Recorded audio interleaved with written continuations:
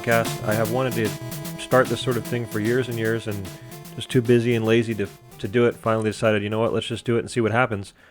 I figure what better place to start than the idea of free will. It's one of the most hotly debated topics in Christian circles. And that brings me to my first couple quick points here. Number one, this is a Christian discussion. It's an in-house Christian debate, right? The two camps would more commonly be called Calvinism and Arminianism. They're both Christian. It's not a salvific issue. Neither side should be throwing each other in hell for not believing it. This is an in-house Christian debate. That does not mean, however, that other theistic systems won't find this interesting. Maybe even atheists would be interested to know that there are Christians like myself who deny that we have free will, deny that God gave us free will. We believe that God determined all things, so on and so forth. You might find that very interesting. So this should appeal to a wide range of people.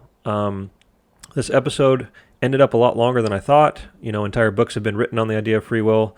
This ended up being over 4 hours long. I'm sure it could have been even longer, but let's just be real. We need to cut it off at some point. I covered as many things I thought were as important, a bunch of angles that I thought were important.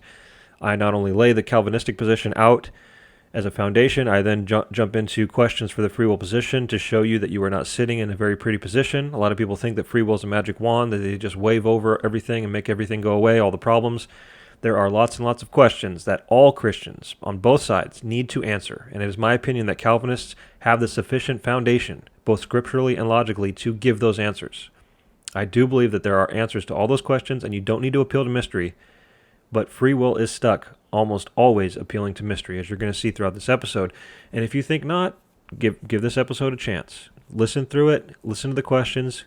This is one of the most important points and purposes of this episode, is to get free will proponents to think critically about their own position, to ask themselves questions, to give answers to those questions, to notice how is it possible to hold to free will and remain logically consistent in terms of a Christian worldview. These are the things that are going to unfold throughout this episode. I would also highly recommend that you listen to this episode at 1.5 times speed. You can change the playback speed in your podcasting app or even on YouTube, and this will allow you to finish the episode 30% faster. And I just want to say very quickly, if you want to make responses, I openly welcome and hope for responses to the arguments that I make in this episode. Feel free, it's 4 hours, feel free to cut it up into pieces. I trust you to take things into context. I don't expect you to make a minute-by-minute, point-by-point response. If you want to do that, great, go for it. But I'm being realistic. It's 4 hours long. I don't expect it. So feel free to cut it up, make your points, just take things into a context, and I'll trust you to take that from there. So with that, all that being said, let's jump into why it is impossible, logically impossible, for God to give you this thing called free will. So let's get started by defining what free will is. There's quite a lot of different quote-unquote definitions that people will use, ways to phrase it. They'll say from something as simple as, well, we make choices, which is, as you'll see, far too basic, all the way up through power of contrary choice, doing what you want, not being forced, on and on and on. But what ultimately matters when you're talking about free will or freedom of any kind is properly defining the reference point. And in the theological discussion on whether or not we have free will, the only reference point that matters is God. Are you free from God or not? That is the only question that matters. And it's not that talking about what often happens in these discussions is people move the reference point around. They'll start talking about your nature and your circumstances and past experiences and all the way down the line. And it's not that those things don't have a proper discussion or a place in the discussion. As you're going to see in a little bit here, I'm going to talk about those things. But that is an understanding of the outplay of whether or not we have free will. That is not how you prove whether or not we have free will ultimately. Because even if you could prove that your will is free from your nature, free from the circumstances involved, free from past experience, free from your current state of mind, your will is free from all those things, you still haven't ultimately proven whether or not your will is free from God.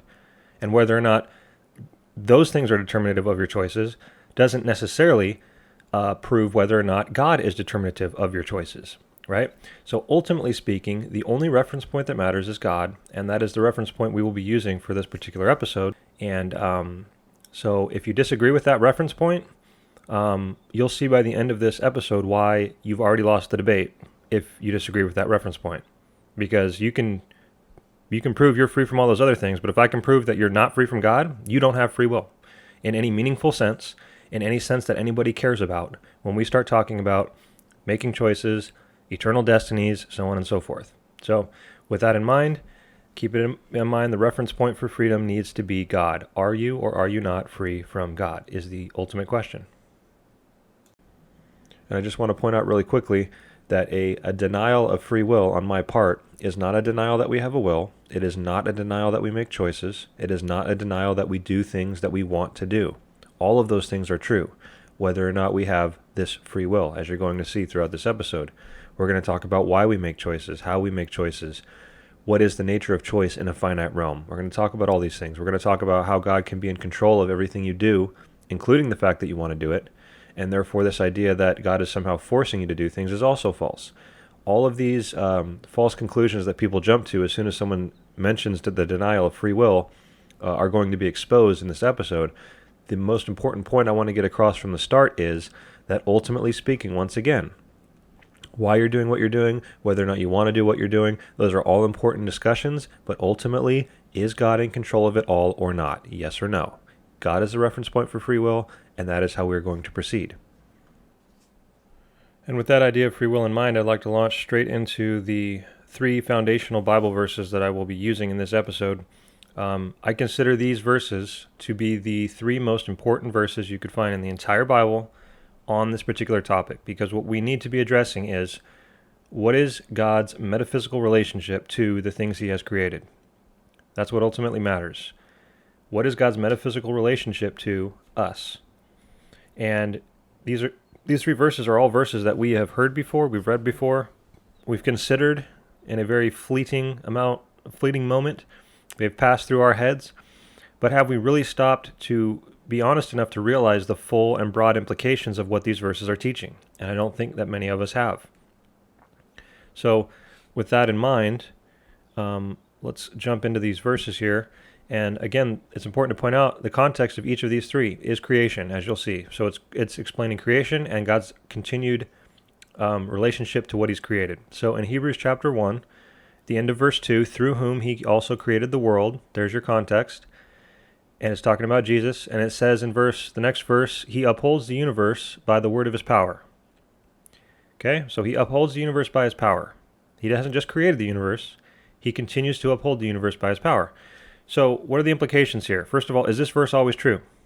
Of course it is. The implications here are that God is creating, and not just creating, but the things that he has created rely upon his power for their continued existence.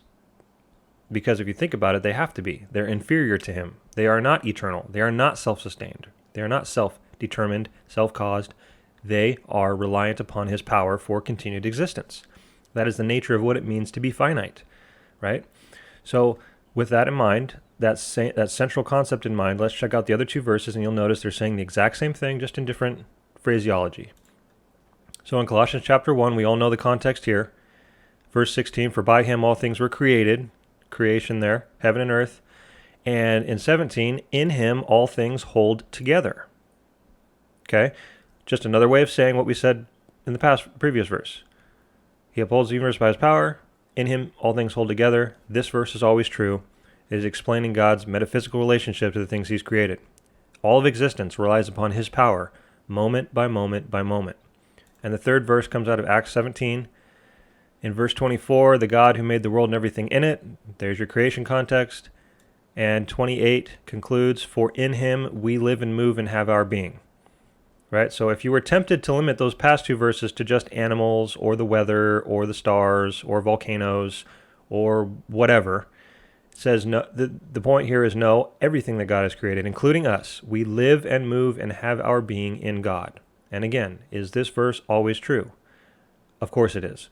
So my first major question for the free will position, before I sort of start fleshing these verses out, just on the face of it, how do you logically reconcile any form or any degree of freedom from God with these verses, which literally teach, in the most explicit possible terms, that you are never free from God? Now, just a quick note, the reason I consider these 3 verses far more important and foundational than any other verse that you could, quote-unquote, Calvinistic verse that you could pull up, God works all things, he directs people's hearts, he hardens hearts, he softens hearts, whether it's controlling weather, the animals, or anything like that, the reason these foundational verses are so much more important is people will find a way with those other verses to point out limitations and say that, well, those are just special cases.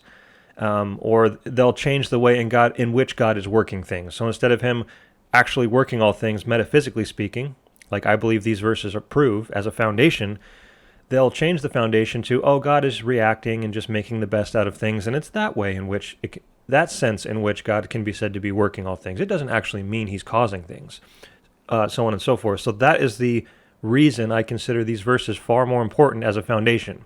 It's not that I don't use those other verses. I will be using those other verses in my episode where I more firmly defend my position.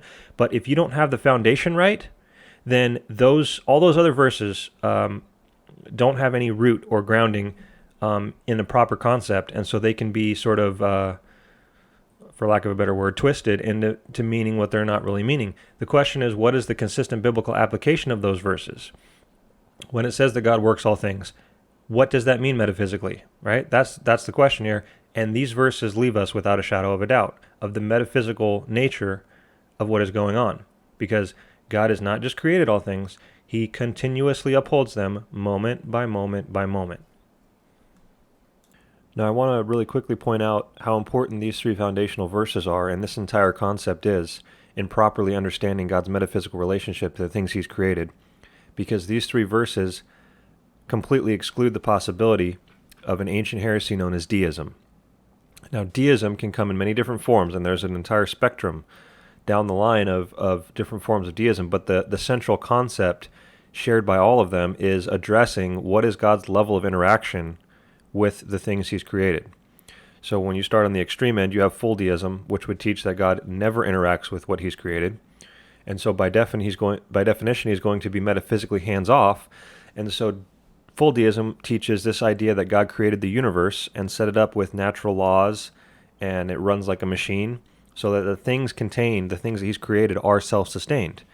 And full Deism would exclude, since there's no interaction on God's part, it would exclude divine revelation, miracles, interaction in our lives, filling people with the Spirit, all those things completely excluded by full Deism. That does not mean, however, that central concept of Deism cannot permeate.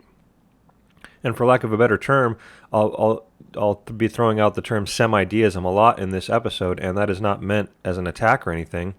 This is just, if you can think of a better term, let me know. I'm just trying to be descriptive of this concept, that there is even one thing that God can create that is self-sustained.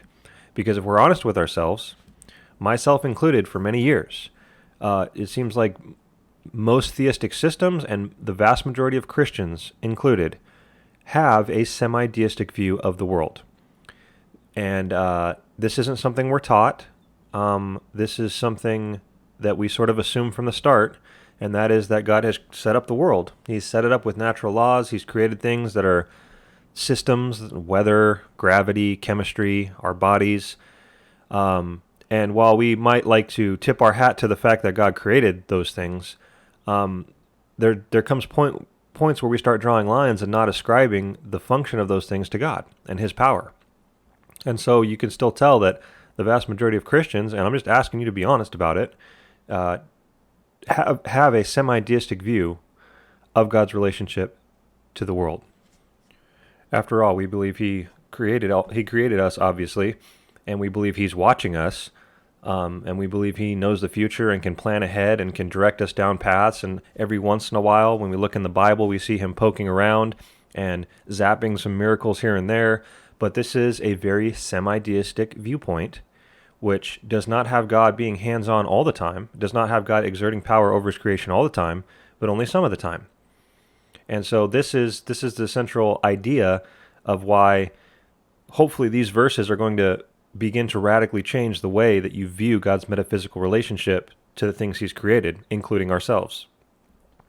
Because a false view of metaphysics, false view of God's relationship to you and to the universe, is going to poison the rest of your entire worldview.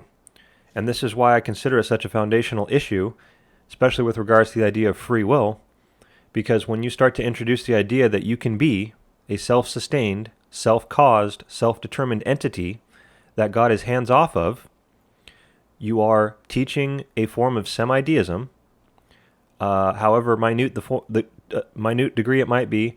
You're teaching a form of dualism, that there are more than one power at work in the universe, ultimately. And it just brings up, as we're going to see in this episode, a very long line of important questions that need to be asked and answered if you're going to hold to this idea of free will. And so if the idea of deism is to be denied in all of its forms, then what we're left with is what I believe to be a far more biblical understanding of God's relationship to the things he's created, metaphysics, and these three verses become much more understandable. If God is always upholding the existence of things he's created, then it follows that when we look out into the world and we make scientific observations and start seeing things like gravity and chemistry and our bodies functioning, cells and life and all these things, we see the weather, the animals, we see the stars and the planets, we see everything happening the way it's happening.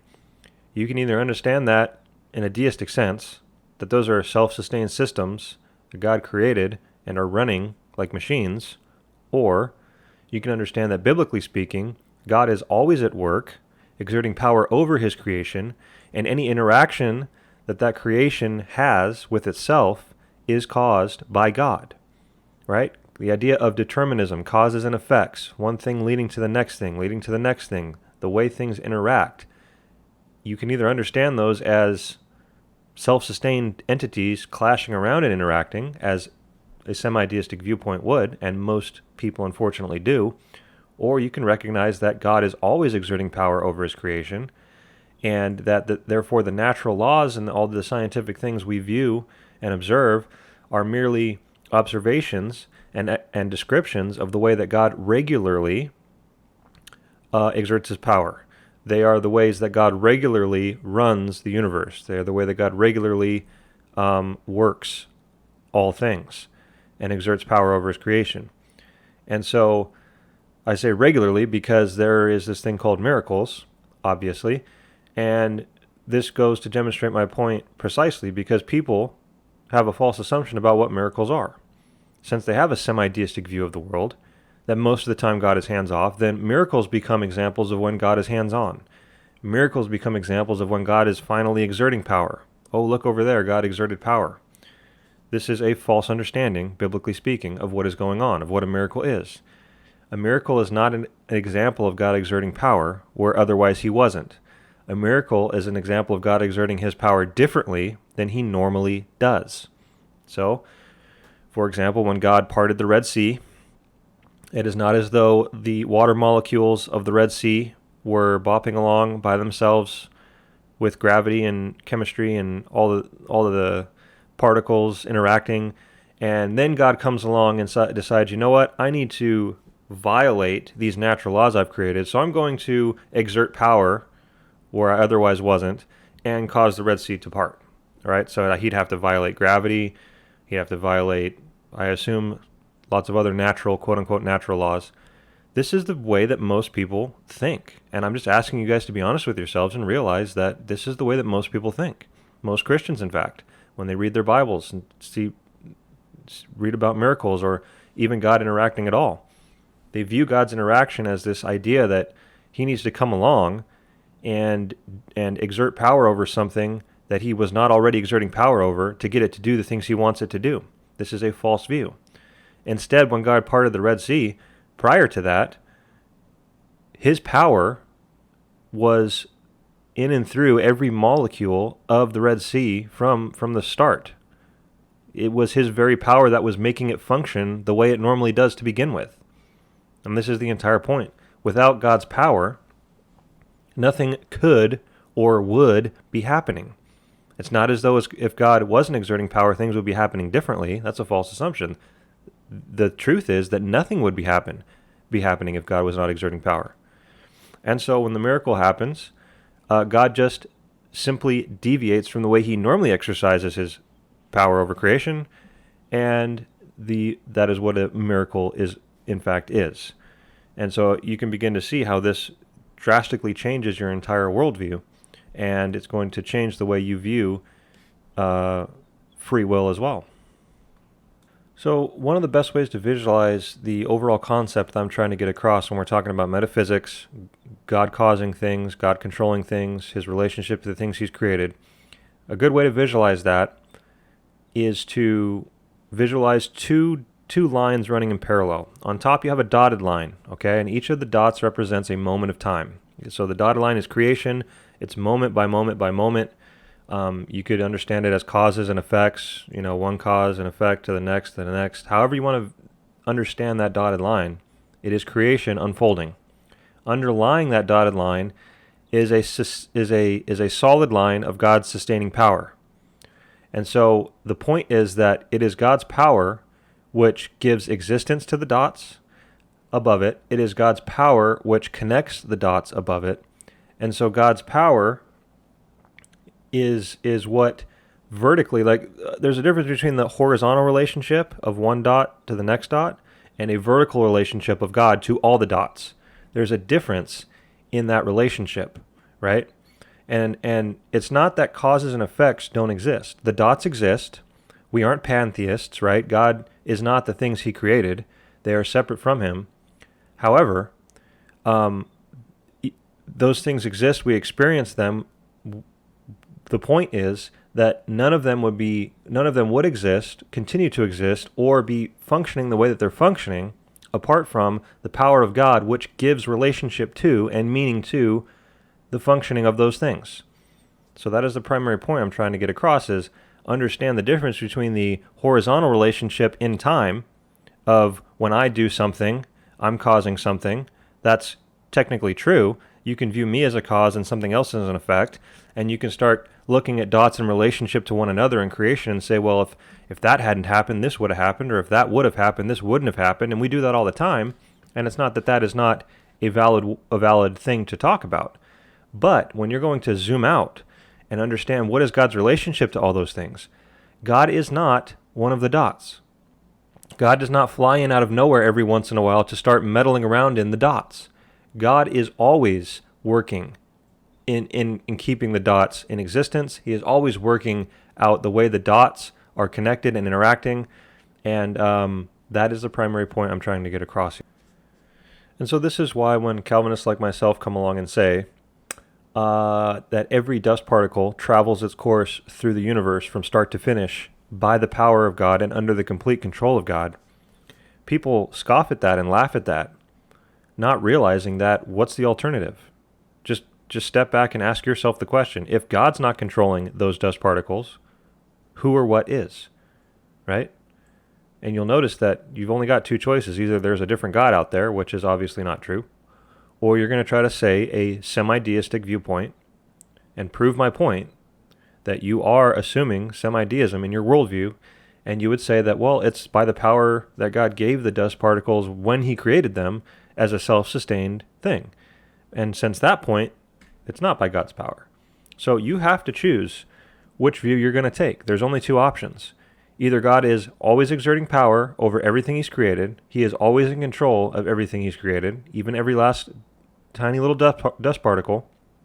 Or you can take a semi-deistic view where God created all things, sure, but ever since then, he chooses when or when not to be in control. He chooses when or when not to exert power. And this is precisely where free will comes flying in. Because in order to hold to free will, you have to adopt a form of deism, even the slightest little form, and say that you, with your free will, are a self-sustained entity. You can give God all the credit you want. You could say he's the one that made you like that, but you're still disconnecting yourself from God. Metaphysically, you are no longer a dot being upheld in that dotted line, being upheld by the power of God. You are your own solid line of power, now creating and causing your own little dots.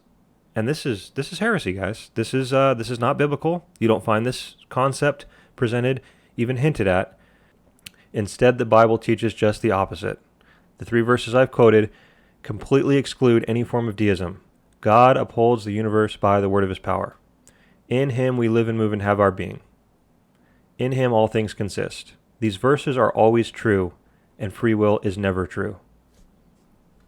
Now, of course, I will be accused of reading Calvinism into these verses, even though these verses so clearly forcefully necessitate, on a logical basis, necessitate the viewpoint I've put forth of God's total control of all things. You cannot read these verses without understanding that. I'm sorry.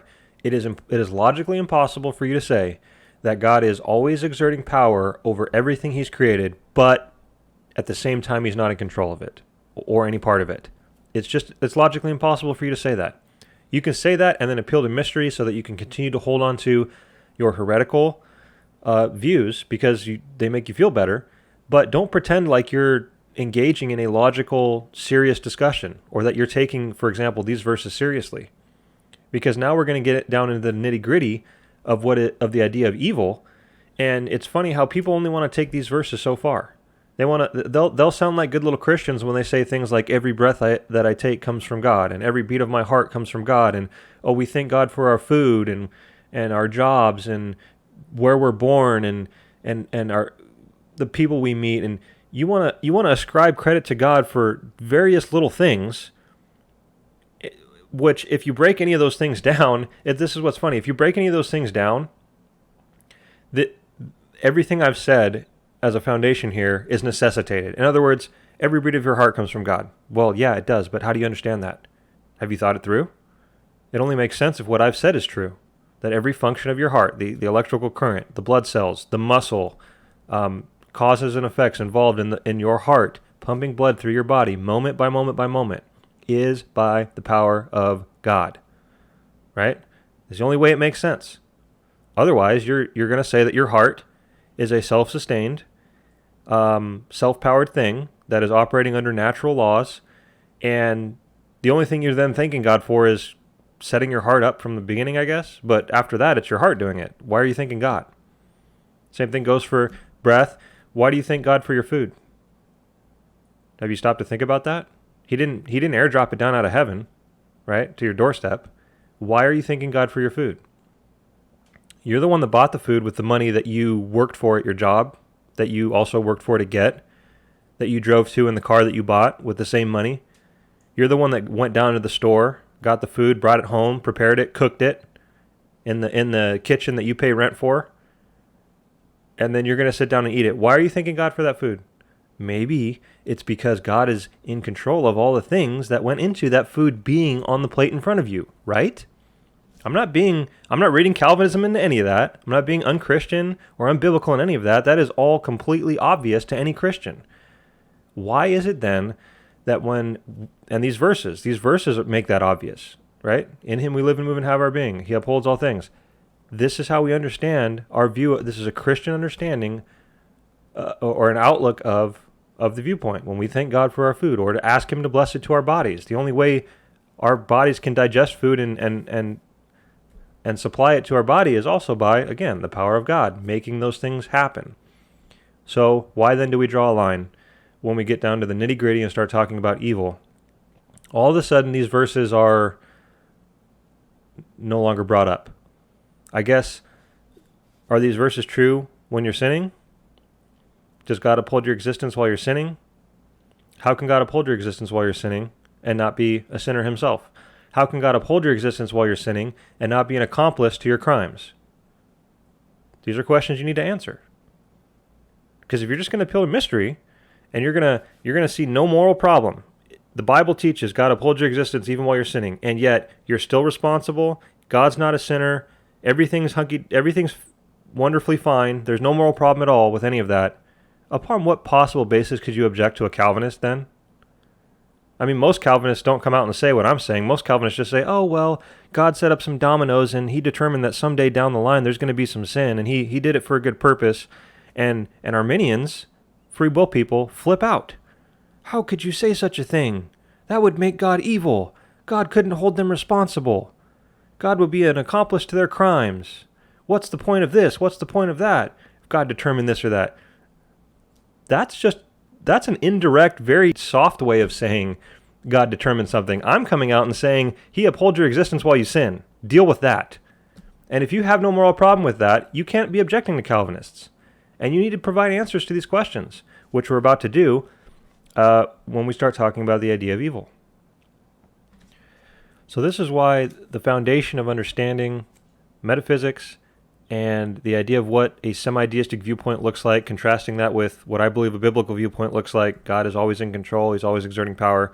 This is why I consider these three foundational verses to be far more important than any other quote-unquote Calvinistic verse that you could bring up. All the verses we're familiar with, right? Whether it's God hardening hearts, or the common ones are God, Ephesians 1, God works all things after the counsel of his will. The problem is if you don't have a proper understanding, foundation in place, then you can just get out of those verses by saying, oh, God doesn't actually work all things metaphysically. That's not what that verse is saying. What God does is he takes things and works them, which is laughable because if God's taking something he didn't work and working it, then he's not working all things by definition. So you're not even through the first phrase of your argument and you already face planted. But back to the point, if God is taking something he didn't work and working it, you are a semi-deist. I mean, I hope it's clear by now after laying these things out. If God is taking something he didn't work and working it, which is what the vast majority of Christians believe and the way the vast majority of Christians would try to read Ephesians 1, God working all things, he's taking things he didn't work that apparently, I guess we worked with our free will. He's taking things that he didn't work and working them. That's semi-deism. Plain and simple. Because it means that you are a self-sustained entity that is causing your own effects, causes and effects, and God is taking what you worked and working it. Problem is you don't find that anywhere in the Bible. You have to assume free will into the Bible to even begin to think about a semi-deistic viewpoint. Instead, what you find with the three verses I've quoted, the necessary answer, it's not me reading Calvinism into the verses. God works all things after the counsel of his will. If you understand that in light of God upholds the universe by the word of his power, there's no confusion. What I've said about metaphysics, God being the metaphysical cause of whatever comes to pass, is so clearly true. And I'm not reading anything into those verses at all. I'd also like to address the idea of a lot of misconceptions that can come up just by me simply stating that Calvinists believe that God is in control of all things, that is, he's always exerting power over things. When you start with a semi-deistic worldview, which unfortunately most people have, where you are just bopping along, right, with this thing called free will, when I say that God is exerting power over you, you get this misconception that you are minding your own business and along comes God and he interferes or meddles in your affairs and exerts power over you so that you'll do something he wants you to do. And so he is controlling you, right? This is very common. This is what brings about misrepresentations and false assumptions such as, oh, we're puppets, we're robots, God is forcing us to do stuff, so on and so forth. And what I'd like to do is just stop for a moment and ask you to realize that in light of what I've laid out as a foundation, to just be a little more fair with what's being said, what I am saying is God is not choosing to exert or not exert power over you. God's exerting power over you at all times is a necessary consequence of your existence as a finite created thing. Since Hebrews 1:3 is true, since God is always exerting power and upholding your existence, it is a necessary consequence that he is exerting power over you at all times and is in control of you at all times, right? It is not a switch that is flipped on and off. Sometimes he's controlling you, sometimes he's not. Sometimes he's exerting power over you, sometimes he's not. He is always in control. He is always exerting power from start to finish, and it can't be any other way. All right, this is my logical claim. This follows up the idea of it is impossible for God to give you free will. It is impossible for God to metaphysically disconnect himself from you. Now, when I say that God can't choose to do it, he could choose to stop exerting the power, right? But you cease to exist, okay? So don't misunderstand me. I am not taking away from the freedom of God by saying he must control you and he must exert power over you. What I'm saying is if God chooses that you shall exist, and if God chooses that you shall continue to exist, and that's his freedom to choose that, if he chooses that you should continue to exist, then the necessary consequence of that relationship of creator to creation is he is exerting power over you at all times, and he is in control of you at all times. That's my claim. Hebrews 1:3, I do not see any possible logical way out of that. And again, if you're just going to appeal to mystery and tell me my imagination isn't big enough, we're not going to get anywhere. and we're wasting time. I am talking to people who take these issues seriously enough to, while you might not agree with what I'm saying, at least understand the logical angle that I'm coming from, okay? So I'm setting this up because I'm going to address the false assumptions of robots and puppets and these sorts of things in a minute. But just understand that when I say that God exerts power over you, it is not this forceful, he could or couldn't be, flip the switch on and off type of exerting of power. The only reason you exist or continue to exist is because he is exerting power in the first place. That's my claim. It is always true. He is always in control from start to finish. It is the necessary metaphysical relationship of God to what he has created. And this is biblical. This is not me ranting on about Calvinism. Hebrews 1:3, he upholds the universe by his power. Acts 27, in him we live and move and have our being. Colossians 1, in him all things consist. These verses are always true. It is a biblical understanding of the existence of things and the relationship between the creator and the creation. Okay? And so to clear up a quick misunderstanding that might arise from what I'm saying then is, you might be asking, well, if God is metaphysically in control of all things, if he's metaphysically the quote-unquote cause of all things, if he is quote-unquote working all things, then what is the point of God ever interacting with creation?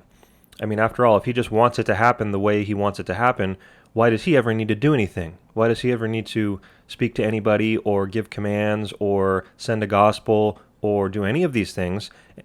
Enter creation, become one of the dots in the incarnation of Jesus Christ. Why would God need to do any of that if he is just, if he's in control of all things? Can't he just snap his fingers and have things done the way that he wants them to be done? Don't we need some sort of semi-deistic view where God is hands off of what he's created and therefore he needs to do these interactions so that he can get things to happen the way that he wants, so on and so forth, which is the vast majority of Christians believe? The point is, guys, of course God could snap his fingers and have anything done any way he wants to. The question is, how does God want things done? So God could have created the universe in a perfect state without the possibility of a fall and everybody lives happily ever after. He could have done that. Obviously, I'm not saying he couldn't have done that. There are people on the free will side who would say he could not have done that. Not all of them, but some of them. But certainly Calvinists would say God could have done, he could have made creation and determined creation and done creation any way he saw fit. The question is, how has he done things and why has he done things that way? And this is what gives rise to various unpopular views, and that is to say that God could have created the world perfectly and never had a fall, but he chose that there would be a fall, determined that there would be a fall, because he wanted to demonstrate his wrath against sin and his mercy in the salvation of sinners. So sin and evil is part of God's plan. He didn't have to make it that way, but he chose to. And this goes for any other interaction down along the line. If you look at any interaction that God has with somebody in the Bible, you can view that in two ways. You can view that semi-deistically, the way most people do, and that is that, well, God had to come along and interact with somebody because things just weren't going the way he wanted them to. So he had to speak up, or he had to take action to get things flowing the way he wants them to, because you have a semi-deistic view where God is not always in control, and so he needs to exert power here and there to make sure he's in control. The other way to understand that, in light of what I've been saying, that God is in absolute control of everything, is that when God interacts with various things, that's all part of what he has planned and determined. Okay? So for example, when it comes to the gospel, preaching, people getting saved, God could just snap his fingers and regenerate everybody and have everybody be saved. He could supernaturally upload, Matrix style, knowledge into people's brains of the gospel and have everybody be saved. Is anybody going to deny that the God of the universe could do that? I would hope not. So he could do that, but he has chosen not to. He has chosen to use various means to accomplish various ends. And so in these discussions, you'll often hear Calvinists talk about means to ends. Means to ends is just a way of understanding when we say God has determined all things, we really mean all things. We don't just mean that somebody will be saved someday. We also mean everything that leads up to and involves how that person ends up being saved. So, once again, I say all this so that you do not get the misunderstanding that this worldview where God is in control of all things does not account for or have room for God interacting. It is actually the only way that makes sense of God's interaction, and in light of God being in control of all things in the first place. In other words, why would God have to interact if he could just determine things to be the way that he wanted them to? Well, it's because he has chosen to include his own interaction as the means by which various things that he's determined are accomplished. And I'll get more into means and ends in my defense video. But very quickly, means and ends just depends on where you're assigning the reference point. So if you look at that dotted line and you zoom in and zero in on a particular dot and say, that's going to be the end I'm going to consider, how then did we get to that end? And you start tracing things back, all the things that you trace back would be the means to that end. And all we're saying is God is in control of all things. And so absolutely everything in that dotted line has a particular purpose. Absolutely everything in that dotted line. There are no dead ends. There are no, well, that could have gone better for God, or God would have had it his way, it would have gone this way or that way, and so he was just scrambling to do the best he could. No, every dot along the way had a particular plan, a particular purpose, a particular place, a particular determinative reason for being there to bring about the next dot, the next dot, the next dot. Everything that comes to pass is part of God's plan and creative plan, and that includes his own interaction with that very creation. So do not think that because God has determined all things, that his interactions are somehow unnecessary. His interactions are the ways he has chosen, or one of the ways he has chosen to bring about the various things he has determined. Now, as we build upon this idea of God's relationship to the things he's created, one of the most important points that can be that needs to be firmly established is properly understanding God's relationship in terms of being transcendent, right? Everybody says it, but what does it actually mean? Because a lot of false understandings and misrepresentations against the Calvinistic position stem from a failure to recognize that God is standing in a transcendent position when it comes to his relationship to what he's created. So what do I mean by that specifically? Calvinists often like to use the idea of authorship. God is the divine author of creation. And what we mean by that is, in the same way that you or I would author a story, right? We would think up the story, we would plan the story, every last detail of the story, including characters, the types of characters they are, what things they will do, characteristics, personalities, so on and so forth. This is all going to be planned by the author of the story.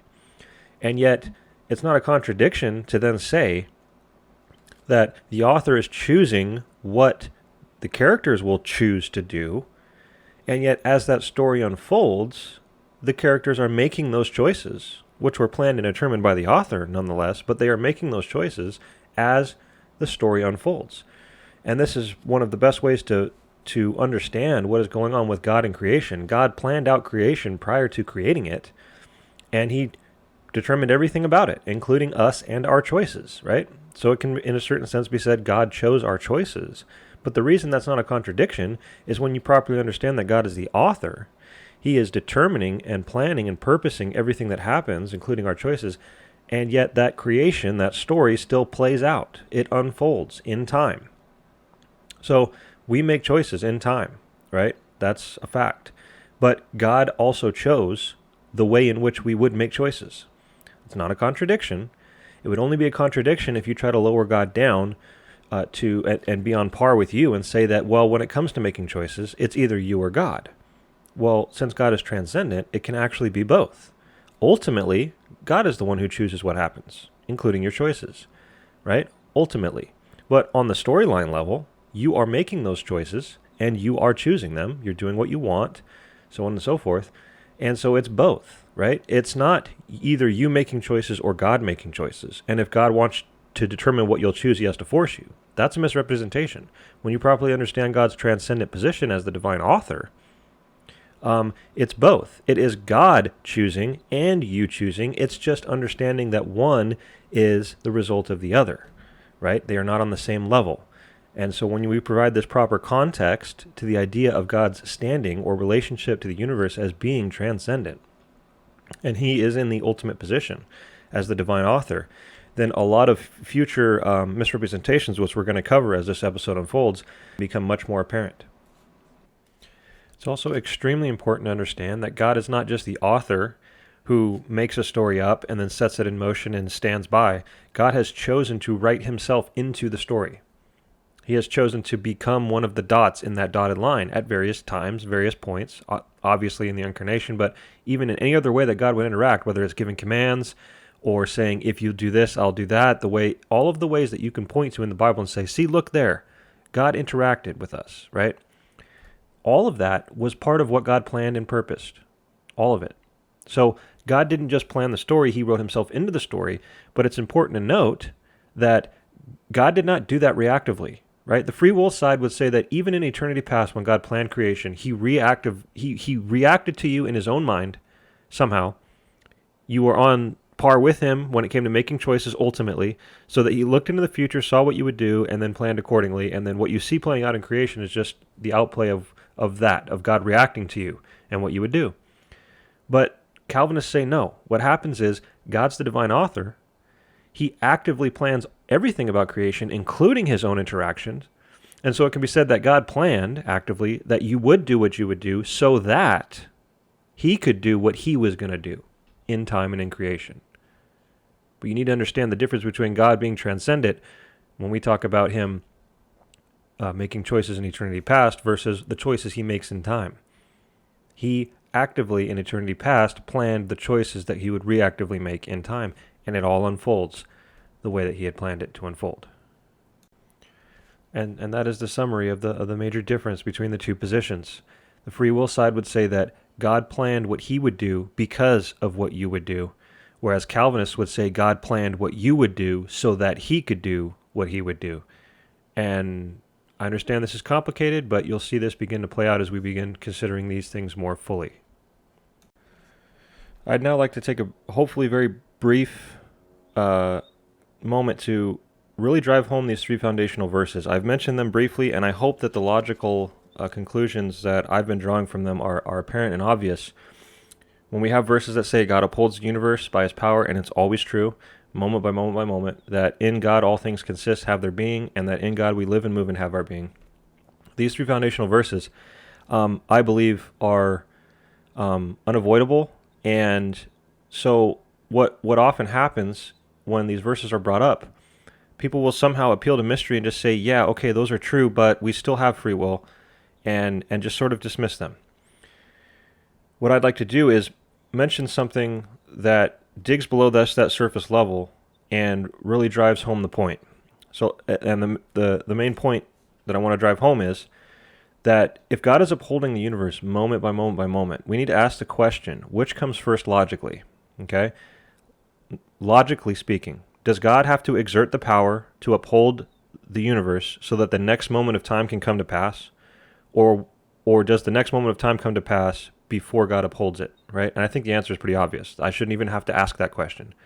But the answer to that question, which is obvious, that God must exert power prior to something coming to pass, is actually, in my opinion, the greatest refutation of the idea of free will that could ever be brought up. I know that's a big claim, but let's just examine this for a moment. If every moment of time that comes to pass must first be brought to pass by God's exerting of power, then how can you ever say that you are making a choice that is independent of God? Okay? And this ties into the foreknowledge of God as well. So how can God foreknow what you're going to do if God has to uphold your existence before you can do it? Right? So I'm not talking about what's coming to pass actually in time. I'm talking about God in his mind foreknowing the future state of his creation. Moment by moment by moment. How can God foreknow what the future moment will be unless he first foreknows the way in which he's going to exert power over that moment to uphold it? Because his upholding power must come first, right? So I think that when you stop to consider this, that a free will position must actually, not temporally, but logically reverse those two things and say that God can somehow, again, this is a mystery and it's magical according to the free will view, but God must somehow be able to foreknow a future state of his universe before he foreknows and chooses to uphold that moment, that state of the universe, that future moment, which doesn't make any sense at all. right? If every moment that comes to pass is dependent upon God first choosing to exert the power, you're basically saying, well, God looks into the future somehow, a future that he's not already considered upholding, and he sees what you're going to do, sees your free will choice, and then makes the choice that at that moment in time in the future, he will exert the sustaining power necessary for you to make that choice. But that's backwards. That's illogical. That doesn't make any sense. Because according to Hebrews 1:3, God upholds the universe by his power. God's power comes first, whether it's temporally or logically. We're talking logically here. Logically, prior to God foreknowing the next moment of time, he must first foreknow that he's going to exert power to uphold that moment of time. And obviously, he's going to know exactly the way in which he's going to exert that power in upholding that moment of time. And so this supports the idea that Calvinists say God foreknows the future because he's determined it. God foreknows the future state of his universe because he first foreknows the way in which he's going to exert power over that future moment of the universe in his sustainment of that future moment. And the same thing the same thing goes for you making choices. God foreknows what you'll do tomorrow, not because he looked into the magical future and mysteriously foreknew it. He foreknows what you're going to do tomorrow because he foreknows the way in which he's going to uphold your existence tomorrow. This is an extremely important point. Just wanted to take that time to drive these 3 verses home and show that you cannot just dismiss them. You cannot just say, yeah, those verses are true. God upholds the universe, but I also have free will. I make choices independent of him, and it's just a mystery, right? That is a sign that you are not willing to logically criticize your viewpoint and answer questions. You just want to believe what you want to believe because it makes you feel good and appeal to mystery when you're presented with problems. This is, once again, what I consider these 3 verses to be the most important foundational verses in the entire Bible when it comes to the idea of God's metaphysical relationship to what he has created.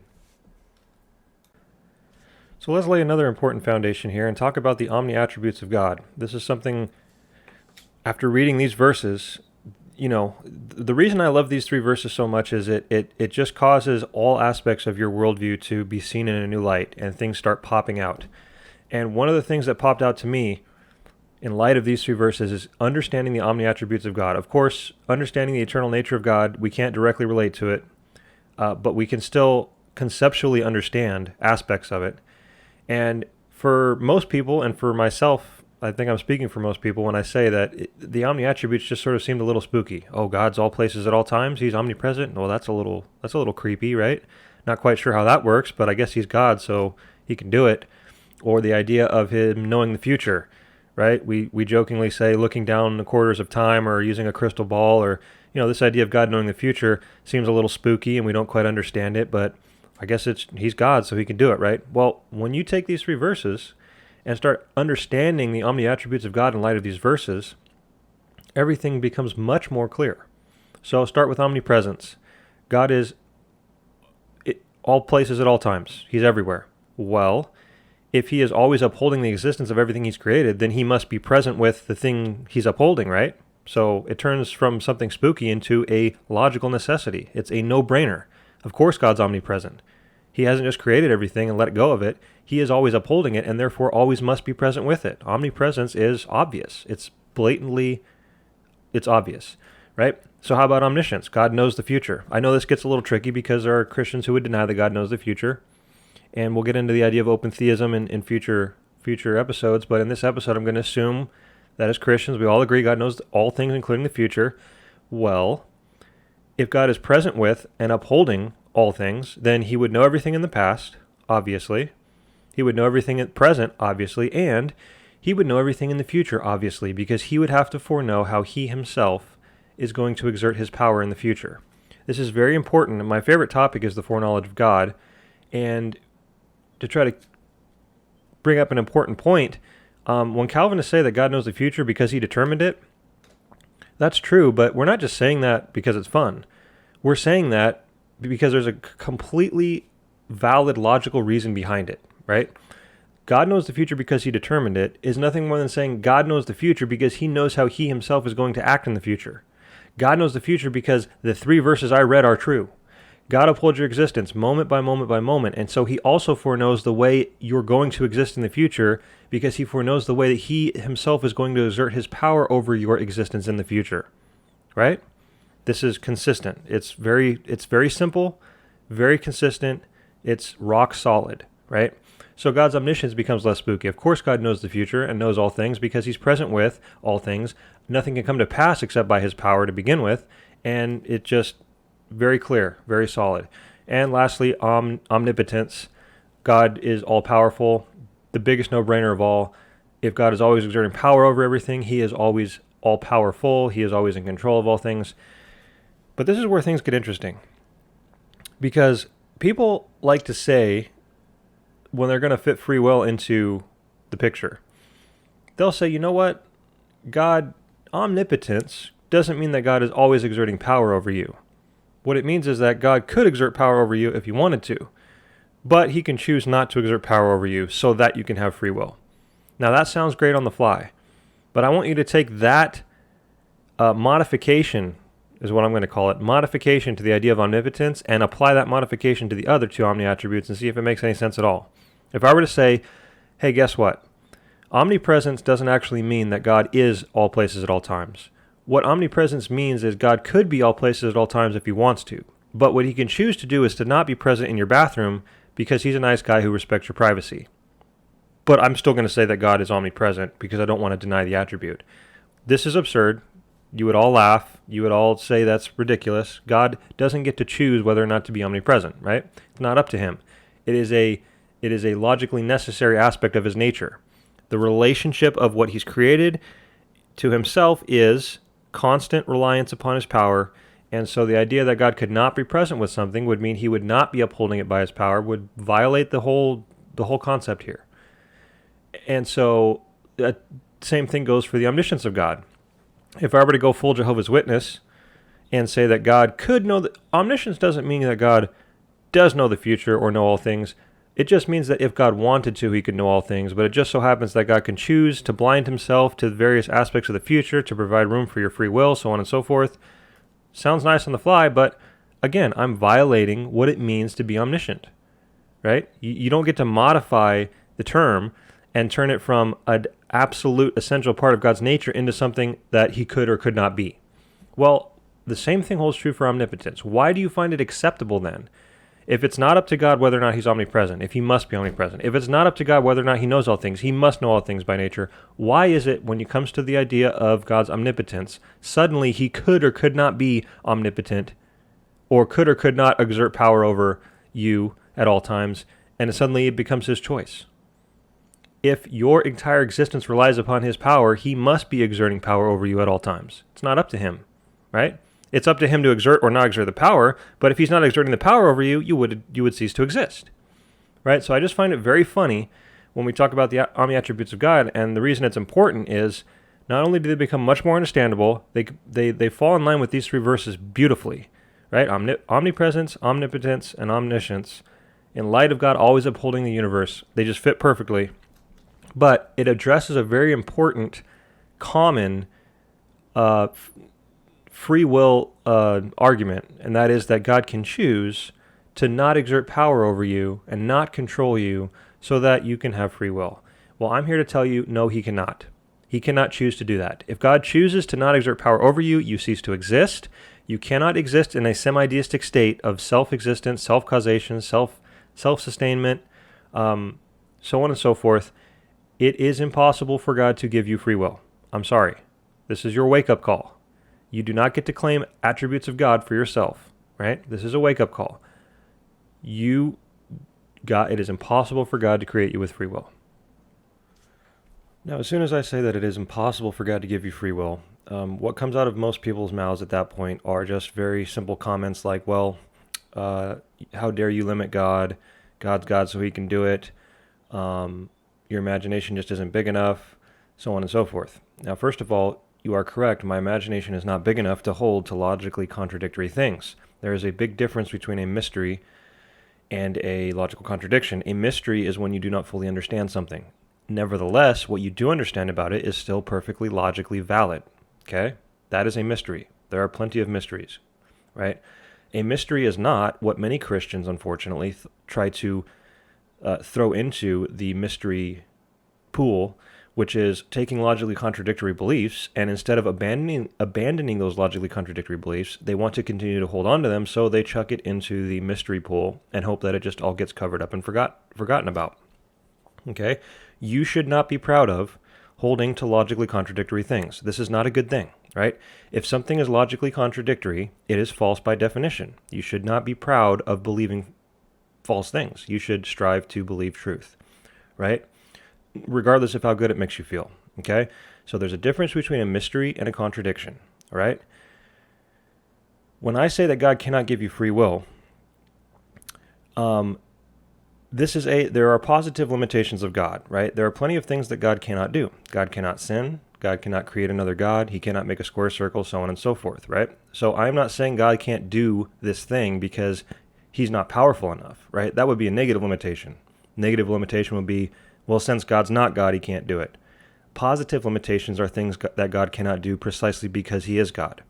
And that is the category of the claim that I am making when I say that God cannot give you free will. So my initial accusation against the free will position from the very start with the verses I've quoted is, how can you admit that God is upholding your existence at all times and yet also maintain a position that says that you are free from him, right? This idea of free will. This is a logical contradiction.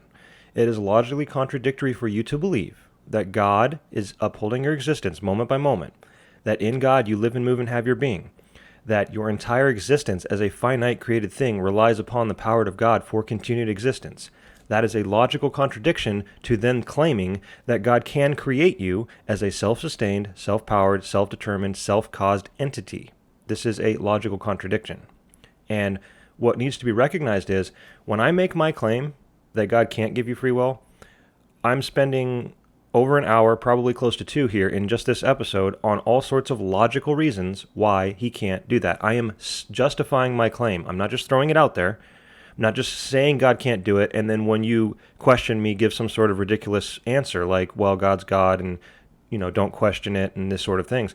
I'm actually giving perfectly logical and scriptural reasons why God can't do that.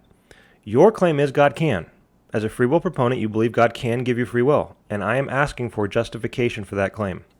What often happens is people fast forward past the claims and they start arguing about all sorts of other fun stuff, and it's all fun and great and it has its place, don't get me wrong. But let's rewind backwards to just the simple claim to begin with that God can even give you free will to begin with.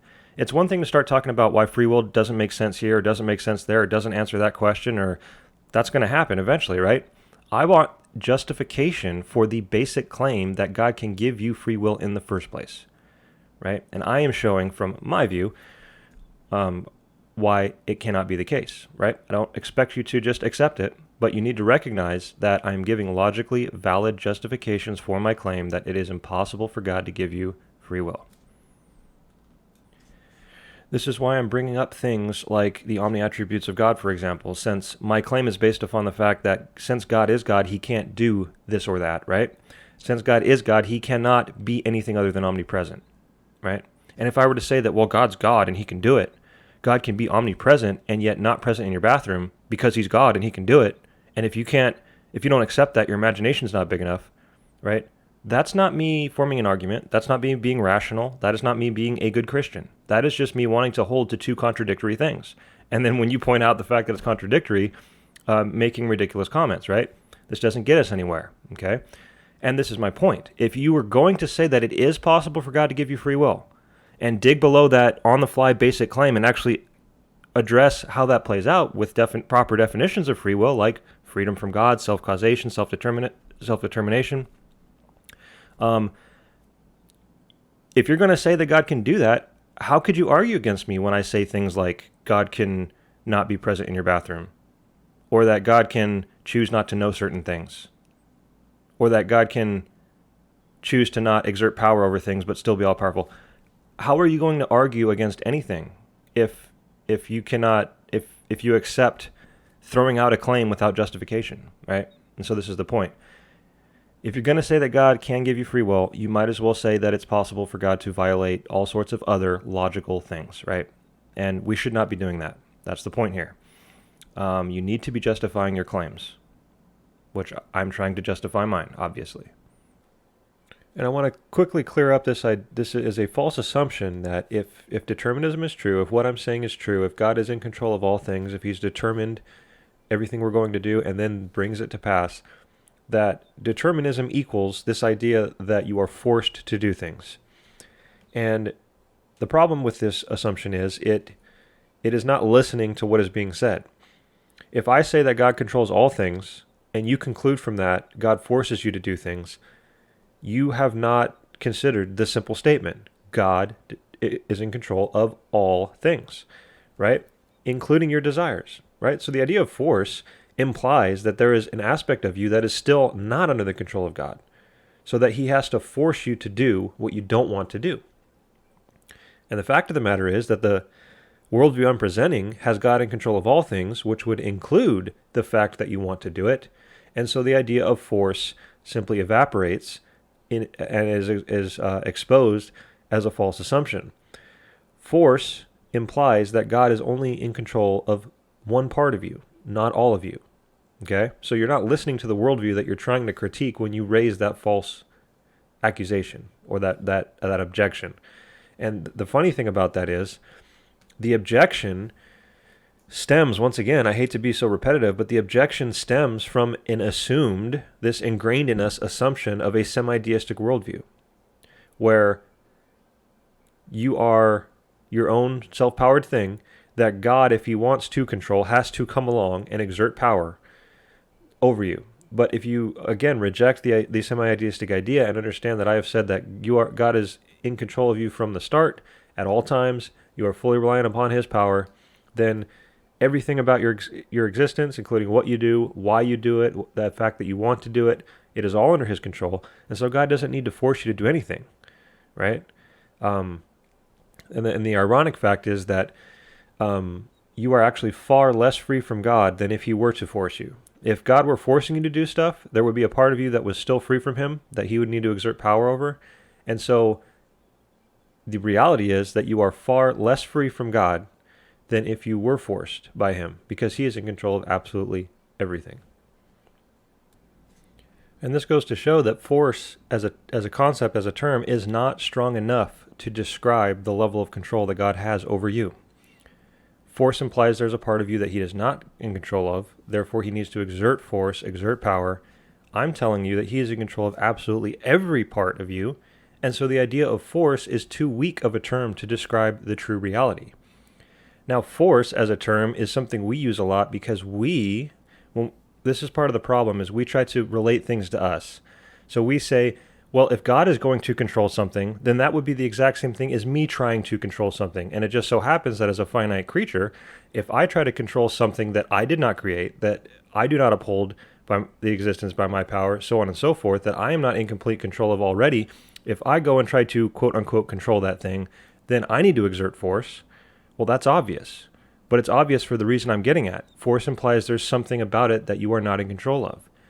If you instead try to relate to the fact that if you somehow had the ability to create something, and every moment of that something's existence relied upon your power, so that you had to be exerting power every single moment to keep it in existence, then you would understand that that thing that you are quote unquote controlling is not being forced by you. You're not forcing anything about it. Everything about it exists by your will, by your choice, by your power, every moment of its existence. And this is the view I'm trying to get across to people, is that God is not exerting power over things that are self-sustained. Semi-Deism needs to be rejected.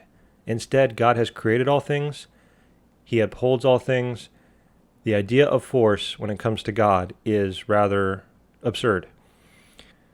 It is not as though you are a power and God is a power, and so for God to control you, he needs to exert more power, and so he has more power than you, and so his power wins, and so you just do what he wants you to do, and, woe is you. You are not a power in and of yourself. Any power that you have comes from God to begin with. You are completely reliant upon him. And this false understanding, this false assumption that you are a self-sustained thing that God from the outside needs to come and control and exert power over, is what gives rise to all these false false arguments and false attacks that say that, well, if God's going to determine or control everything about me, then that makes me just a puppet or a robot or something like that. Once again, can you see the problem with those comparisons yet? It is taking something that we experientially control, puppets and robots, and trying to equate that to the way God controls things. I can absolutely assure you that God has 99.9999, 100 billion nines % more control over you than you could ever have over a puppet or a robot. Because you did not create the puppet or robot. You do not uphold the puppet or robot's existence moment by moment, right? So the idea of relating something that you're controlling to the way that God controls you is laughable. It is logically fallacious. I hope you can see the problem with it by now, okay? So the idea of puppets and robots, once again, not strong enough. Not strong enough, right? God is in far more control over you than you ever could be over a puppet. And that's not a bad thing. That's a very good thing. Because by affirming that, we deny the idea of deism. And I just want to make it very clear that if at this point you are sitting there saying, wow, this guy is one of those extreme Calvinists who says that God is in meticulous, absolute control, that God is the metaphysical cause of all things that come to pass, congratulations, you are properly understanding the things I'm getting across. That is exactly what I am saying. God is the cause of anything and everything that comes to pass. There is not one thing that has ever occurred in this universe that has occurred by a power other than God's. And if you think that there has, this is my point. You are committing semi-Deism, in the sense of some form of deism, because you're saying that there was a self-sustained power out there somewhere doing something that was not by the power of God, and you are committing the idea of dualism and saying that ultimately there are more than one ultimate power at work. Now, you can sit there and talk about how God is infinitely more powerful than that other power, but it's still dualism, right? It's still the idea that there was another power out there at work in the universe, ultimately. And this is the point, is ultimately speaking, when we look out and we see quote-unquote powers, we see causes and effects, we see the sun burning, stars exploding, we see volcanoes going off, we see animals living, breathing, we're making choices, we're thinking thoughts. All of these things, we view them as causes and effects. We ascribe these ideas of natural laws to them so that we can make sense of them, understand them. The universe is a giant web of interconnected causes and effects. And my point is that God is the cause of all of those things every step along the way. Because Hebrews 1:3 is true. God upholds the universe by the word of his power. The verse is true all the time, moment by moment by moment. And this is why I'd like to bring up a very common way that most Calvinists would start to talk about the idea of the control of God. You might hear them start talking about direct and indirect causes. And I need to be careful when I go down this road because I'm not accusing most Calvinists of being wrong. I think they're half wrong. They're half wrong and half right when they start talking about direct and indirect causes. And I want to expound on this quickly in terms of what I've been saying. When I was first a Calvinist, I argued very strongly for the idea that God was the indirect cause of evil. He's obviously the direct cause of bringing things into existence. And so a lot of Calvinists will talk about God setting up dominoes. So he sets up all the dominoes so that they'll fall exactly how he wants them to fall.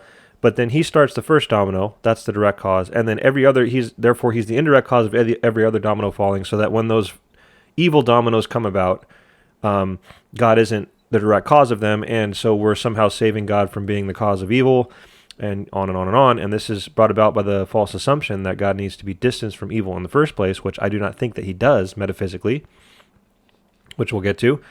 But if you notice, bringing up the idea of semi-Deism, that is semi-deistic in a sense. And that's the way I thought for a long time. Because if some of the dominoes are falling not by God's power, but by the power of other dominoes, then that's semi-deistic dualism, right? That there's more than one power at work in the universe. My point is that, yes, dominoes are falling. Yes, we're observing causes and effects. Yes, we can draw connections from one domino to the next. But it is God's power. Those dominoes are not powers in and of themselves. It is God's power which keeps the dominoes in existence and causes them to interact the way they interact to begin with.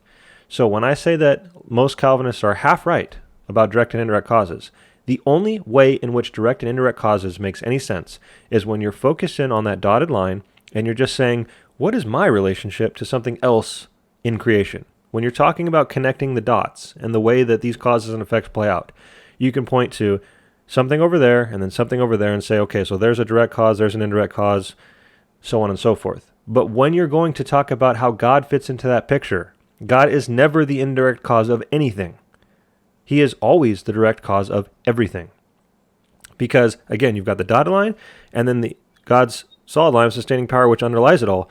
God is in a transcendent position. God is not stuck down in with the dots, so that sometimes it's the God dot causing things and other time it's the you dot causing things. This is the point I'm trying to get across.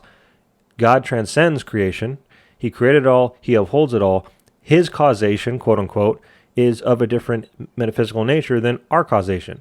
I can be said to be causing things, yet my causing of those things is horizontally ascribed to me, but vertically ascribed to the power of God. God is the power behind all causes and effects. It is his power which makes them causes and effects to begin with. They are not powers in and of themselves. This is how we avoid deism. This is how we avoid dualism. This is how we maintain a consistent Christian worldview with verses like, God upholds the universe, in God all things consist, in God we live and move and have our being. It's a very consistent view. So I just wanted to point out that most Calvinists, in my opinion, should not be talking about direct and indirect causes when it comes to God. They should be ascribing all things to the direct power and control and causation of God. So now we're going to transition into the idea of choice, and we're going to start talking about things like determinism, self-determinism. We're going to start talking about, once again, this is the outplay of what we've already covered, right? Do we have free will? Can we have free will? Is God in control of all things? What is God's metaphysical relationship to things? What does that look like in time? How do we experience it, right? It's not just this simple, God snaps his fingers and something happens. There's an outplay of it. There's a working of it. And as we're going to see, we're going to start talking about choice and choice for God versus choice for us. What does it mean to make choices in a finite realm? Do you have to have free will for a choice to be choice? These sorts of questions. We're going to address that as we transition into the idea of determinism and self-determinism. So when we consider the idea of us making choices and whether or not those choices are determined or self-determined, these two terms become extremely important. Very briefly, there's actually a third term called indeterminism, but indeterminism is literally randomness. It is the idea that things are happening for no reason. And it doesn't matter if you're a Calvinist or an Arminian, everybody denies the idea of indeterminism, okay? Nobody believes in randomness, okay? We believe either something is determined by God or it is determined by man, and that is the argument we're having. There is no such thing as undetermined things, okay? So let's take indeterminism and just completely reject it, throw it aside. We're not even going to discuss it anymore. All we care about is the idea of determinism and self-determinism. So these two terms, in the context of you making choices, let's very simply and briefly define what's going on. Determinism would teach that, yes, you make choices. It's not a denial that we make choices, but determinism teaches that your choice is part of a determinative chain of causes and effects. It's part of the chain. It does not transcend the chain. That is what determinism would teach. So you choose what you choose, and then you can insert and follow a determinative chain as to why you chose what you chose. You can start talking about, well, you wanted to do it. Well, why did you want to do it? And then you can start talking about current state of mind. What is this situation? How much do you know? You know, your state of knowledge. You can talk about past experience. You can talk about what mood you're in. There are all sorts of what we would call determinative things that are part of that chain that end up determining what you do. And so the main point to get across is that your choice is part of the chain. Now, when you contrast that with self-determinism is the idea that you make choices that are not determined by things external to you, but rather that you determine from within yourself somehow to do what you do. And so what self-determinism does is it makes it so that you actually transcend that determinative causes and effects chain, and you become your own starting point, so to speak. right? Your choice starts with you, is what self-determinism would teach. Now, for those of you who would say, yes, that's exactly right, that's the point I'm trying to get across. Free will is us as the starting point of our own choices. God is not the determiner. Our surrounding circumstances are not the determiner. Our past experiences are not the determiner. Our current state of mind is not the determiner. On and on and on. All these determinative things that I would point to are denied. You are the self-determined cause of your choices. This is the free will position. And if you would shy away from any aspect of that, I can pull up quotes and sound bites of free will proponents in public debate coming out and saying blatantly that free will means that we create out of nothing our choices. I'll say that again. Free will means we create out of nothing our choices. Self-determinism. That is what is being taught by the free will position. Now, what I'd like to do is consider the idea of determinism and self-determinism with regards to God in the eternal realm and man in the finite realm. And what I'd like to show is that everybody agrees God has free will. Everybody agrees that self-determinism is true of God. Where we disagree is whether or not man can have that same nature of existence. So when we consider God in the eternal realm, there is nothing prior to creation, there is nothing outside of God that could have moved him to create, right? So determinism is logically impossible in the eternal realm. God is self-sufficient, he's self-sustained. When he went to create, when he made that choice was an active choice, and it was made from within himself, self-deterministically. Okay? So with God, in the infinite realm, determinism is impossible, and self-determinism is not just possible, but necessary. So determinism, logically impossible for God, self-determinism, logically necessary for God. Now, on the flip side of that, when you consider a finite realm, a realm which completely relies on God for its existence, a realm of which when we look out around us, all we see is a constant and continual demonstration of the idea of determinism, one thing leading to the next thing, leading to the next thing, then I would claim that the opposite is true. So in the finite realm, determinism is logically necessary, right? Determinism is logically necessary of a finite realm, and therefore self-determinism is logically impossible. And so obviously you're disagreeing with what I'm saying here if you're a proponent of free will. But the next best place to go in this discussion is to start talking about what the nature of choice is in a finite realm. What does it mean for us? Let's put God aside for a moment. What does it mean for us to make choices in a finite realm? And what I like to point out is that it is falsely assumed that choice is only possible if free will is true. I would actually argue just the opposite, that in a finite realm, choice is only possible if determinism is true. And the reason for that is when you consider what it means to make a choice, again, putting God aside, we'll come back to him, but choice for us is different than choice for God. Choice for God is active. Since nothing outside of God is moving or determining what he does, since self-determinism is true of God, self-determinism means that it is an active choice, okay? But in a finite realm, our choices are reactive. We are presented with, by sources outside of our control, we are presented with options, A, B, C, D. And in order for us to make a choice between A, B, C, and D, our will needs to move from a state of indifference to preference. We need to prefer one choice over the other in order for a choice to be made, because if you're indifferent, where there's indifference, there's no choice. Choice necessitates that you prefer one over the other. Now, the question that needs to be asked is, what is it that moves our will to prefer one choice over the other? Now, a free will position would say that we move ourselves. Again, self-causation, self-determinism would say that we move ourselves to prefer one choice over the other. But what I'd like to get you to do is step back and realize that in a finite realm, and in fact the reality we observe around us, that this is a circular answer that never provides an actual answer to why you're doing what you're doing. So we need to recognize that what contributes or goes into us making a final choice. And again, some choices are entirely instinctive.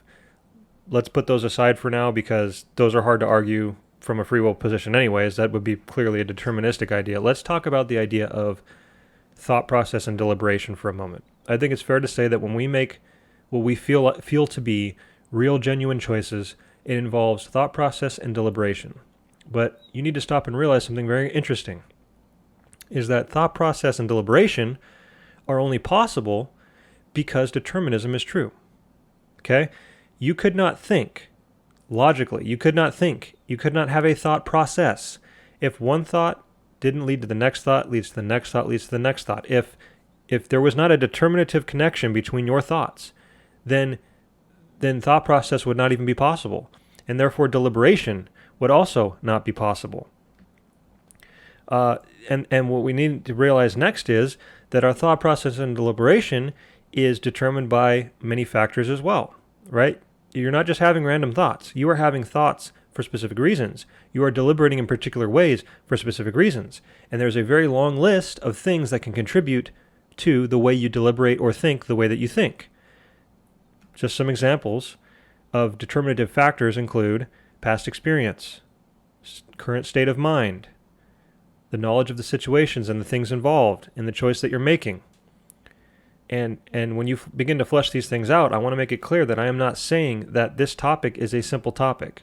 I am not saying that there cannot be a large number of things, at many times unknown to us, that are contributing and determining the choices that we make.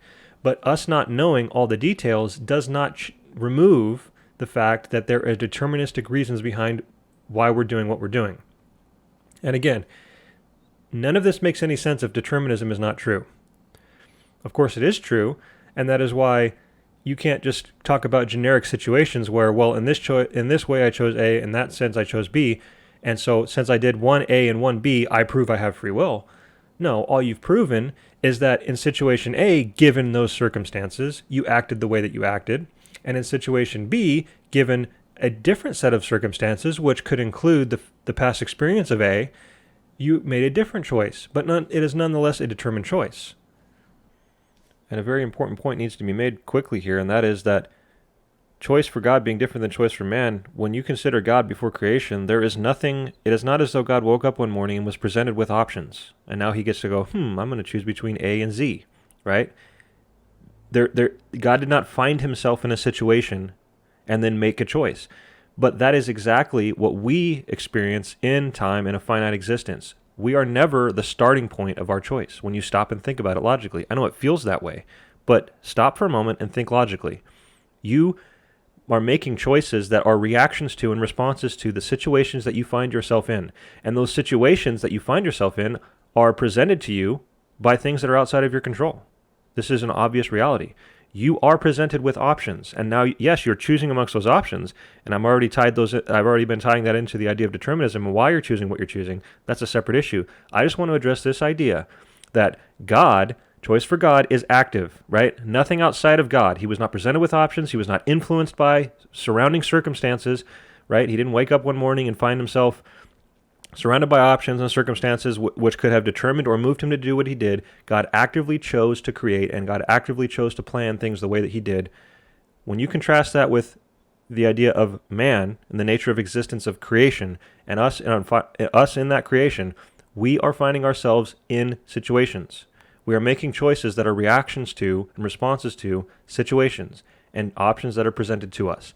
So you cannot ignore those important distinctions between us making choices and God making choices.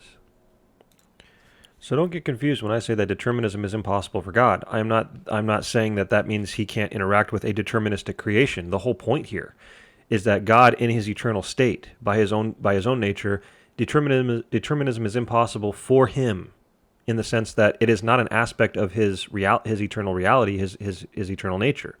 Determinism, by definition, is the necessary aspect of a finite reality. It is, by definition, the necessary aspect of a reality that God creates, right? And this is the problem, is this is what free will does. Free will says that you can reach up and grab self-determinism. You can reach up into the eternal realm where only self-determinism is possible. Bring self-determinism down into the finite realm and give it to yourself and mix the two together. And somehow you can have a coherent view of reality. And what What I'm saying is that this is, in fact, not possible. You need to distinguish and show that the concept of self-determinism, true freedom, true free will, is only possible for an eternal being. It is only possible for God in the eternal realm. And just as soon as you begin considering a finite realm, where determinism is the outplay of the control of God of all things. Determinism is how we view God working all things, right? It is a description of what we view God doing, and it is a description of a finite realm. You cannot take self-determinism and fit it into that realm. That is the overall point I'm trying to get across. When I distinguish between self-determinism and free will being only possible for God, and determinism and a denial of free will for man in a finite reality. This is why when you try to fit the idea of self-determinism, which is only possible for God in the infinite realm, when you try to fit that into a finite realm where determinism is true, and try to mix the two together and say that determinism and self-determinism can somehow coexist, what you end up doing is self-determinism always results in circularity and illogic.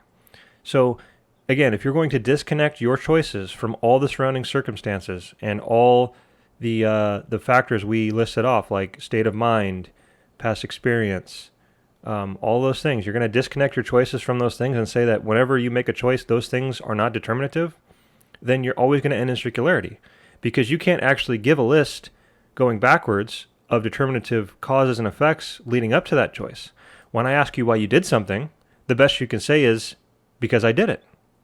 That's your answer, right? You could try to go one step and say, well, because I wanted to do it, but that's just restating that you did it. Obviously, if you did it, you wanted to do it. I'm asking you why you did it. Same thing as I'm asking you why you wanted to do it. And you would have to circle back. So why did you do it? Because I wanted to do it. Well, why did you want to do it? Because I chose to want to do it. Well, why did you choose to want to do it? Because I wanted to choose to want to do it. All the way back through infinity, you're just running in circles, logically speaking. And the funny thing is that you know that if you give a reason as to why you ever did something, then you're admitting determinism, right? Anytime that you're going to give a determinative reason as to why you did something, you're admitting determinism, you're refuting free will in the same breath. And this is why this makes no real world practical sense. This only comes up when we start talking coincidentally about theology and our relationship to God and whether, how we get saved and whatnot. But if you stop and think about it, when have you ever in your life, in just a regular day situation, when somebody asked you why you did something, did you just say, well, because I've got free will? Or, well, I just did it because I did it. You might say, I don't know why I did it. I've said that quite a bit about my own choices, but you not knowing determinative reasons behind why you did something doesn't mean those determinative reasons weren't there. In practicality, when someone asks you, for example, why you ordered your steak the way you ordered it, you might say, well, it tastes good to me. Right? Well, why does it taste good to you? Now, you might hit a brick wall in your understanding of, I don't know why it tastes good to me. Maybe it's in my genetics. Maybe it's how I was brought up. Maybe my parents always cooked steak for me in this way. I grew up that way. But notice you're admitting determinism when you go down that road, and you are refuting free will at the same time. And this goes for any choice you've ever made in the history of ever. Either you can... I'm not saying you can know all the exact reasons. Once again, it's a very complicated process, but either you can point to determinative reasons and admit determinism, or you can say, I don't know, which also admits determinism, because you're just admitting something determined it, I just don't know what it was. Or you can say, I had free will, and expect that somehow to be an answer, which of course, the whole point here is it is not an answer to why you did what you did. Just want to circle back to the idea of ordering steak a particular way. Those of you who might be saying, well, yeah, but I can order steak any way that I want. I would agree. The key there is, what do you want? And why did you want what you wanted at that particular moment in time, right? It's wrong to look backwards in time and say, well, I ordered steak one way, and I can go down in the future and order steak a different way. So see, I prove I have free will because I did one way in the past, and I'm going to do a different way in the future. The problem is those are two different circumstances. In the past, the idea of ordering steak differently apparently probably never entered your mind, right? You ordered the steak the way you wanted it to, the way you always do, and that's that. Nobody introduced even the thought into your head about ordering steak differently. If they had, then maybe that situation would have been different. Maybe you would have considered ordering your steak differently. But once again, you're proving determinism as you go down that road, because you're admitting that the only reason you would have done things differently is if the situation had been different. So when you look into the future and say, for example, I can go order my steak differently right now, and I'm going to prove that I have free will. You're not proving you have free will. Ironically, you're proving determinism, because you're ordering your steak differently because your desire to prove you have free will is now what is determining your choice, right? There's a difference in the situation. Now, the idea of proving free will has entered the scenario, and that is causing you to choose differently than you would normally choose, right? So this is very important when it comes to this idea of dissecting and examining particular situations. For you to have done differently, the situation would have been different, had to have been different, right? Of course you can do what you want. The question is, why did you want to do what you want? Why did you want what you wanted, right? And there has to be deterministic answers that flow backwards and lead up to why you wanted what you wanted and why you did what you did. That's the only point that's being made here. And so this is why I come back once again to address this foundational issue of choice being different for God than it is for us, the nature of choice, because the nature of choice directly relates to the nature of existence. And I can already hear people screaming, wait a minute, you say that choice is only possible if determinism is true, and you said that determinism is impossible for God, but God makes choices too, so you're contradicting yourself. I said that choice in a finite realm, key phrase, in a finite realm, choice in a finite realm is only possible if determinism is true. That's what I said. And so you need to recognize that choice for God is different than choice for us. And it's so different, in fact, that we can only begin to conceptually consider it, and it's hard to put words to it, but it is not something that we can relate to. Again, the idea of choice for God, the idea of self-determinism, if you want to call it that, is the idea that you did something, you chose to do something, not because of outside factors, but only because of something from within yourself. This is not something we can relate to, because as I said, every choice you have ever made included options presented to you by an outside source. So already, we are talking about a different nature of existence between God and you. So this is why you have to be extremely careful when you're going to come along and say, well, God makes choices, and I make choices, so if God has free will, I must have free will. That is a logically fallacious way of thinking. Because the natures of existence behind God's choices is not the same as the nature of existence behind your choices. God's choices are active, your choices are reactive. They're both choices. They have something in common in the fact that they're choices, but the nature of them is completely different. Just take this consideration all the way down the line. God exists and you exist. Hey, you've got something in common with God, right? You both exist. Congratulations. Does that mean that you're eternal? Does that mean that you're self-sustained? Does that mean that you're self-powered or self-determined? Right? You want to deny most of those things, but you want to claim self-determinism for yourself. And the obvious fact is the nature of God's existence is completely different than the nature of your existence. God's nature, self-sustained, self-determined, self-caused, self-powered, blah, blah, blah, eternal. Your nature, finite, reliant upon God, determined, not self-determined, right? Relies upon God's power, not self-powered. And you can take that exact same concept all the way down the line when we start talking about our similarities with God.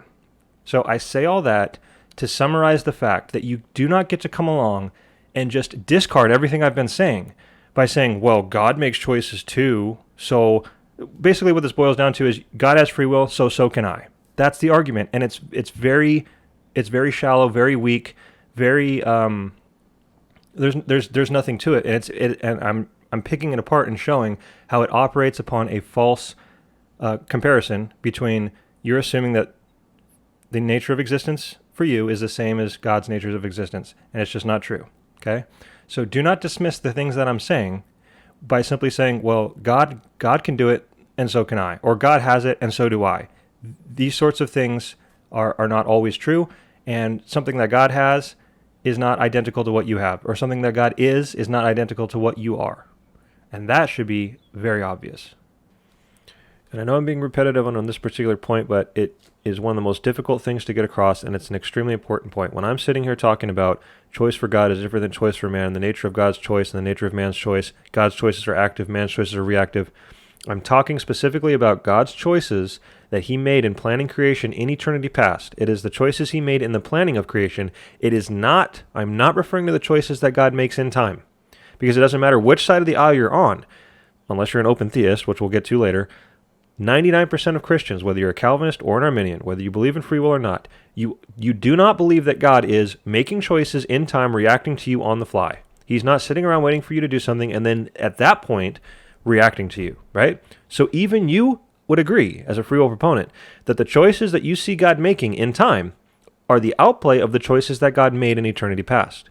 So let's put what plays out in time off to the side for a moment and address what is happening in eternity past. And once again, the contrast is that the free will position believes that God reacted to you in his own mind in eternity past, so that the choices that God planned to make in time were reactions to what you would do in time.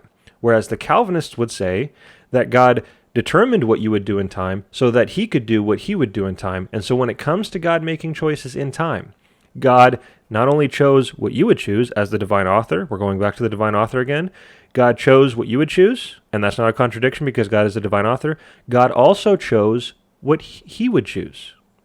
How's that? That sounds like a contradiction too. No, it's not, because one is the active eternity past choice of God, and one is the in-time, time-bound, reactive choice of God. But the point is that the Calvinists are saying that God actively chose what he would reactively choose in time. All of the things that come to pass in time, including the choices of God, are actively planned and purposed by God. And so that is what I mean when I say that determinism is not applicable to God's eternal state, that God's choices are active. I'm referring to his planning of the universe. I am not referring to the choices he makes in time. So for those of you who are tempted to say, wait a minute, I can refute what you're saying by pointing to the Bible where God says, if you do this, I'll do that, or because you've done this, I will do that. Look at God being reactive. Look at God making choices based on what people do, this, that, and the other. That's all true. But even those reactive choices of God were actively planned and purposed by him in the past. In the exact same way that you would think up a story, again, we go back to the author example, you would think up a story and you would say, I'm also going to write myself into the story and I'm going to interact with the characters I've created. But you would notice that you're thinking those things up, you're quote unquote creating those things, you're planning those things must all be active. You would not be saying, well, since my character is going to do this, I will do that. The only reason you know your character is going to do what they're going to do is because you've already actively planned that they will do it, right?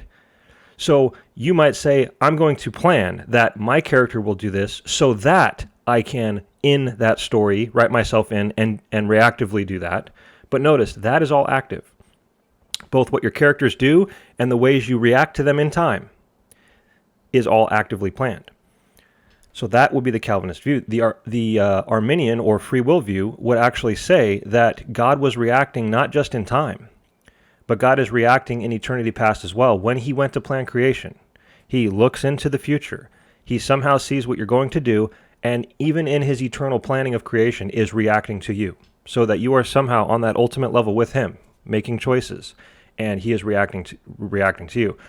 So I'm saying all this to say this is a very important difference between a Calvinist view of God's eternal planning and the free will view of God's eternal planning. So I'd like to point out now that if you've followed these issues for any length of time, you'll often hear Calvinists like myself, we will say that you're always choosing according to your greatest desire, right? And that is because we properly recognize that you need to assign a deterministic reason behind why you chose what you chose. When you have A and B in front of you, you need to be able to answer the question why you chose B. Why did you choose B? And when you say the obvious answer that we all give most of the time when we're talking about choices, what we would consider, genuine choices of not just instinctive reactions, but genuine choices where we deliberated, contemplated, and we came to a conclusion, came to a choice. When I ask you why you chose B, you're going to say because you wanted to, right? Completely, perfectly fine answer. But then when I ask you why you wanted to, why did you want to choose B? Why didn't you want to choose A? And you come back and say, well, actually, I did want to choose A, but I decided on B. what you're really saying is, yes, there can be more than one desire involved. And I'm not denying that. When I say you choose according to your greatest desire, that key word greatest implies that there can be multiple desires. It's just that one of them, at the end of all these deterministic chains, one of them ends up being the greatest. That's all that's being said. And this is what we have, accurately reflecting reality when we make choices. So yeah, you might have wanted ice cream, A, but you also wanted to not gain weight, B. And on that particular day, in that particular circumstance, with those particular factors, you deterministically, whether it felt like deterministically or not, again, never mind your feelings, you deterministically ended up wanting to not gain weight, choosing B, over wanting ice cream, A, right? So why did you choose B? Because you wanted to choose B. Why did you want to choose B? Insert the factor there. You didn't want to gain weight, right? Now, it's important to point out that desires, these are not universal, static, unchangeable things, right? So if your greatest desire yesterday was to not gain weight, and so you didn't get ice cream, that doesn't mean that today you won't want ice cream more than not gaining weight. Desires can change. The reason they change is because of deterministic factors as well, because every situation, every circumstance of every choice is not identical, right? So on most days of the week, I might want to not gain weight more than I want ice cream. But maybe in the past, I have decided and wanted to have a quote-unquote cheat day. Maybe on that cheat day, since I've decided to have a cheat day, I wanted ice cream more than I wanted to not gain weight, and so I had ice cream. And this can feel like you're making free will, autonomous, self-determined choices, but recognize that all of these choices are grounded in desires, and all of these desires were determined by things that came before them as well. They're specific to the circumstances involved. So it needs to be very clear that I'm not saying that your greatest desire will always be the greatest desire in every time. You're always just going to not choose, or you're always going to choose ice cream. What I am saying is that when you dissect and ask questions about each individual choice, you're going to follow a deterministic chain, either backwards or forwards, depending on where you start. That's always going to end up with you choosing what you wanted most in that circumstance, right?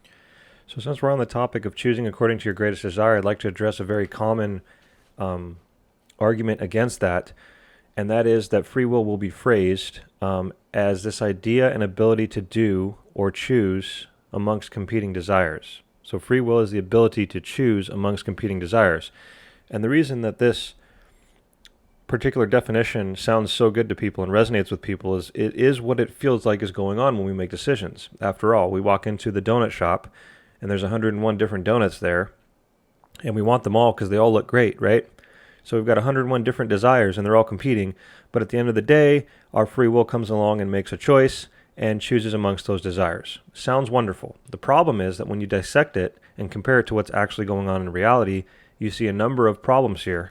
And what is actually going on is a bit of sleight of hand in terms of the definition.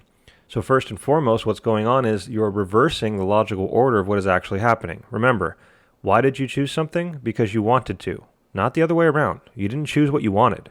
So to say that you're choosing amongst competing desires places the choice before desires. It reverses the logical order of reality, right?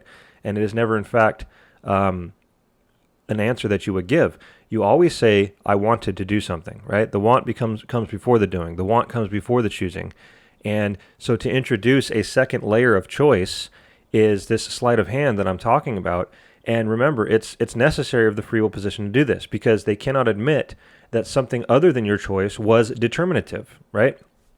And this commits the circular infinite regress illogical fallacy that I mentioned earlier, where why did you choose something? Because you wanted to. And why did you want to? Because you chose to want to. And then if I ask why you chose to want to, you're going to say because you wanted to choose to want to, and then you chose to want to choose to want to. And you just keep backing up the choice, inserting more and more ideas of choice there so that you can keep free will in control. The problem is it's illogical, and it does not reflect reality, right? When you hit that why did you want to question, you need to be pointing to other things. You can't just circle back to because you chose to. That doesn't work. And so that's why this particular definition sounds great, but it's sleight of hand. Now, the reason that this definition sounds great is because it is pretending to take into account all these other things that I've mentioned so far. Past experience, current state of mind, current mood, knowledge involved, all these other factors, and in this case, particular desires. It's pretending to acknowledge the reality of those things, but at the end of the day, when you come along and say, but your free will is still what's determinative, and that those things are not determinative, then you're making those things completely meaningless and irrelevant. So you're pretending to make an account for them. You're pretending to include them in your viewpoint, but you're at the end of the day declaring them completely meaningless, right? So, for example, to call these desires competing desires, why are you calling them competing? If at the end of the day your free will chooses the winner, right? Then why even talk about them as competing? Shouldn't they just be desires, and then your free will just chooses amongst desires? Why talk about them as being competing if there's not a winner, right? And what's the point of mentioning a competition or a battle of desires? What's the point of ranking desires from greatest to least if at the end of the day your will is going to be the determiner of which is greatest? And this is the problem, is it's once again reversing the order. Our desires determine our will, not the other way around, right? And when you declare these things not determinative, then at the end of the day, you're making them irrelevant. And you know that you have to do this when you're talking about free will, because if you admit that desires or any other factor I've mentioned are determinative of your choice, then you lose the debate. Free will is disproven. Free will is refuted. Okay?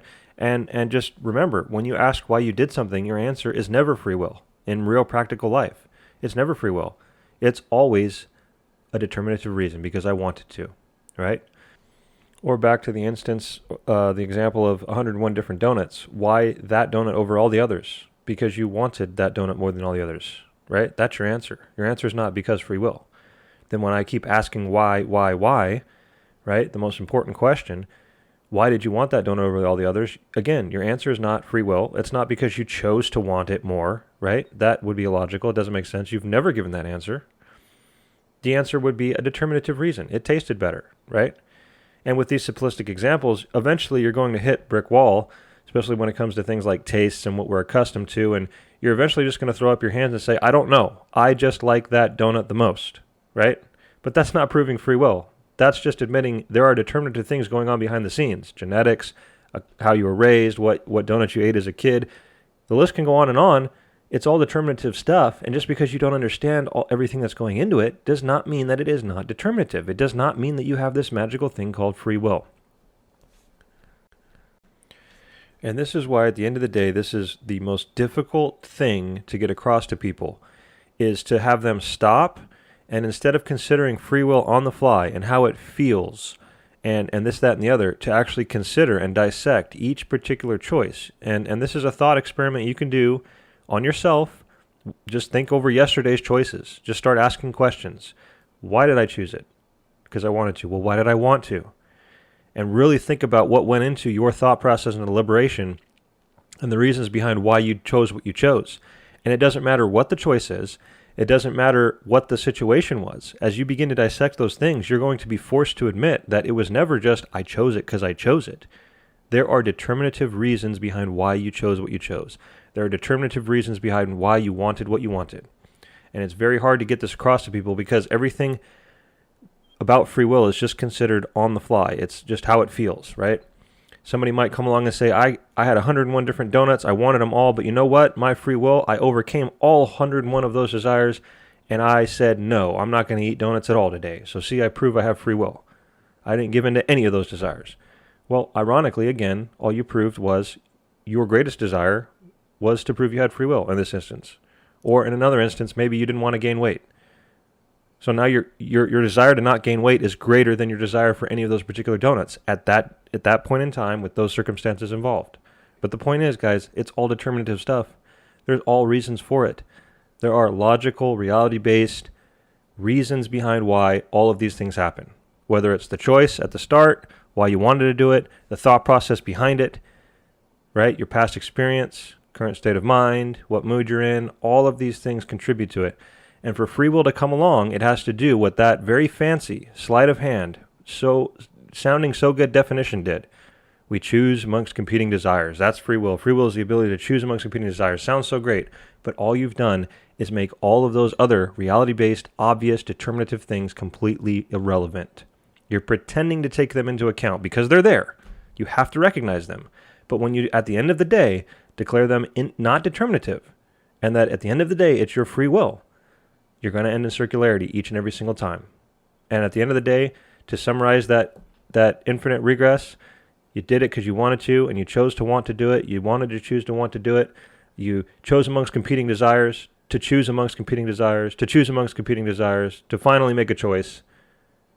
At the end of the day, you chose it because you chose it. That's all free will has to offer. And this is not reality. This is not the answer we give in everyday life. Now, I'd like to talk about this idea of being able to do otherwise. This is a very common definition that people like to throw around. You'll often hear the phrase, the power of contrary choice, things like this.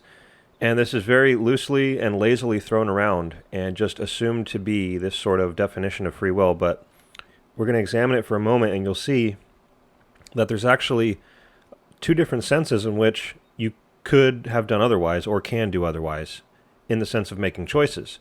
And that is, you have to consider, you can't avoid the ultimate sense versus the hypothetical sense. So let's start with the ultimate sense. Ultimately speaking, right? We'll start with those of you who believe that God knows the future. God knows what you're going to do tomorrow, and you can't do other than what God knows you'll do. If you could, then he couldn't know what you would do, right? God's foreknowledge must be concrete. It must be 100%, for all sorts of reasons, which we can get into later. But for obvious reasons, if you could do other than what he knows you're going to do, then he doesn't actually know what you're going to do, does he? He just has a very good guess, perhaps. But this is, of course, not what Christians believe. Christians believe that God knows what you will do tomorrow, and you cannot do otherwise. And if you're going to admit that there is an ultimate sense in which you can't do otherwise, but you still believe in free will, then this is actually not a valid definition of free will, is it? There is no sense in which you could have done otherwise when it comes to specific situations, right? It's only hypothetical. It's only when you look back, yeah, I could have done that if I had wanted to, if the situation had been different. When you look back at those things, you're basically admitting determinism when you point out that there needed to be differences in those situations. One of the best ways to demonstrate this is a little thought experiment. And just consider for a moment that if God were to pause the universe right when you're about to make a choice, he pauses the universe, he makes a direct copy, and he presses the play button, right? Are those two universes going to proceed in the exact same way? So when it comes down to you making a choice in the exact same situation with the exact same circumstances, the exact same factors involved, are you going to choose the same way each and every single time? Now, I believe the obvious answer has to be yes. That's the only way we can make any sense out of reality. If you're going to say no, if you're going to say that God could copy the universe and press play and you could choose A in one and B in the other, then you're completely disconnecting your choice from those realities, those universes. In other words, you cannot point to the state or reality or the factors involved in those universes and say, that's why I chose what I chose. Or in this case, talking about the future, I will choose what I will choose. You're completely disconnecting those things and basically making them meaningless. And this is not, in fact, how we view reality. This is not our day-to-day, everyday.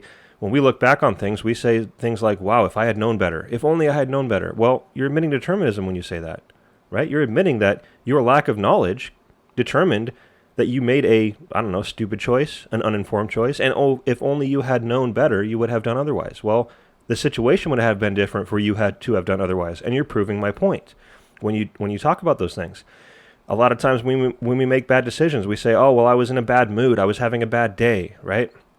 Even in the idea of us making excuses. Again, notice, you're never just saying, well, I did it because I have free will. You're giving determinative reasons. You're pointing to the situation, the factors involved, the state of the reality in that given time, and you're pointing at things and saying, look there, that's why I did what I did. You're admitting determinism. You're denying free will when you do that, whether you realize it or not. Okay? And this is very important. But this is also important to realize. So in the ultimate sense, you're admitting that in order for you to have done otherwise, it's not just this simple, I could have done otherwise. There's reasons that would have needed to have been different for you to have done otherwise. And you're affirming that and pointing to deterministic things when you admit that. But you would always look back at things and say, hypothetically, you could have done otherwise, right? Oh, well, I could have chosen this or that because I had the physical means to do so, right? If it comes down to maybe I was buying something, I could have bought the other things there, but I had the money, so on and so forth. They were within my reach, my grasp. There was nothing forcing me to choose what I chose. I chose what I wanted, all these things.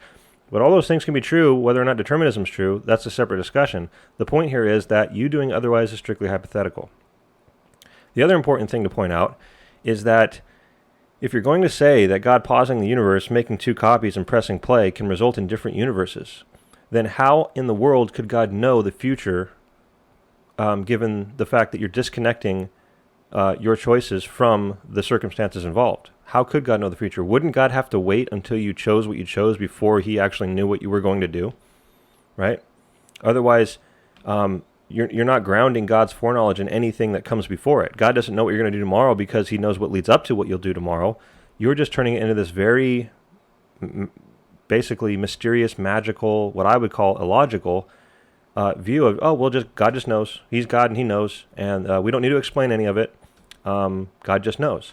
So you need to make a very important decision when it comes to this idea of being able to do otherwise. Are you going to commit fully to the fact that you're going to disconnect your choices completely from the situations that surround them? Yes, you could have done otherwise. This is why open theism exists. This is why people deny that God knows the future. Because if you're going to actually say that you have the power to do otherwise, God cannot know what you're going to do. For all the reasons I've already listed. Right? God would have to wait until you did what you did before he knew. Because he couldn't base his knowledge on anything involved in the situation. He couldn't look at a specific situation and say, because of these factors, this is what this person will do. Ultimately speaking, the power of contrary choice makes no sense. To give an example of this, I walk into the store and I walk straight to the back and I buy Coca-Cola. I don't buy Pepsi, I buy Coca-Cola. Now, could I have chosen Pepsi over Coke? Well, it depends on how you're asking that once again.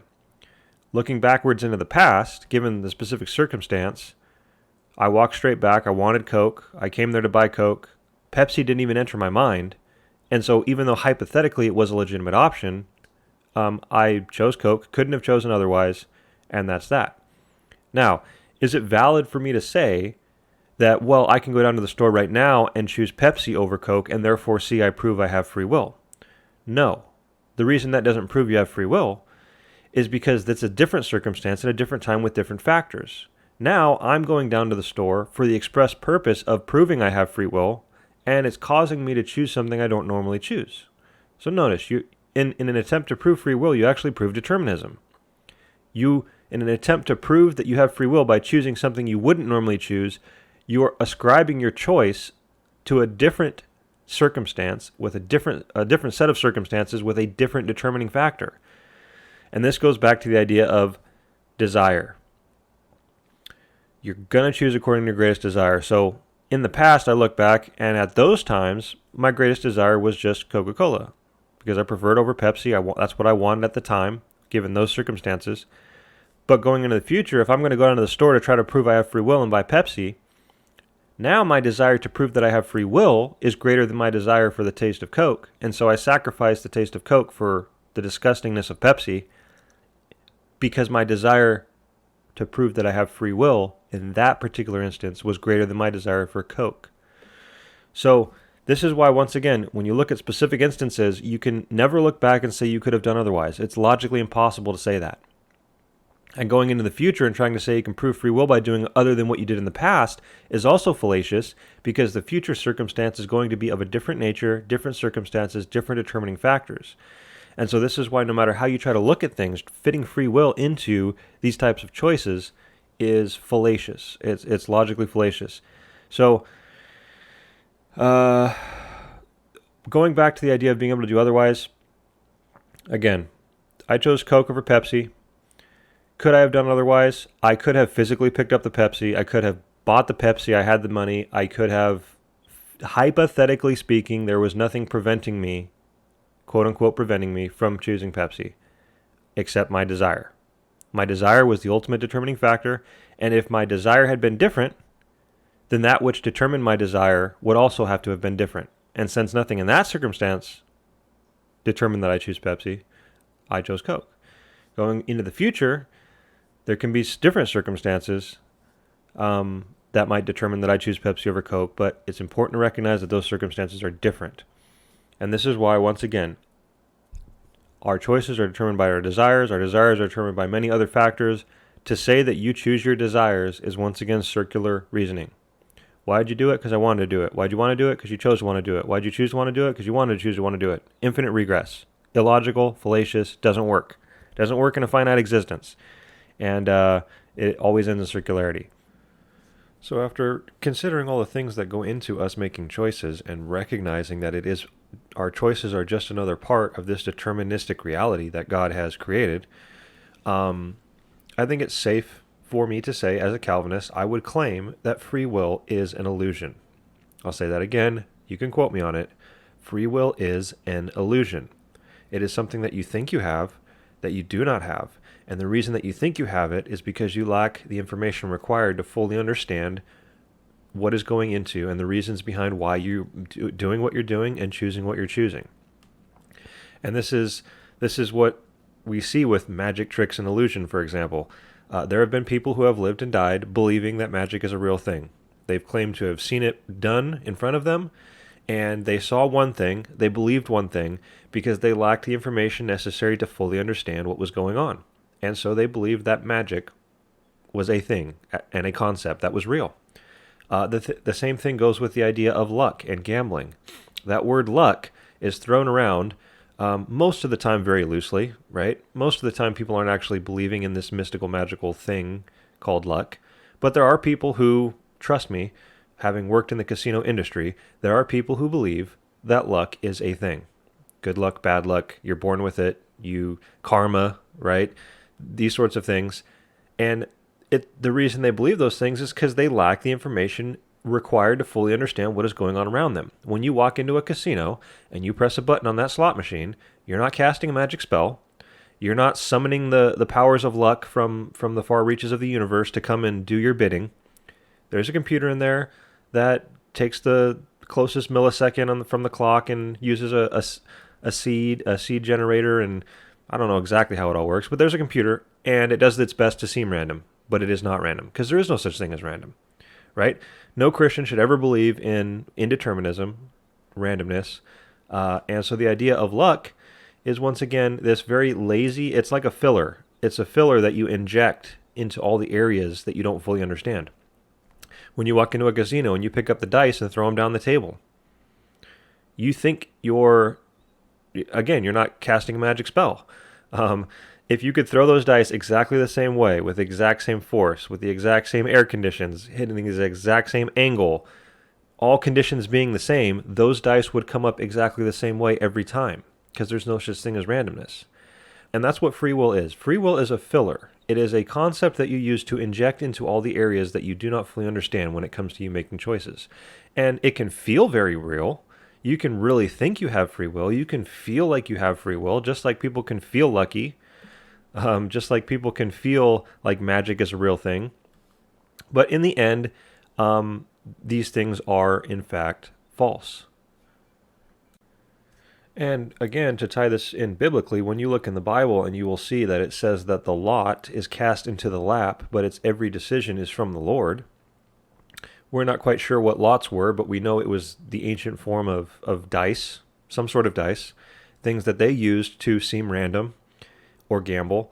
The Bible says that those things are determined by God. Now, there's only two ways to understand that. Two ways. You can believe that when you throw the dice down the table, God casts a magic spell, and he needs it to come up a certain way so that that verse can be true. And so he casts a magic spell mid-air, I guess. I don't know. And so every decision of the dice is from God. And so, yay, the Bible gets to be true. Which is a ridiculous way of understanding that, of course. The only other way to understand that verse, if that verse is always to be true, that the lot is cast into the lap, everything that seems random to us is from the Lord. The only possible way to understand that is if all the foundational things I've laid out, including the fact that God is in control of all things, is true. Every step along the way. How hard you throw the dice, the air conditions, how they bounce, what they hit, and that's just one example of randomness dice. Take every other example that you look around and you see as appearing to be random. The Bible says that all of that, the decision is from the Lord. Okay? So you can take a semi-deistic view that God is constantly zapping magic spells around so that all the randomness can be his choice, so that the Bible can be true. Or you can understand that he is just in control of all things from the start. And so that the things that appear random to us are in fact all under his control, because everything that leads up to and involves and determines those things is under his control. Okay? And when you tie this whole idea of there is no such thing as randomness back into the discussion we're talking about earlier with choices and thought process and deliberation, it is a very good thing that there is no such thing as randomness. Because if there were, again, you could not make sense out of reality. We couldn't do science because things would not be repeatable. One day gravity would affect one way and the next day gravity would be different, and cause and effect would really be meaningless because things are happening for no reason to begin with because it's random. So it's a very good thing that there is no such thing as randomness. It's a very good thing that God is in control of all things and that he regularly operates the universe in particular ways. And when we tie that into our thought process and deliberation, we better be very happy that there's no such thing as random thoughts. I know you're driving down the road and you think you had a random thought, and you go tell your friends later on, hey, I was driving down the road and I had a random thought, ... But there is no such thing as a random thought. Okay? Again, it is this illusion that you have because you lack the information required to fully understand why you had that thought. There was something that happened either around you or in your brain that caused you to have the thought that you had. You saw something subconsciously, this, that. Again, this is I'm not pretending, I'm trying to simplify it for conceptual understanding, but I understand it's a very complex situation when you're dealing with the human brain, human thought process, choices, so on and so forth. So to summarize this entire section, the point is not that it's a simple process. The point is that it is a determined process. Okay? That's all I'm getting at. We can't always fully understand why we do what we do. That does not mean that there are not determinative reasons why we did what we did, or thought what we thought, or felt what we felt, or wanted what we wanted, or just insert anything you want in there. And again, if you begin to introduce this idea that you are disconnecting yourself from the determinative things that surround and lead up to those other things, then you're going to introduce a very strange view of reality that no one really, when you're honest about it, when you step back and look at it and look back over your life and the way you've answered questions and this and that, you've never utilized this idea of free will in a self-deterministic sense. The only way you've ever utilized a quote-unquote free will concept in regular daily life is just this idea that, well, I wasn't forced to do something. I did it because I wanted to. But again, when we go back to the beginning of this entire episode, the point is, what's the reference point for freedom? And if your reference point for freedom is merely the fact that you wanted to do something, that works perfectly fine in a deterministic worldview as well, because even what you want to do is also part of the deterministic chain. So this is why it's important to be careful how we define free will. You can't just be lazy about it and say, well, I'm making choices and I'm doing what I want to do. That's true if free will is true or not. That can be true with free will not being true as well. What matters is, are you, like God, self-determined? Are you a self-determined entity? Are your choices welled up, created out of nothing from within yourself, and brought into existence by you, irrespective and irregardless of what is going on around you? That is the ultimate question. And I just want to warn you that you need to be very careful when you start taking properties of eternality and abilities of God and claiming them for yourself. I want to make it very clear that my attitude on the topic of free will is not one of condescension or looking down on people and saying, how could you possibly believe this thing called free will? I completely understand why people believe in free will. I did for many years. The vast majority of mankind has. And so I hope people don't misunderstand. I am not saying that people are stupid or insane or crazy or anything like that, right? There are plenty of things that can happen around us or to us that can cause us to believe things that aren't true. And it's not because we're stupid. It's because of the particular way we experienced them or what we saw or this and that and the other. My point, however, is that those of you who slow down, stop, and begin to consider these things seriously, when you think these things through and you study the arguments and you study the verses, the scriptures, I think that you should you should stop believing in the idea of free will. I think that people who study these issues seriously do not have much ground to stand on in support of the idea of free will, right? And so it's understandable. For example, I used to do close-up magic. It's a lot of fun, right? So if somebody came running over to me and said, hey man, this guy just performed this card trick and I have no idea how it's done. In fact, it was so good, I am now convinced that magic is a real thing. And I would say, okay, either show it to me or tell me what he did. And then I say, oh yeah, I wouldn't do this because magicians aren't supposed to reveal secrets anyways, but for the purpose of this example, I say, oh yeah, well, did he flip this card this way and then you saw this and that happened and you're going, yeah, that's exactly what happened. And I said, well, that's how it's done. And most people would say, oh, okay, well, then in that case, now that I know what goes on behind the scenes and how it's done and that there are perfectly logical, valid reasons for why things were happening and why I was seeing what I was seeing, okay, magic's not a real thing, but that's still pretty cool, right? Still pretty interesting and entertaining, and if I saw it again, it'd still be fun to watch, right? So it's not that denying the reality or anything, it's just, okay, well, magic's not a real thing. What I thought I saw, I wasn't seeing. Well, unfortunately, this is, in my opinion, exactly what is happening with the idea of free will.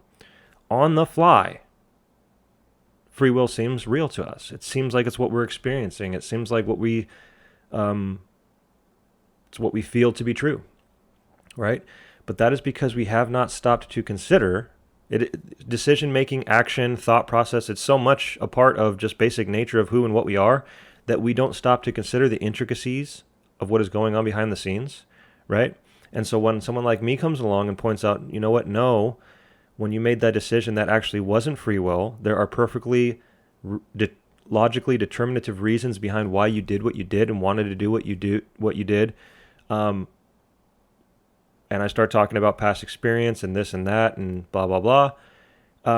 What you should do is what the person who has explained the magic trick did. Oh, wow, okay, yeah. So I guess I thought I had free will, but now it makes perfect sense that I don't, and it's still a lot of interesting stuff there, and blah, blah, blah, and life goes on, right?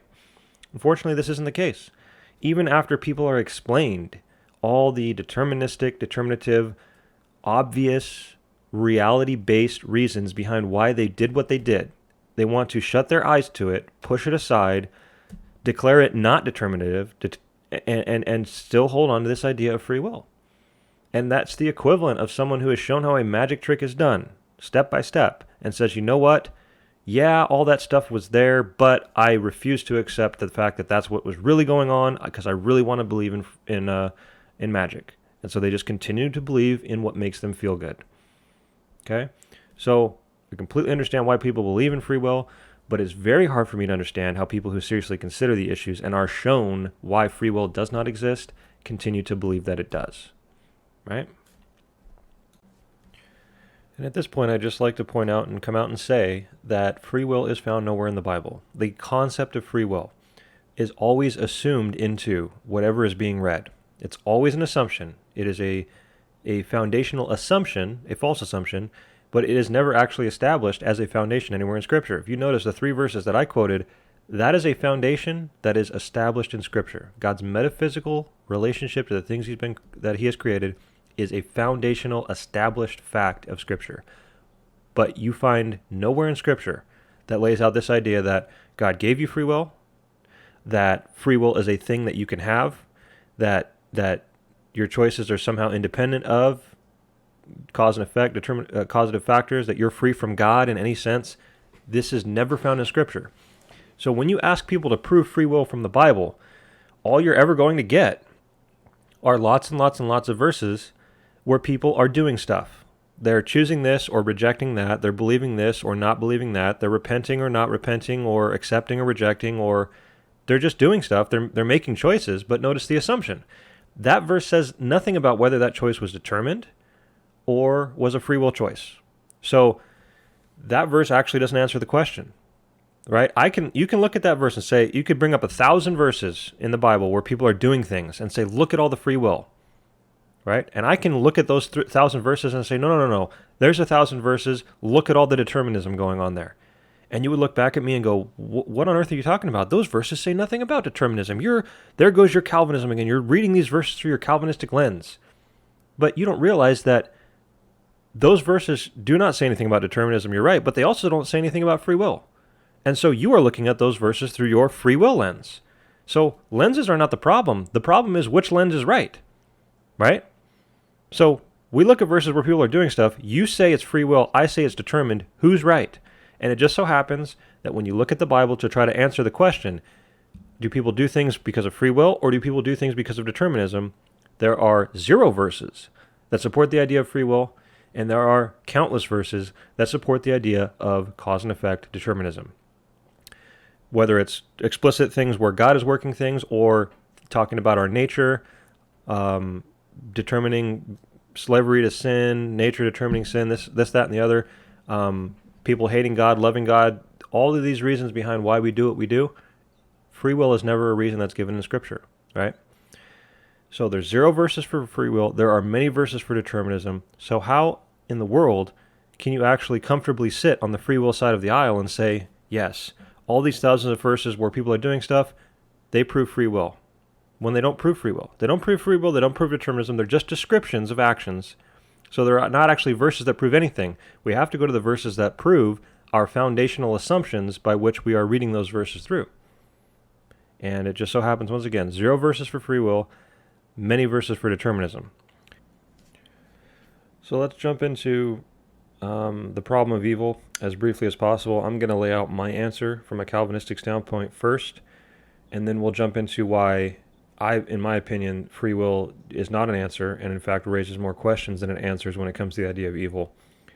But I'm gonna be providing a lot more scriptures and explanations to the problem of evil in my next episode, where I defend the idea of divine determinism more fully.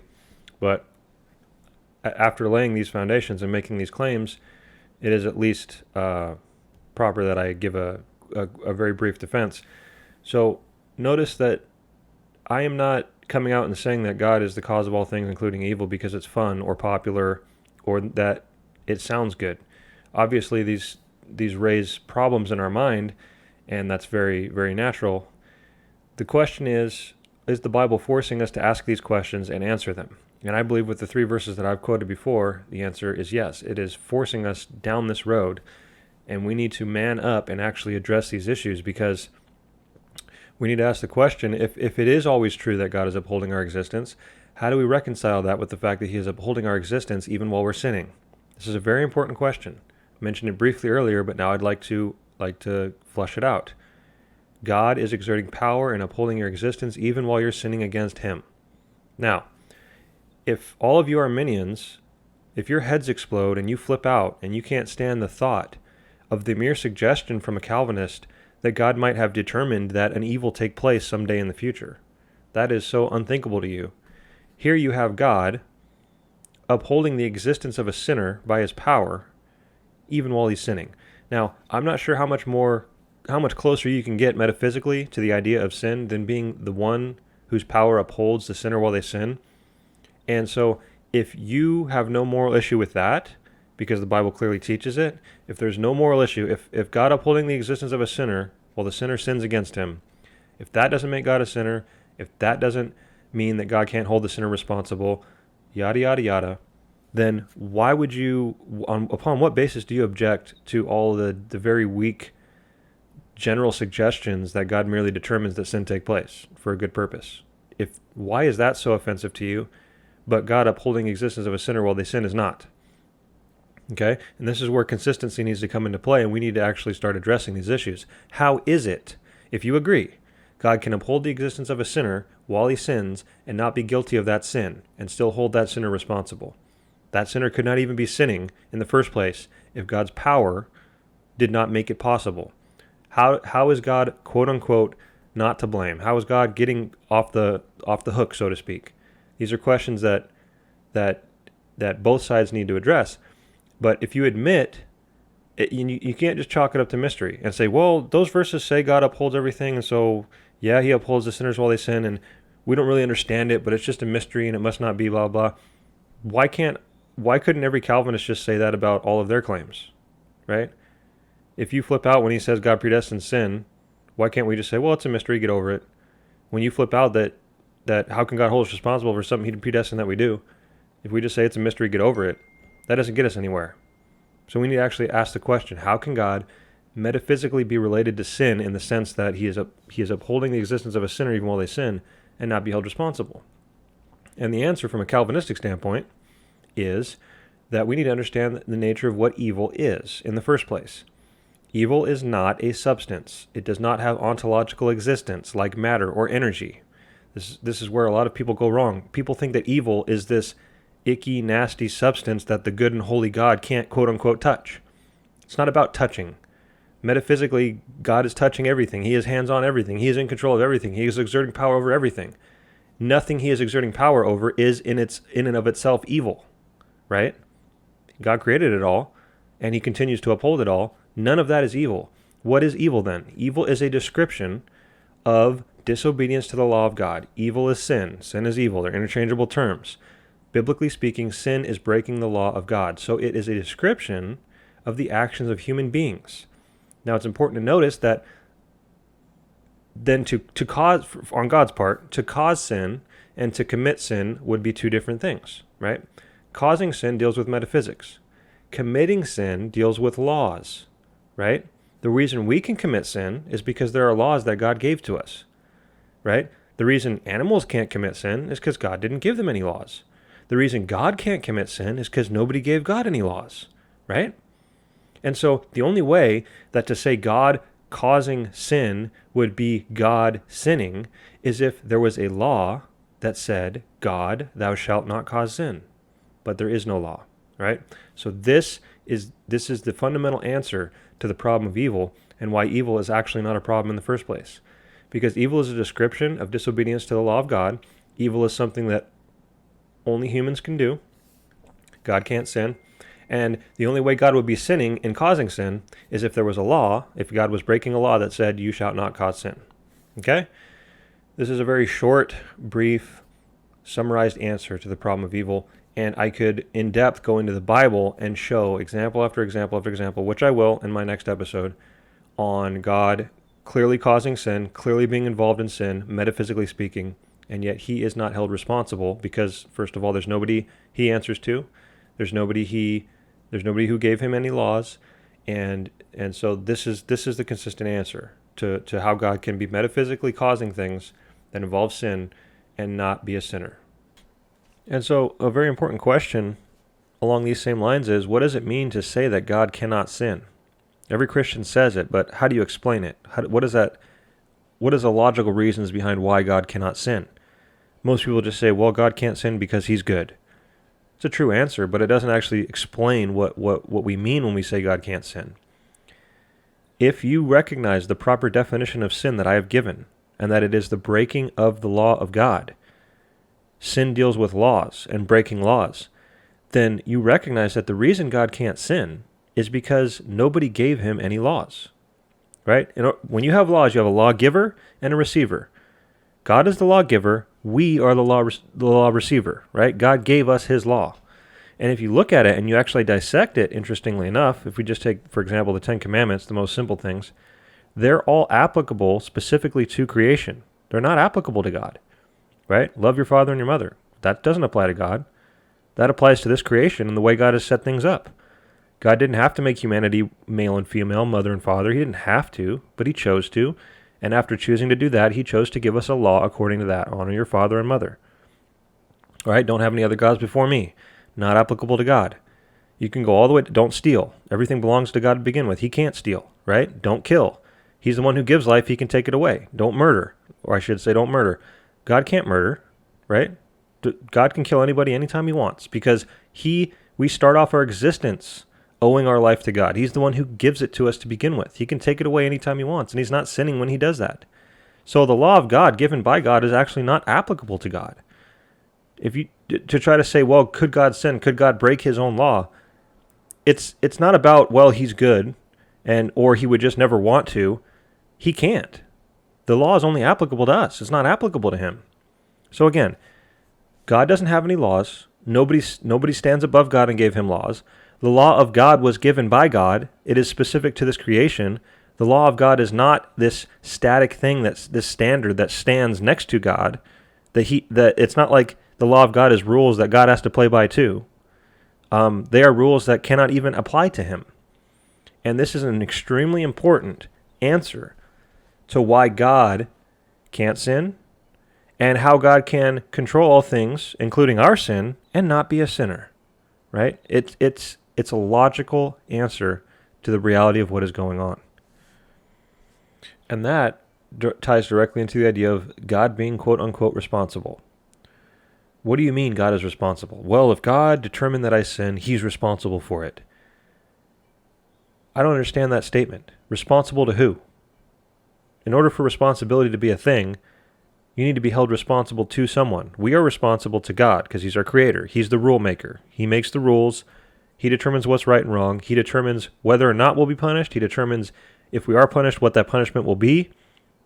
That's all up to him because he's the lawmaker. He's the lawgiver. He's the creator. He is the one who does all these things. But when you say, well, God would be responsible for this, that, or the other, responsible to who? I don't even understand that statement. Responsible to who? You're making a moral statement, right? You obviously aren't just saying, well, he's responsible in the sense that he's God and he created all things, and that's true no matter which side of the aisle you're on, right? God is responsible for sin just in the simple fact of having something to do with it. That's undeniable. In the same way a tornado is responsible for destroying the house. That's not a moral statement. That's just a responsible in the sense of having something to do with. But you're making a moral statement and saying that, well, God would be responsible. But to who? This is the whole point, is there are no laws that were given to God that he has to conduct creation by. There's no law that says, God, thou shalt not determine sin. There's no law that says, God, thou shalt not control sin. There's no law that says God shall not plan or purpose sin in his creation. There's no law that says, God, if you're going to create man and you want to hold him responsible, you have to give him free will. None of these things are true. These are all assumptions that you're making. And I hope you are slowly beginning to see the problems with this whole concept of applying humanistic relational things to God and making God quote-unquote responsible. God is not responsible to anyone. He does not have a list of rules that he has to play by. The very idea of God being able to sin is logically fallacious. God is good, and therefore everything he does is good. He is what determines what is good, right? A lot of Christians think that God is good, and therefore he will only do good, meaning there's this standard of good that is actually separate from God. It's a list of rules that God has to play by, and since God is good, he will play by those rules. He will never sin and break the law. I guess the law of God is also a law for God in that viewpoint. I used to think that way, but that's completely logical. God is good, and so he'll never break the law of God. No, the law of God was given by God. He makes the rules. God is good, and therefore everything he does is good. So this is why people will say, well, so you're saying God determined sin and that was good for God to do that? That's precisely right. It was good for God to determine sin because he had a good purpose in it. And even the idea of a good purpose, it's his purpose. That's why it's good, right? God is good, and therefore everything that he does is good by definition. Okay? And again, going back to the idea, well, that means that God could murder and it wouldn't be murder? No, he can't murder. It's impossible. Right? God can't take innocent life. Nobody stands innocent before him. Even in an innocent state, right? Pretend you never sinned. You still start off your existence owing your life to God. He can take it away, and it's not murder. Oh, so God could steal and it wouldn't be stealing? It wouldn't be sin? He can't steal. It all belongs to him to begin with. He can't have another God before himself. It's impossible. He can't honor his father and mother. He doesn't have one. He doesn't have a father and mother. Go all the way down the line. The law of God was given by him. He made it.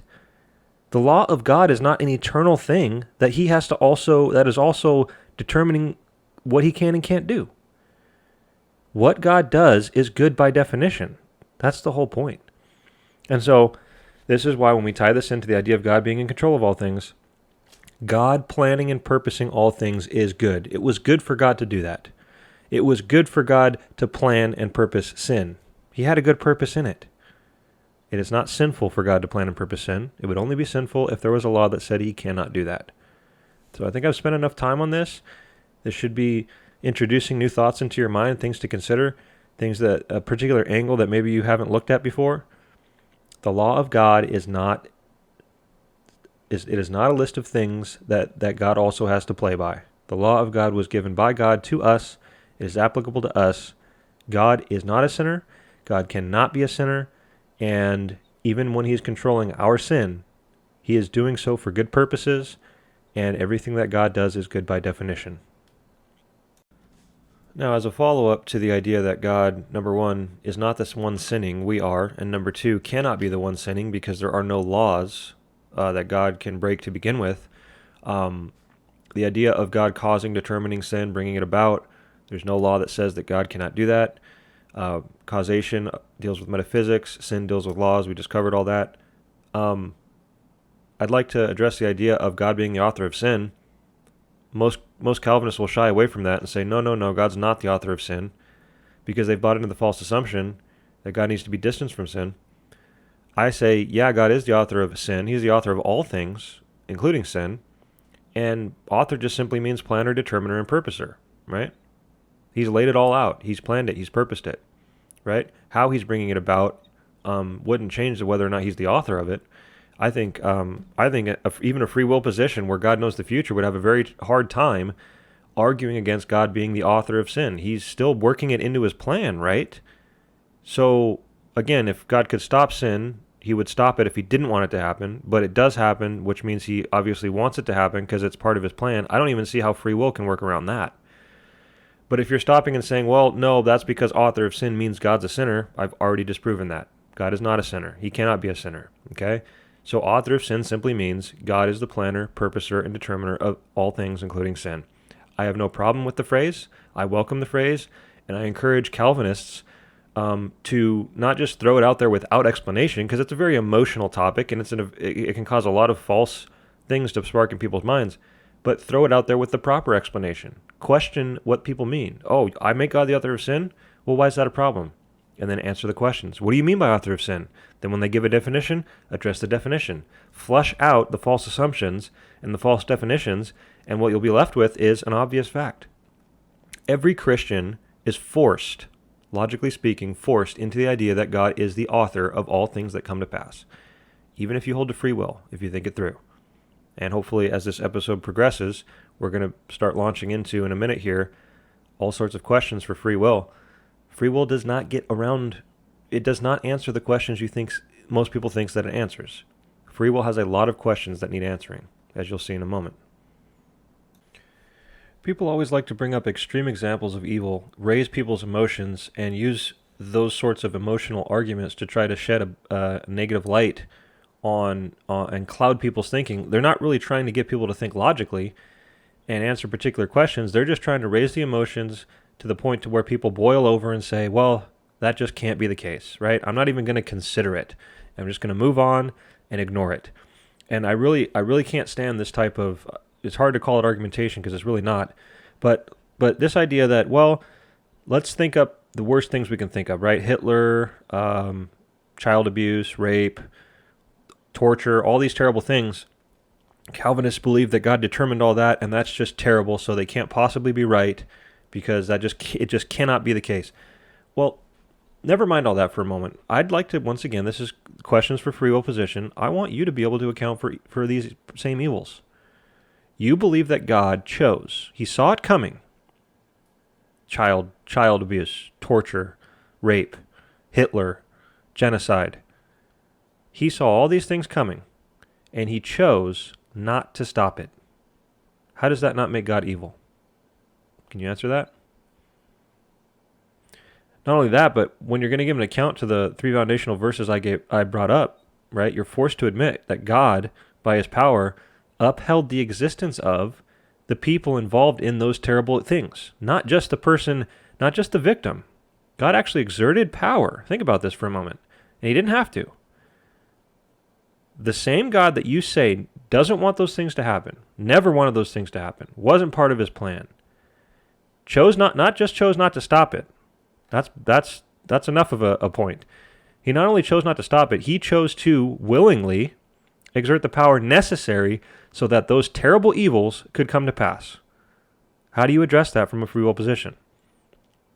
God chose willingly to uphold the existence of the person committing the murder, the Hitler doing the genocide, the rapist doing the rape, the parent doing the child abuse.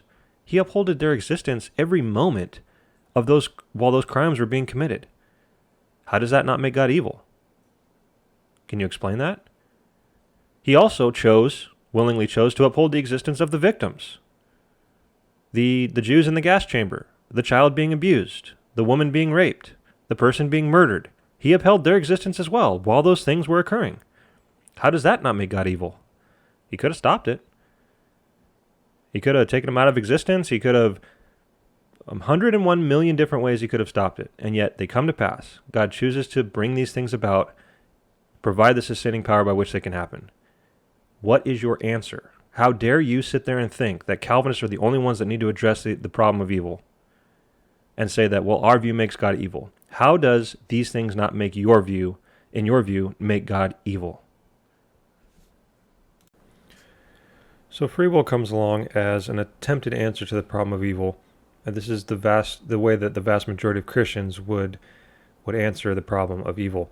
So the most basic question to ask is, God created a universe in which sin comes to pass. Why is he not responsible for the results of his own action, right? Why is God not responsible for evil when evil is coming about as a result of his own creation? And people try to introduce this idea of free will into that. And this is why laying the foundations are so important, because once again, the only way for you to do that and effectively do it the way you think you are doing it, in the sense of disconnecting God causally from the evil that is being committed, is to say that free will is this thing, that this power that you have to be self-determined, self-caused, create your choices out of nothing, total disconnect from God, and it is embracing, at a very minimum, some form of deism. And it is, once again, a violation of the three verses. How can you maintain that God is upholding your existence by his power, and yet you are also, by your power, creating and self-causing out of nothing your own choices, which happen to be evil? This is something you need to explain. It's one thing to say it and throw it out there as an attempted answer, but you need to be able to justify that on a logical basis. And that's the entire point of this video, is it is very illogical to say that. It is very illogical to say that, yes, God upholds my existence even while I'm sinning, but I am sinning by my own power and causing my own actions and choices and thoughts. It is very illogical, and it just doesn't make any sense. On top of that, I never understood how this idea of God giving free will absolves him of responsibility anyways. Let's just pretend for a moment that you could disconnect God causally. Let's just pretend there is no causal relationship between God, his creation of you, and then later on your commission of a particular evil act. There's no causal relationships. You have free will. You have this thing that God gave you, and let's just pretend it's all true. Why does that...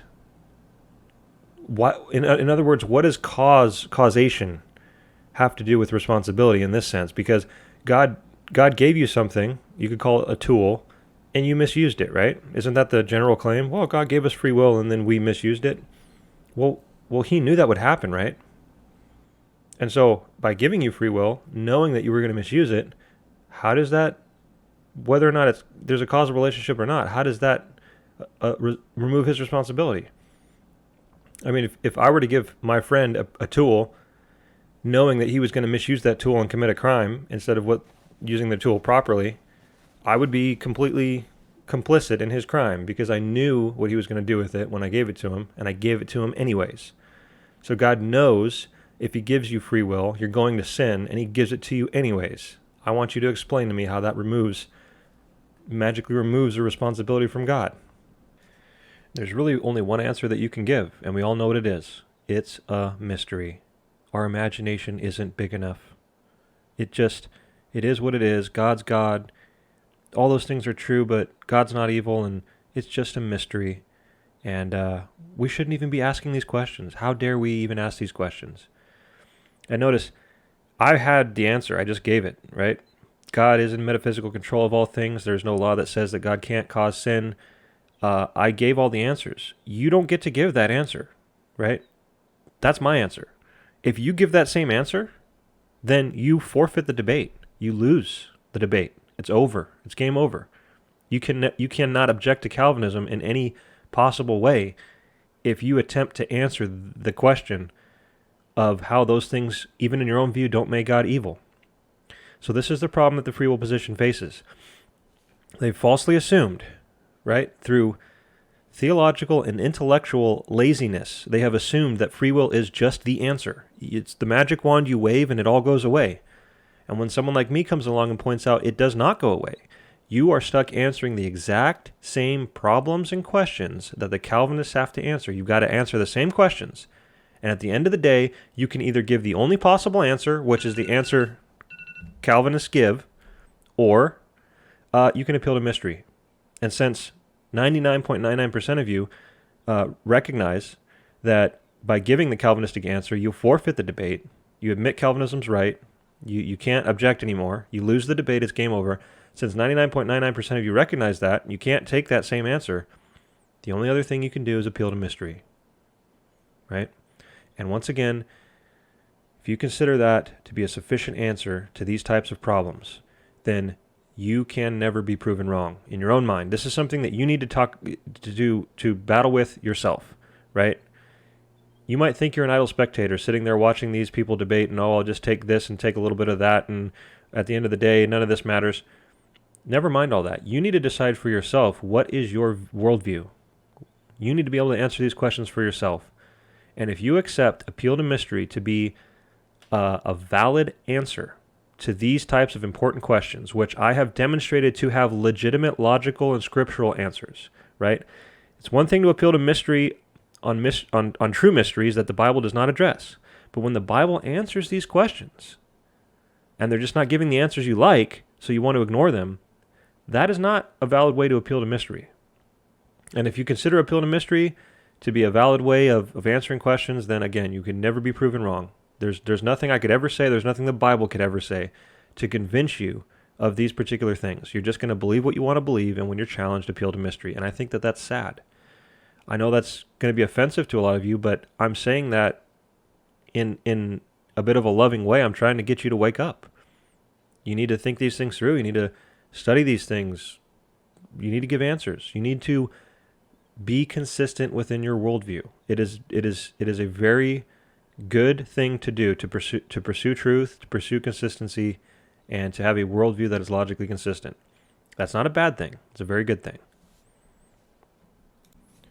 So now I'd like to consider a claim that is made by the free will side very commonly, and that is the idea that God, quote unquote, permits sin or evil. God permits evil. There's a very interesting line of questioning that results from that, and it is once again very rarely considered, and part of my purpose here is to bring these things to light. So the first question I would like to ask is, if you admit that God is permitting something, how can you then also say that he is unwilling that it happen? Isn't unwilling permission a contradiction in terms?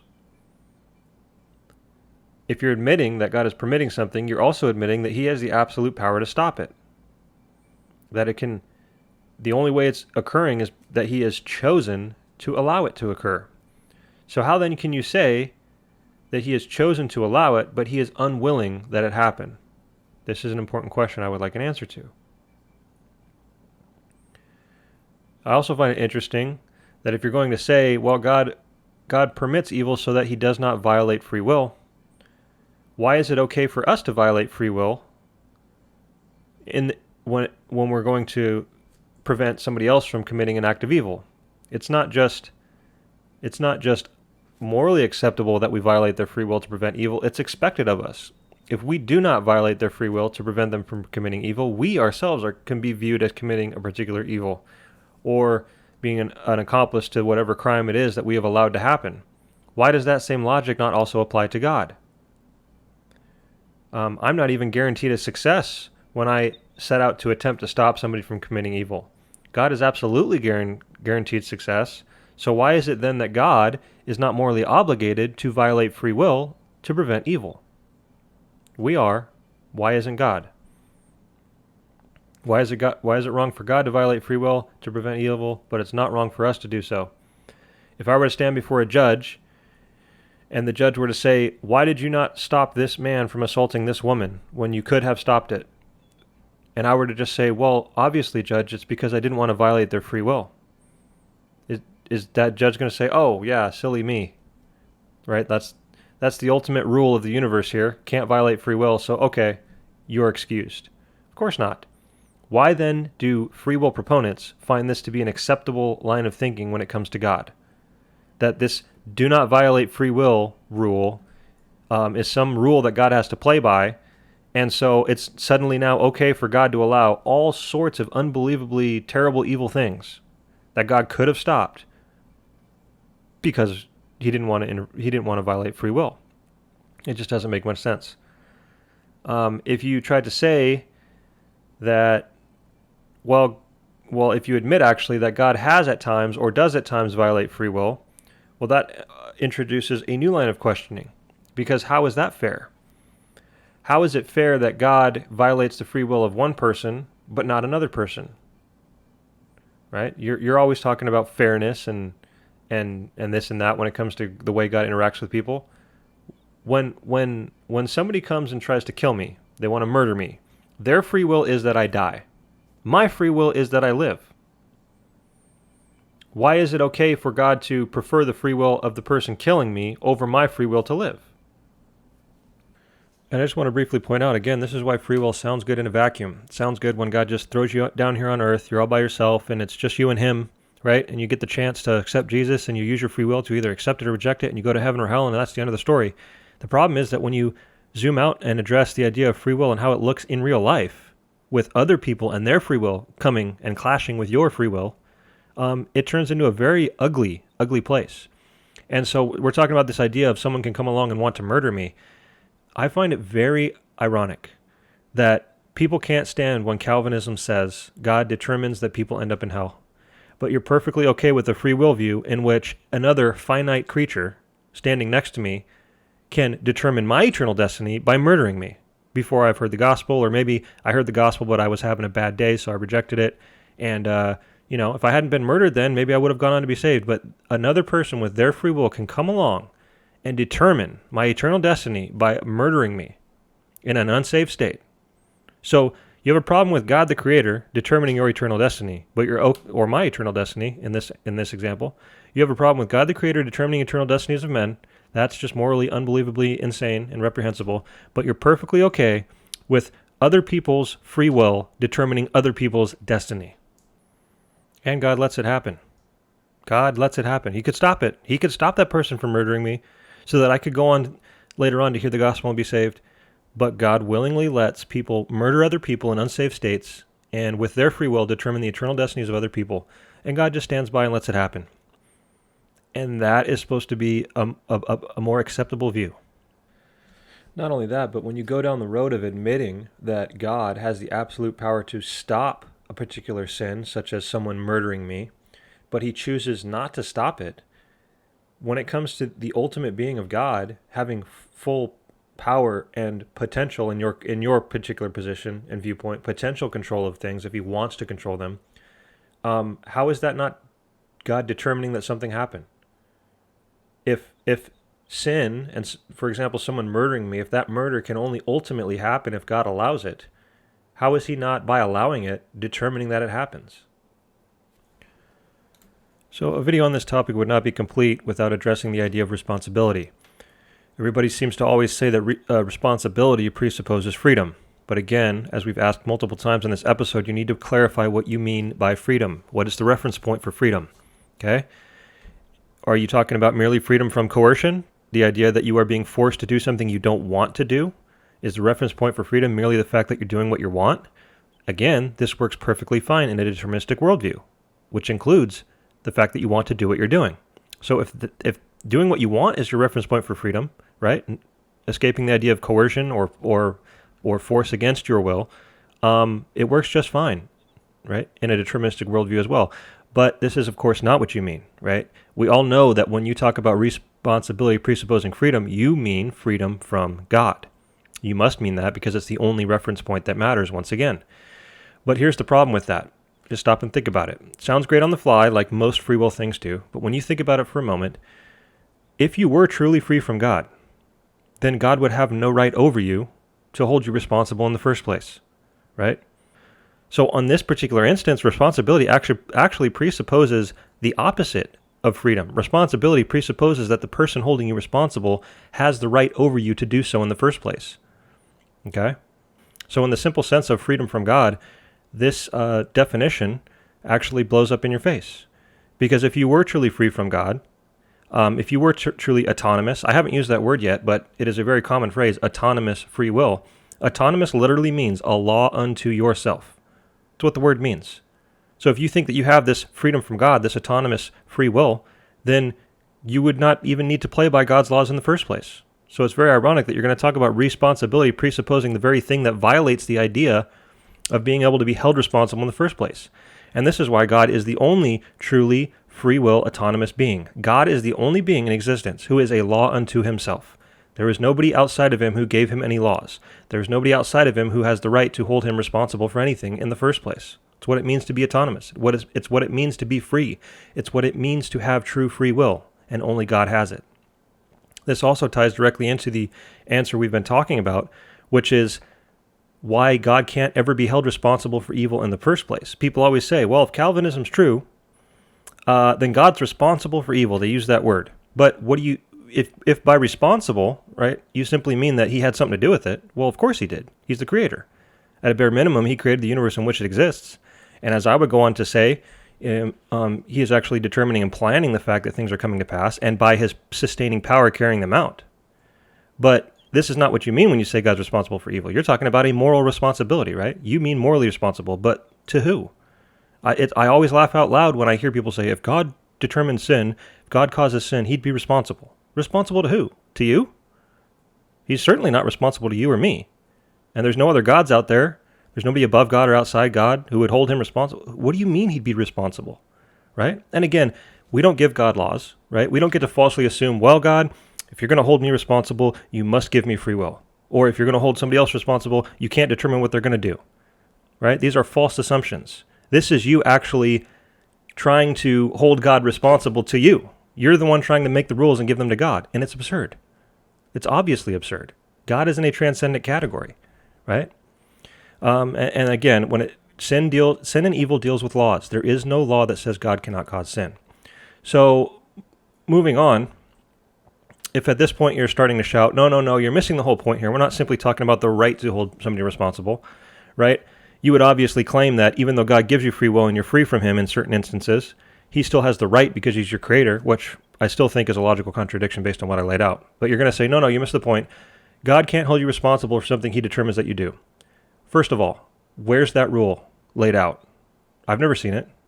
You're claiming, again, responsibility presupposes, you're making a lot of presuppositions here that aren't actually foundationally laid out in Scripture or in logic, all right? And so this is why we falsely assume that the way in which we interact with other people who are existing on our level, metaphysically, we're all created by God. We all exist. So I don't have the actual right over another human being to kill them or to give them commands or to determine that they do anything, right? Because I'm not their creator. But God does, in fact, have the right over every one of us to do with us as he sees fit. The Bible says this in several instances, and just because we don't like it doesn't mean it's not true, right? He is the divine author who transcends creation. He has laid it all out, which includes the fact that we will exist, we will be given commands, we will obey or disobey those commands, and be held responsible for those commands. He's laid it all out. And who are you to say he has no right to do it that way, right?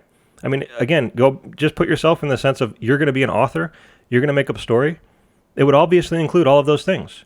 You would think up characters, you would plan what they would do, you would plan whether or not what they were doing was right or wrong, and what would the reference point for right or wrong be? You would have to determine that as the author. You would have to be the one who gave the laws. And you would also determine what the punishment or the rewards for obeying or disobeying those laws would be. Those would all be aspects of your quote-unquote creation, your story. Which brings me to my next point. Human responsibility is part of creation, right? It would not exist unless creation exists, right? It's not like before God created, he's sitting there and he's man, I'm going to plan out creation, I'm going to create humans, but there's this rule in place that I need to play by, right? This human responsibility rule. No, right? Human responsibility does not transcend creation. And this is the problem, is when you consider that the free will position assumes that when it comes to you making choices, you're on God's level. Not literally that you're God. I'm not saying that. But when it comes to you making choices, it's either you or God. Again, you falsely assume it can't be both. It can't be God as divine author and you as the created character, right? You are responsible to God because God has chosen to hold you responsible. You're part of his creation. He has chosen to make it this way. He's chosen that you'll exist, that there'll be commands, and that you'll be held responsible. That's the simple answer. You don't need to go any further than that, right? You're not responsible to God because some sort of other law that God has to play by says that God is allowed to hold you responsible, right? There's no law there's no law that looks down on God and says, all right, God, I see you're about to create now. Just remember, if you want to hold people responsible, you have to give them free will. This is falsely assumed on your part, and it's ridiculous.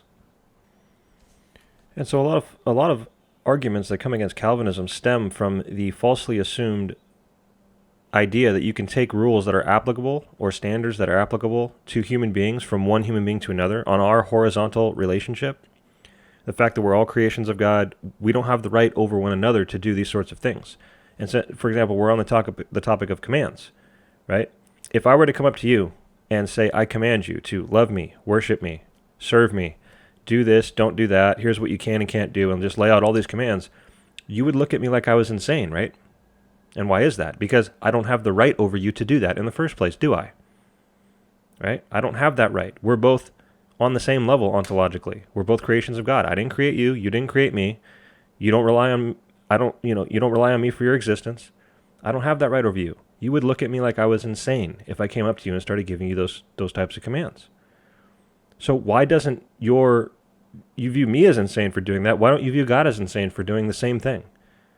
God creates people without asking them first, just creates them, and basically forces them to be placed into a position where he is now giving them commands. He creates them, throws them on earth, and says, you need to love me, worship me, serve me, here's what you can and can't do, and on and on and on. Why isn't God insane for doing the very same thing that you view me as insane for doing?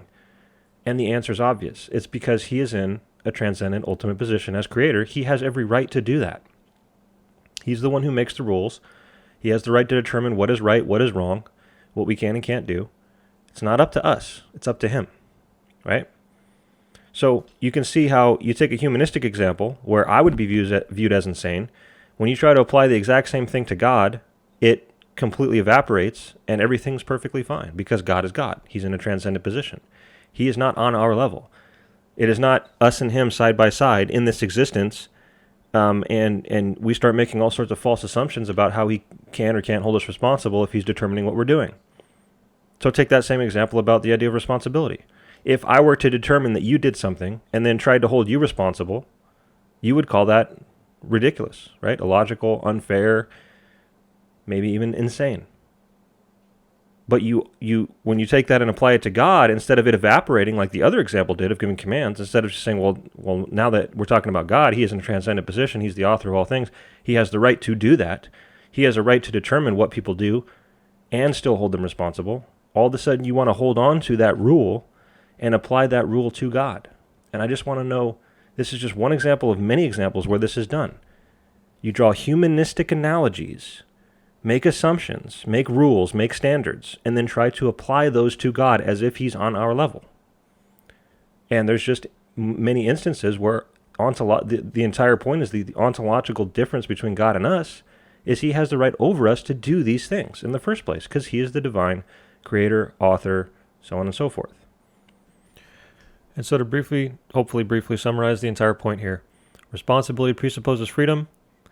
If all you mean by that is you're doing what you want, then there's no problem. Calvinism has plenty of room for you doing what you want and being held responsible. You're not forced by God.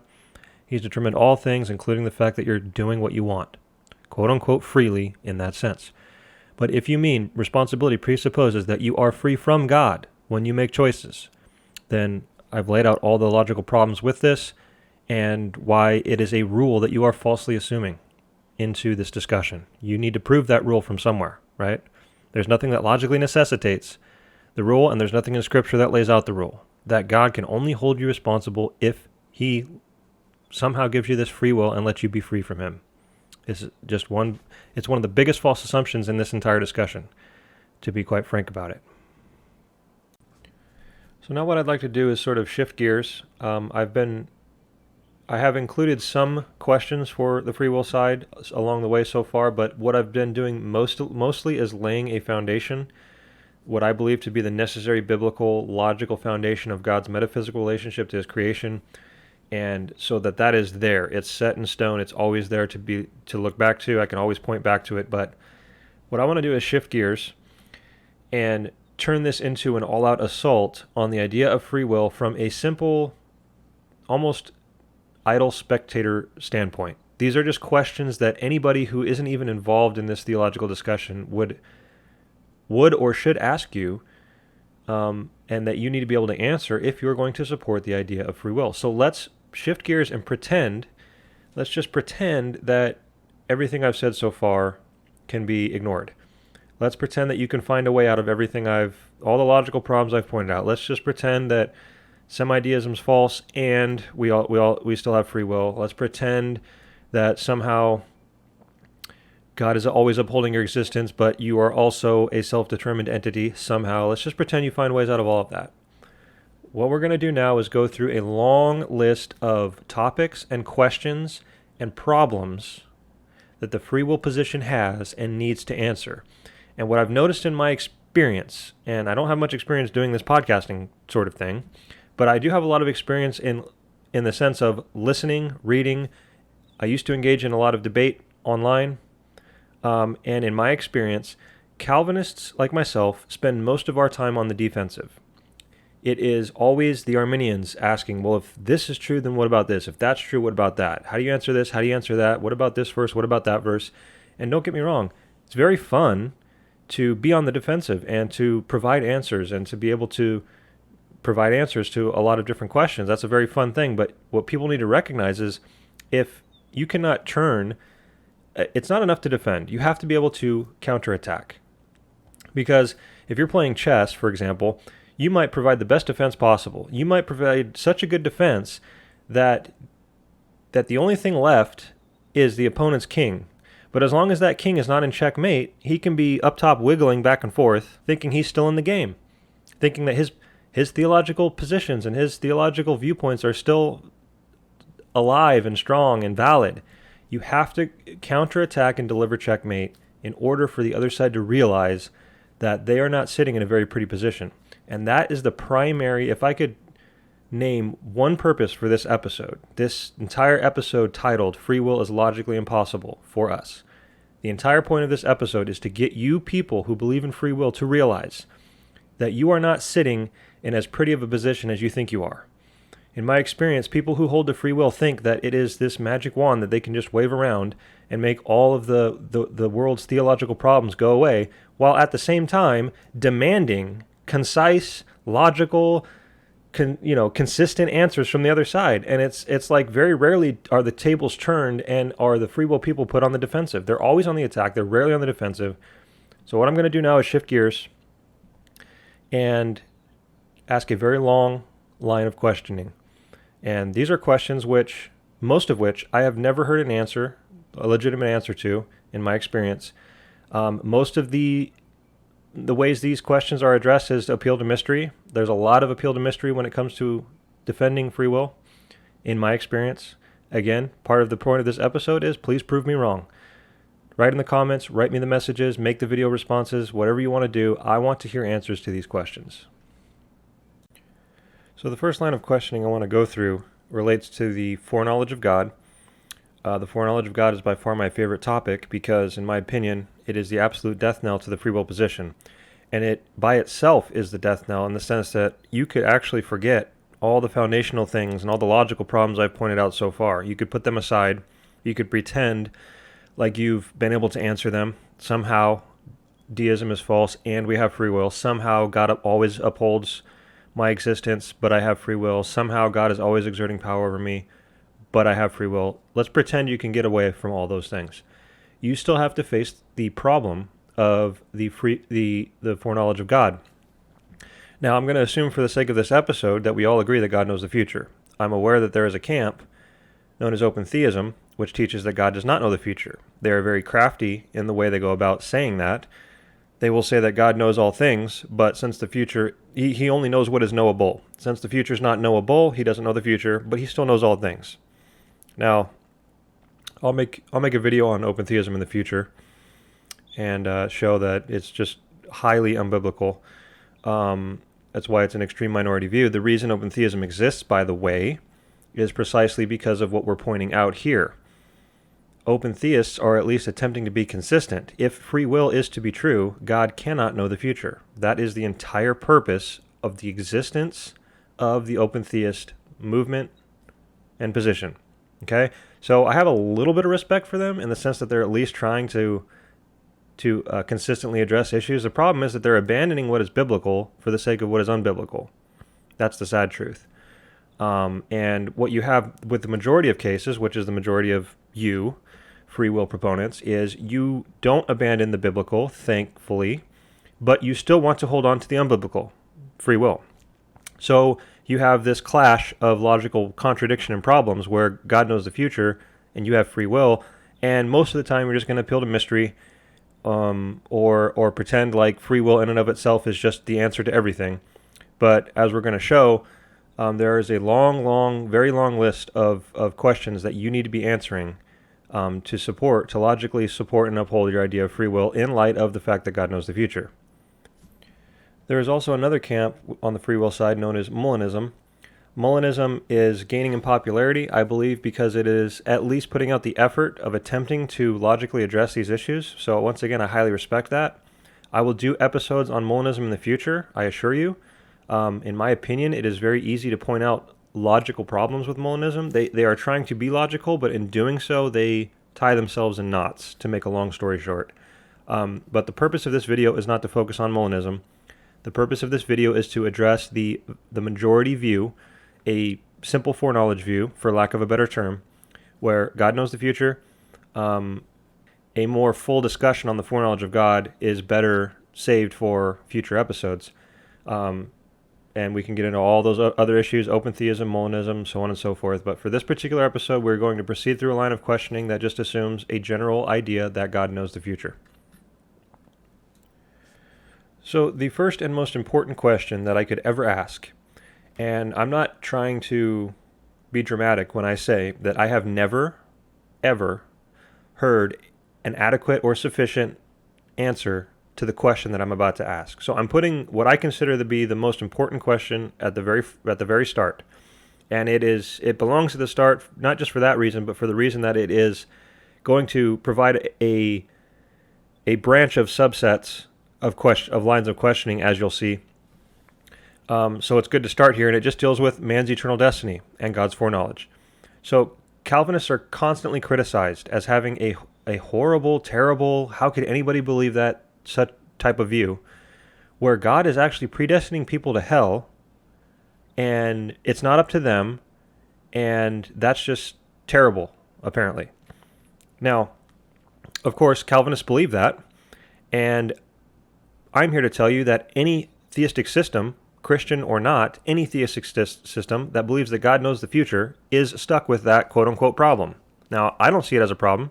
I think the Bible teaches it. I think it's logically necessary. I don't see any problem with it at all, other than it raises your emotions and it's not something that you like. I'm not going to pretend I particularly like it either, but me liking or not liking something is not what determines what I should or shouldn't believe. And so this idea that God is determining eternal destinies of men is something that any theistic system that has God knowing the future is stuck with. And so this is the basis of my first question.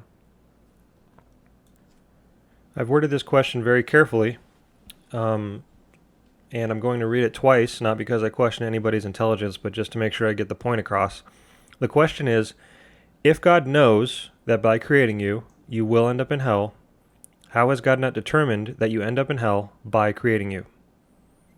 Okay, say it one more time. If God knows that by creating you, you will end up in hell, and nothing can change what he knows, how has God not determined that you end up in hell by creating you? Now, the most common way that this particular question is usually addressed from the free will side is that they will say, well, just because God knows that something will happen does not mean that he determined it to happen, right? Just because God foreknows that something will happen does not mean that he determined that it will happen. And this, again, sounds great on the fly, but when you stop for even half a second, you realize that this is why I worded the question that I asked so carefully. Because you'll notice something. If God knows that by creating you, his knowledge is grounded in his own action, right? So the only way that the statement that if God foreknows something doesn't mean he determined it would be true is if the thing he's foreknowing is not traceable to him. In other words, he has nothing to do with, absolutely nothing to do with whatever it is he's foreknowing. And the reason that this ridiculous idea would even enter people's minds to begin with is because we always try to draw humanistic analogies and make things relatable to us. And unfortunately, this can result in a lot of false analogies. So people will say things like, well, I can foreknow things, right? Let's pretend I can't with full accuracy foreknow things. Let's pretend that I could, though. I now have the magical thing called foreknowledge. I foreknow that tomorrow on the other side of the planet, X, Y, and Z are going to happen. But I had nothing to do with those things. So see, I proved my point. I can foreknow X, Y, and Z even though I had nothing to do with them. Okay? The problem with that is the reason you have nothing to do with X, Y, and Z is because you didn't create X, Y, and Z. You're not upholding X, Y, and Z by your power, so on and so forth. There's all the difference in the world between you and what is happening around you and God and what is happening in the universe he created, right? So God has absolutely everything to do with everything because he's the creator of it all, at a bare minimum. That's a bare minimum. We're just talking about God bringing stuff into existence, right? Or in the case of my question, we're just talking about God bringing you into existence, right? So already we would have to change that humanistic analogy from I foreknow on the other side of the planet X, Y, and Z to I foreknow that if I do something X, Y, and Z. Now the analogy is more accurate, right? Because we are grounding our foreknowledge in our own action. And this is what makes all the difference in the world. This is what invalidates the statement. Just because God foreknows something doesn't mean he caused it, right? God's foreknowledge is grounded in his own actions. God knows if I create this universe, X, Y, and Z will happen. Therefore, by taking that action, he is ensuring that X, Y, and Z will come about. By taking the action, you ensure that what you foreknow will result from that action will come about. It's perfectly logically valid. And the idea that you're foreknowing things that you have nothing to do with, trying to apply that to God, is invalid. So if I just give a quick example, you could give a billion examples if you had the magical thing called foreknowledge. You could say, well, if I foreknow that by letting my friend use my car, he's going to get in an accident and die, then by taking that action and letting my friend use my car, I am determining that he dies. Period. There's no way around that, right? And I'm not raising any sort of moral question or whatever, obviously. I'm just making the simple point that you are determining what you foreknow will come to pass by taking the action upon which that foreknowledge is grounded. So going back to the question, if God foreknows that by creating you, you will end up in hell, right? His own action comes logically first in the order of what he is foreknowing. God can't foreknow anything about you unless he first foreknows that he's going to make you, right? Logically speaking, you want to sit there and just talk about this basic idea that God foreknows what you're going to do. Before he can foreknow what you're going to do, he has to foreknow that you're going to exist. And who is it that's responsible for your existence? It's God. It's not you. You didn't bring yourself into existence, right? That would be absurd. And yet that's the only way in which your ridiculous statement, God foreknowing the future doesn't mean he determined it, would be true, is if you brought yourself into existence, you popped yourself into existence, and now God foreknows you're going to end up in hell. Now your statement's true. Now you have an argument. But this is not reality. Reality is God brought you into existence, and everything he foreknew about your future was first grounded in and is the result of his action to bring you into existence. So I'm talking in circles now. I'm just repeating myself over and over and over. The point is very basic. I'm just trying to cover it from different angles so people can see it. I'm not trying to be dramatic. That answer is one of the worst answers in all my theological studies I've ever come across. Just because God foreknows something doesn't mean he determined it. Absolutely ridiculous. It is unavoidable that you're missing the point that God's foreknowledge is grounded first in his own action, right? And again, if you foreknow that by doing something, X, Y, and Z will happen, if you take that action and you do that something, you are determining that X, Y, and Z will happen. Right? So this is unavoidable. And this is unavoidable not just from the creation of you or the creation of the universe. It's unavoidable from all angles when it comes to God. Because whether it's God creating the universe, whether it's God creating you, whether it's God taking action in time and interacting with people, God foreknows the results of his own actions every step of the way. And therefore, by taking those actions, he is determining the future of those actions. Period. Okay? And I challenge anybody to refute what I'm saying without appealing to mystery. I can already hear those of you shouting, but you're missing the point, because your entire argument as a free will proponent is that you are somehow metaphysically disconnecting yourself from God, right? So that he's foreknowing choices that are not actually traceable metaphysically to his act of creating you. They are self-caused, self-determined, you're your own first mover, so on and so forth. Now, on the very surface level of that, I don't know how you can say that with a straight face, that you are literally proposing that you're metaphysically disconnecting yourself from God, and yet Hebrews 1:3 is still true. God upholds your existence by his power at all times, at all moments, moment by moment by moment. How can that verse be true and your position that you're metaphysically disconnected from God also be true? It can't. Good luck explaining that. Let's pretend it could be, though. Let's pretend you could explain it. Now I want you to explain how you can metaphysically disconnect yourself from God, deny the connection between God's action to create you and your own actions. In this case, you're ending up in hell. You're going to completely disconnect those two things so that your ridiculous statement, God foreknows what I'm going to do, but he didn't determine it, is true. How can God then foreknow what you're going to do? How can God foreknow? This is why open theism exists. It's why it's logically consistent. There's a reason behind it. If you're going to make that disconnection, then how could God know what you're going to do? If my question is, if God foreknows that by creating you, XYZ, you're going to say that his creating of you does not determine XYZ, then the statement, if God knows by creating you, is also irrelevant, right? God is now not foreknowing the results of his own action. He's just foreknowing, I don't know, right? Foreknowledge is always based upon antecedent things. Even the simple idea, we can't have full foreknowledge, right? But we can make predictions. We make predictions and we say, I bet you that's going to happen, or I really think this is going to happen. What are those thoughts based upon? It's not just out of the blue, right? We're not just saying, I foreknow that's going to happen because I foreknow it. Our predictions are based on information. The more information we have, the more we know about the state of the existence of particular things, the more accurate our predictions can be. Now, obviously, God knows all things, and so God's quote-unquote predictions are 100%, right? Those of you who believe that God is looking into the future, foreknowing the future by looking at, he has to know everything that's leading up to that future, right? Logically speaking. And so the more information you have, the more accurate your prediction is, even on a finite level. But what you're admitting there is you're admitting determinism. You're admitting a deterministic connection between what is being predicted, or in God's case, foreknown. You're admitting a deterministic connection of what leads up to what is being predicted, or what leads up to what is being foreknown when you go down that road. And to try to say that God can or is foreknowing things that are not determinatively connected to what comes before them, I hope people can see how illogical that is. So this is where you tie yourself in knots when you try to go down this road. If you want to metaphysically disconnect yourself from God, then God could not know your future. He could not know what you're going to do, because there's no basis upon which to know it.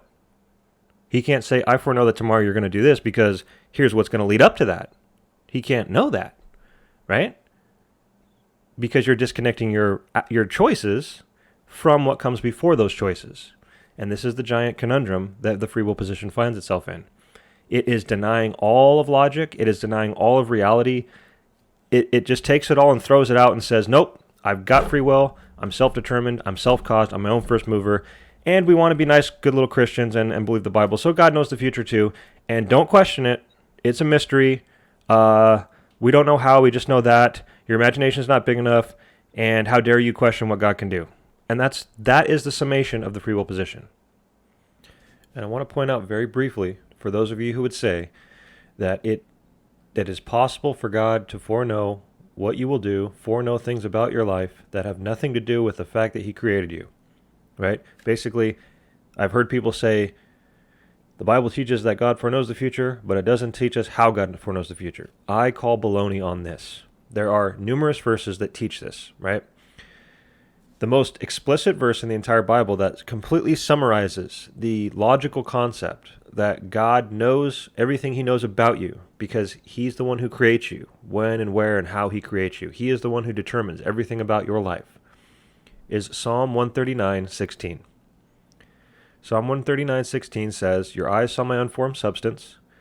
In your book were written, every one of them, the days that were formed for me, when as yet there was none." So clearly, this is teaching that God knows everything about your life, every detail of your life, before you exist, before you're born, right? These details are written in his book. Now, this is poetic. There's not a literal book, obviously. But the point is, God knows every one of them, the days that are formed for you before they happen. Now, the question is, who wrote the book and who formed the days? The days that were formed for me. You didn't form your own days, and yet that's precisely what a free will position would teach. God foreknows your days. God foreknows what you will do because you, with your free will, determined what you would do. You wrote your own book. You formed your own days, and God merely foreknows it. This is a violation, not of just the logical things I just brought up. This is a violation of the verse. God wrote the book. God formed your days for you. This verse is one of my favorite verses to completely destroy the idea of free will and uphold this ridiculous claim that, well, the Bible teaches that God knows the future. It doesn't teach how he knows the future. This verse says it does. He knows your days because he formed them for you, not because he just somehow magically foreknew it, right? The next sub-question that branches off of this is just sort of the obvious flow of what would go through most people's minds. Because if you're admitting, or claiming, I should say, if you're going to claim that God doesn't want anybody in hell, that if God could have it his way, nobody would end up in hell, that everybody would go to heaven, then why would God create anybody that he knows will end up in hell? That doesn't make much sense to me. God doesn't want anybody in hell, so why not only create the people he knows will end up in heaven? Right? And this question applies not just to ultimate destinies of heaven and hell. This question can apply to major events and major people throughout history as well. If God didn't want Hitler to do the things that Hitler did, why did he create Hitler? Why not create Hitler and save a lot of lives? God's the one he wasn't forced to create Hitler, right? He wasn't forced to create anybody that's going to end up in hell. God is in control of these things. So this is a logical question that needs to be asked. If it is up to God whether or not people exist or not exist, how can you say that the results of his act to create them are not something that he actually wanted to come to pass? Now, when we start talking about emotional things like Hitler and other terrible things that people do to other people, we need to understand that there is a big difference, categorically speaking, from a command of God, which represents what is right and what is wrong, and what God wants to come to pass. Because I don't know how you can read the Bible and come to the conclusion that God never wants something to come to pass that is a violation of his command, right? I don't know how you can get 3 steps through the Bible without realizing that there are many times in which God wants something to come to pass that is a violation of one of his commands, right? And of course, the reason he wants it to come to pass is because he has a purpose in it, right? And that's obvious. But just a few quick, really obvious scriptural examples. The first one that Calvinists always bring up, and rightly so, is the crucifixion, right? God says, "Thou shalt not murder," and yet he predestined, according to Acts, he predestined the murder of his son. He predestined all the actions of all the people involved in the crucifixion. It literally says that, uses the word. They gathered together to do what your hand and purpose predestined to occur. So here you have, God says thou shalt not murder, but God predestines murder. Is that a contradiction? No, it's not a contradiction. Because there's a difference between a mere command, which represents what's right and wrong, and what God wants to come to pass in time. We can boil this back down to the very beginning, and you're going to say, if you're going to say that God does not want sin, period, ever to come to pass, why did he create a universe in which sin comes to pass? Basic question. Please answer it. If God does not want sin to come to pass, why did he create a universe in which he knew sin would come to pass? Can you answer that? Then when we move into specific examples, it becomes even more difficult for you. If God doesn't want If God never wants murder to occur, why did he predestine the murder of his son? Now, the obvious Christian biblical answer is obvious. God had a purpose in the murder of his son, the greatest purpose in all of creation, I might add. The very apex of the reason this universe exists was so that he could save sinners from their sin in Jesus Christ, demonstrate his grace and his mercy, right? Guess what? He can only do that if there's sin and if his son is murdered. So isn't it a little ironic that the only way, if God, the universe doesn't exist yet, God wants to demonstrate, I am a merciful God, I am a gracious God, I am a powerful Savior. Isn't it a little interesting that people don't stop to realize the only way he can create something and demonstrate those things is if sin exists in that universe? So how can you possibly say this general statement, God never wants sin to come to pass? It's absurd. Of course he does, right? I'm not saying the sin becomes good. I'm not saying that God predestined the murder of his son, therefore the people who murdered his son were doing a good thing. That is irrationally, illogically, an avoiding of the primary point that I'm trying to make. And I'm not even going to entertain people who try to draw those sorts of connections. Of course, sin is sin. God says don't do it. It's bad if you do it. That does not mean that we get to falsely assume that God, who is in control of all things, therefore never wants those things to come to pass. A few other quick biblical examples is Pharaoh. In the same sentence, God says, go to Pharaoh, tell him to let the people go, but I will harden his heart so that he won't. Well, which is it? Does he want Pharaoh to let the people go? If you assume that his command represents what he wants to come to pass, your answer is yes. So there must be a contradiction. I want Pharaoh to let the people go, but I'll harden his heart so that he won't. No, it's not a contradiction. One is a command, and one is what God wants to come to pass in time. Very simple. Okay? And again, you can't read the case of Pharaoh, you can't read Romans 9, which summarizes it and says that Pharaoh was raised up for the purpose of destruction, demonstrating God's power, making his name known throughout the world, right? There was 101 million different other ways God could have gotten his people out of Egypt without destroying Pharaoh. He chose to go that route. He chose to destroy Pharaoh. He chose to do things for specific reasons. Joseph's brothers. Genesis 50 literally says, God meant it for good. They meant it for evil, God meant it for good. Their actions still evil, and yet God wanted their evil action to come to pass because he had a good purpose in it. Very simple, not a contradiction, right? And all the little ways in which Arminians think they're quote-unquote answering these verses, we can talk about those verses all day long. We can argue them later. The point still stands, that God can command one thing and yet want to come to pass another thing. And it's not a contradiction, right? And so you're the one that needs to be able to explain your claim. God never wants people in hell, and yet he creates people knowing they'll go there. God never wants people to sin, and yet he creates people knowing that they will sin. God is the one who could stop all of these things. From the bare minimum of not creating them in the first place, right? He could have stopped Hitler by just not creating Hitler. So why did he create Hitler? Can somebody explain that? Was he forced to create Hitler? Yes or no? If no, then how can you say that he didn't want Hitler doing the things he did as coming to pass in time, that God didn't have any purpose in any of that? Why create Hitler then? Why not create Hitler differently? Couldn't he have created Hitler in such a way, different parents, different country, different time, 3 centuries later, right? Now Hitler's not doing the things that Hitler would have done, right? God's in control of that. These are questions that need to be answered. The next logical question to ask is, could God have created you differently? In a different time, in a different place, to different parents, different circumstances. Could God have created people differently? Right? Now the obvious answer is yes. If you're going to say no, then you're somehow saying that God was forced to create people when and where he did, which I think is absurd. I don't think anybody's going to affirm that, because you would be denying God's freedom, and nobody's going to do that. So what you're forced to admit is yes, in fact, God could have created people differently. And the next question is, would your choices have then been different? I don't think there's any denying that if God had created you in a different time, in a different place, different circumstances, different parents, that your entire life and all your choices would have been completely different, right? If God knows someone's going to end up in hell if they're created in this way, can God create them in such a way that they will end up in heaven? Different time, different place, different parents, different location, maybe more gospel exposure, so on and so forth. If your answer is, yes, he could have created them differently, but no, they still would have always ended up in hell, well, first of all, I think that's that's just very interesting if you want to claim that. I don't know how you would logically be able to justify that.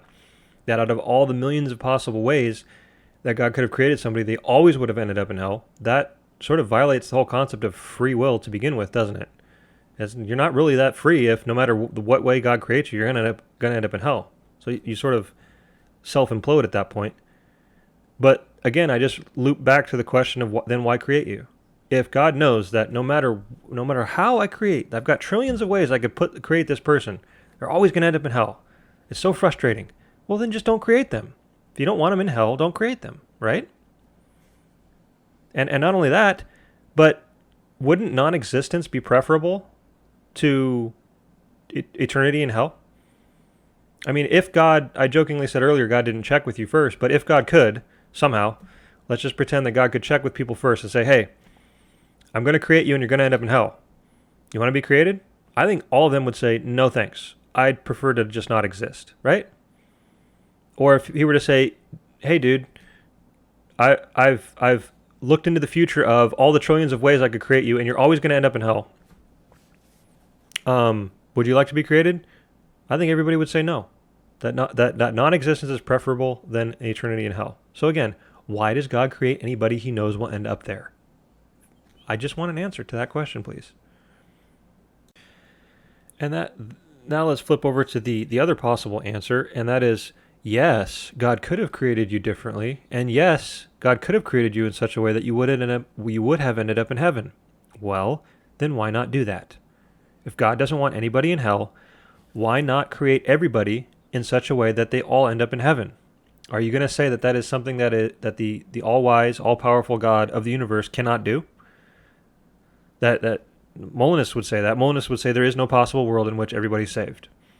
And we'll have that discussion later. But I just want to ask, as a general question to people who believe that God knows the future, that God is the one who is in control of whether or not you exist, could God have created the people differently so that instead of ending up in hell, they would have ended up in heaven?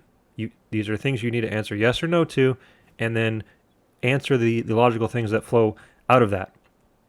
And so if you say yes, this is why this is very important, and why this ties directly into whether or not you can have this thing called free will to begin with. If you notice something, if you come all the way down this line of questioning, yes, God is the one who is responsible for whether or not you exist. Yes, God could have created me differently. And yes, he could have created me in such a way that I would have ended up in heaven. Then you're admitting that God is in fact the ultimate determiner of everything about your life. If you admit that God could have created you in a different way, and everything about your life would have been different, then he's the one who chooses which of those lives you have. Every detail and aspect of those lives, he's the one who determines when and where and how you're created. So you're admitting that God is the ultimate determiner of everything about your life based upon when, where, and how he creates you. So how can you fit free will into that? The only way you can do it is, like I said, in a vacuum. You can fast forward into time and start talking about a choice you made, isolate that choice, rip it out of the context of everything that surrounds it and reality and everything else. Forget about the fact that God created you, when and where and how he did.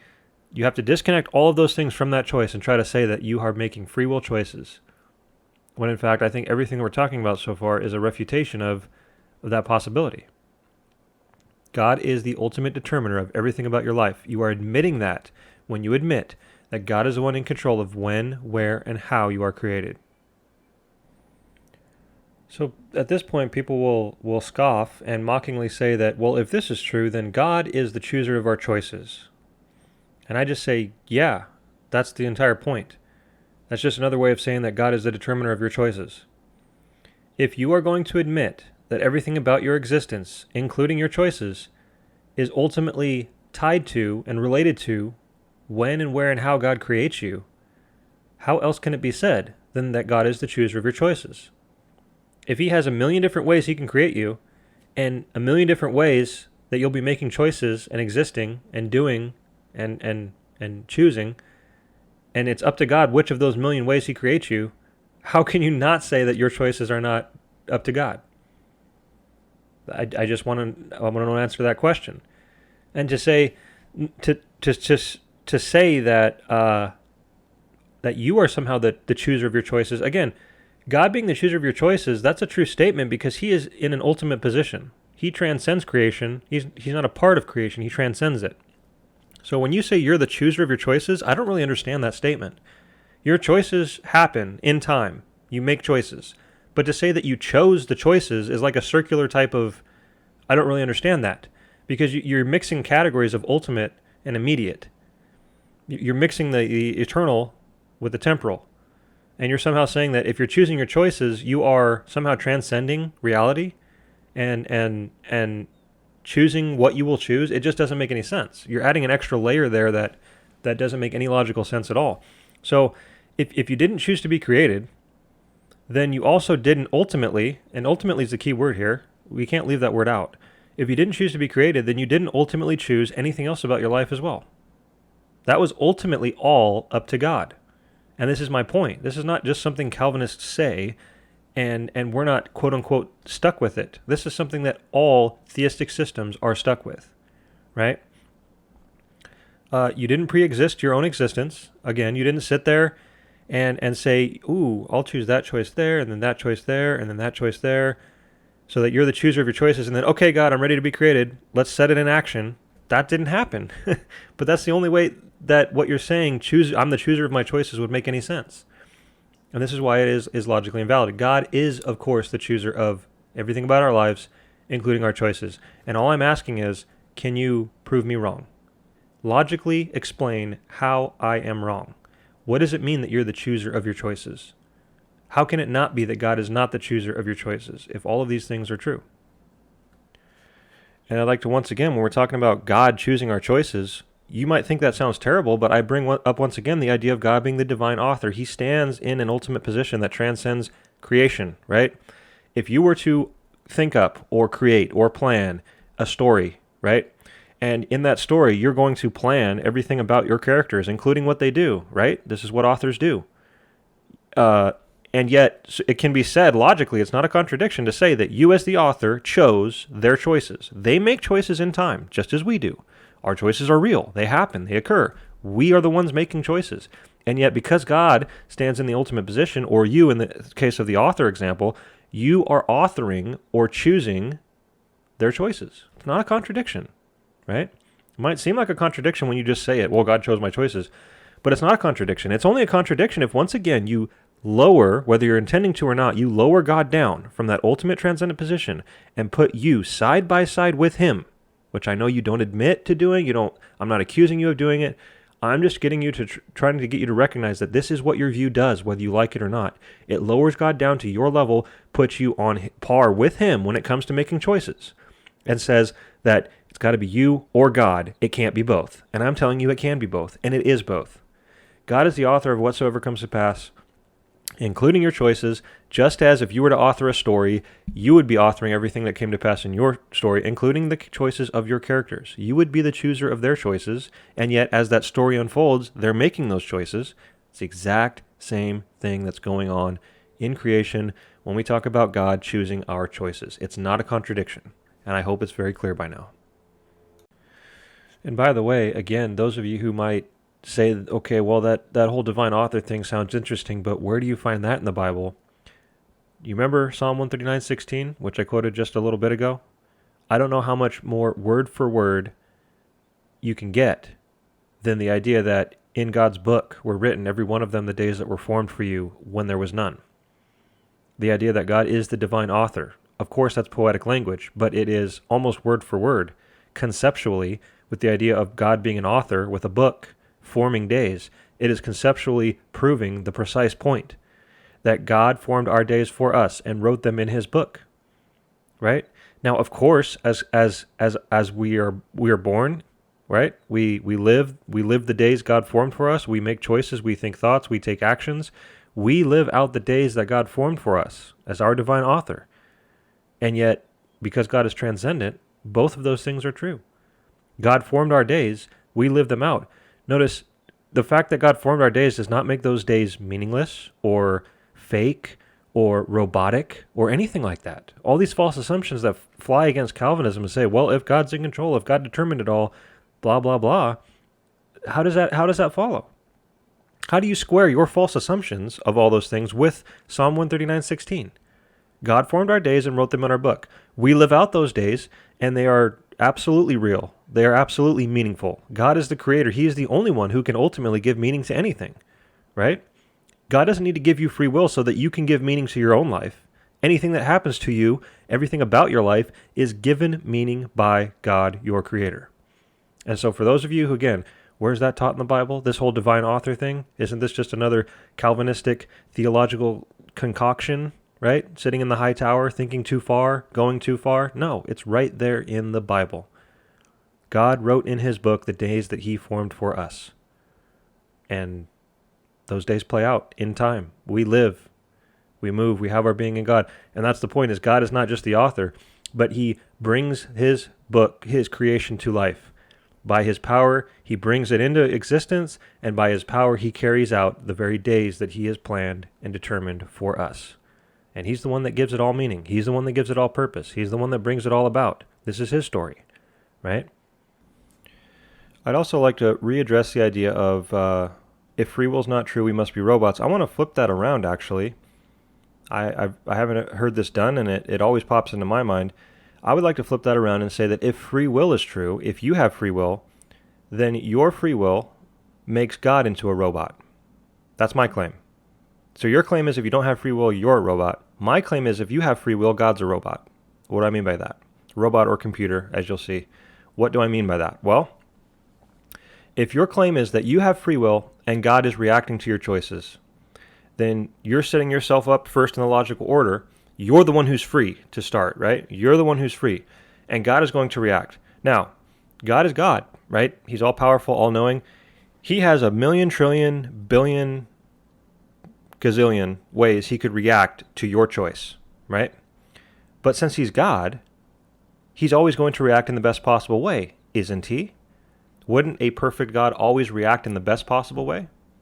I think that's pretty logically obvious. And so if he's got 100 billion trillion ways to react to you, but there's one best way, God's always going to choose the best way to react to you. So you think you have God being really free by pointing out that he's got all these ways he can react to you, but since he's God, since he's perfect, he's always going to react in the best possible way. You actually end up with God being determined by your actions. God is the one who is turned into a robot, because you're the one who's free in the logical order. You start with your freedom, and then God is basically forced by his nature of being perfect to react to you in the best possible way each and every time. So your actions are determining God's actions.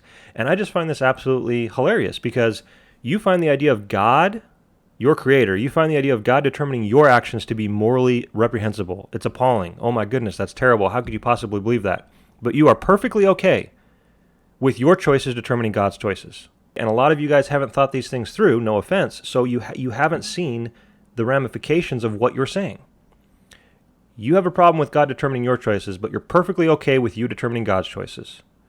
And I want somebody to explain to me how you escape that logical fact that if you have free will, if you start with you having free will, you make God into a robot, into a computer who runs the numbers and is always going to respond in the best possible way. Even if you could establish that God could react in any of those trillion possible ways, and so, yay, God's free, all of those trillion possible ways were still determined by you. And that's my ultimate point, right? Even if you could escape the necessity that God is reacting in the best possible way, and therefore he's a robot, you still don't establish the freedom of God to do what he wants, because what if what he wanted was not included in those trillions and billions of possible ways that he could have responded to you, right? You think you're granting God all sorts of freedom and saying, look at God, look how powerful God is, he can respond in all these ways. But those responses, those possible responses, were determined by you because you're the one whose free will choice determined the way that God could respond. And again, I just find that really, really, really bad on a theological point. Again, you're okay with determining God's choices, but when I come along as a Calvinist and say that the creator of the universe determines your choices, you think that that's somehow the morally reprehensible view. And really quickly, I suspect that the vast majority of people, once again, who have not thought these issues through, your answer to what I just said about God being a robot will be, of course he's not, and well, how does it work? It's just a mystery. You won't be able to actually address the logical things I brought up. You'll just basically have to say, I've got free will, and God has free will, and there's no contradiction, and he can respond to me in this way and that way, and it's still him being free, and it's just a mystery. But I want to point out that those who are forced to think logically about these issues, I keep bringing up Molanism, even though this is not the point of this video. The leading Molanist, William Lane Craig, has just openly said that God has to deal with the cards he's been dealt. So stop and think about that for a moment. If God has to deal with the cards he's been dealt in this universe, number one, he did not determine the poker hands. Somebody else did. That's you with your free will. You determined what God has to deal with. And number two, are you going to dare suggest that God is going to deal with cards in a less than perfect way, in a less than optimal, best possible way? I don't think you're going to. So once again, how do you not have God being a robot? If God has to deal with the cards he's been dealt, and he is always going to deal with those cards in the best possible way, how is God free at all? Please explain to me how God is free at all when he's not the determiner of the cards. He's dealing with the cards he's been dealt, and he's always going to deal with them in the best possible way, which is why Molanists say that what this world we have is the best possible world. Where is God's freedom in any of that? Where was God free in any of that? And the answer is he wasn't. He's a robot. He's a computer. You have placed your free will as the most important thing. You've started with your free will, and therefore everything that follows is God being determined, God being the robot. And this is inescapable. And I just wanted to point out, you're either going to appeal to mystery, you're just going to say, oh, I'm wrong, right? Everything I've said is just wrong because I say so and it's a mystery. Or if you try to say that this is somehow a misrepresentation of the free will view, Molanists openly say, this is the best possible world, right? And God would not have chosen a less than best possible world. So all the possible worlds that God was presented with were determined not by him, but by free will. He's got to deal with the cards he's been dealt, and he's always going to choose the best possible world, which is what we have. How was God free in any of that? The answer is he wasn't. He was a robot. He was a computer, right? So you need to make a choice. Either you determine God's actions and choices, you determine everything about what God does in this universe with your free will, or God, with his free will, determines everything about the universe. God, with his free will, determines everything you do in this universe. You need to make a choice. And to conclude this idea of free will making God a robot, the conclusion, therefore, in my opinion, is that Calvinism is the only viewpoint that grants God true freedom, right? Because you have to start with God as having free will and everything else being determined. Otherwise, you have God basically settling for less than the best, right? In other words, if free will is true, then the idea that if God could have had it his way, things would have been different must also be true, right? So God must have the best possible view in mind, but because free will is true, that best possible view must not always be coming to pass. So what is God stuck with? He's stuck with choosing from among other various second, third, fourth best possible scenarios. And you have already limited God's freedom when you've done this. So Calvinists would say that all of creation, right? All of creation is exactly the way that God wanted it to be because he was free to make it that way, right? Because we start with God. Free will would have to say that there's all sorts of things that happen in creation that if God had it his way would not be happening or would have happened differently. And I just have to wonder, how is that a more God-glorifying view? When you're so focused upon man getting his freedom that you're sacrificing the freedom of God, whether you realize it or not.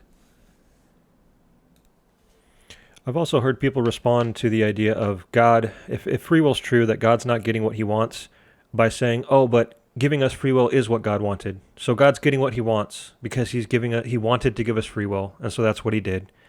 But then that would also mean that everything that results from him giving you free will is what he wanted, right?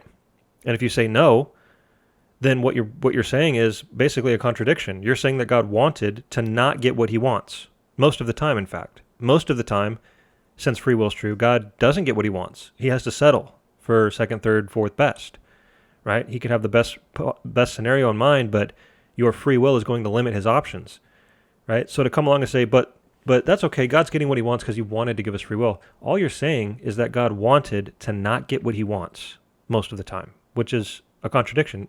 I'm sorry, it turns God into a schizophrenic. Not trying to be too offensive there, but I don't know how else to view that. He wants to not get what he wants? Doesn't make any sense.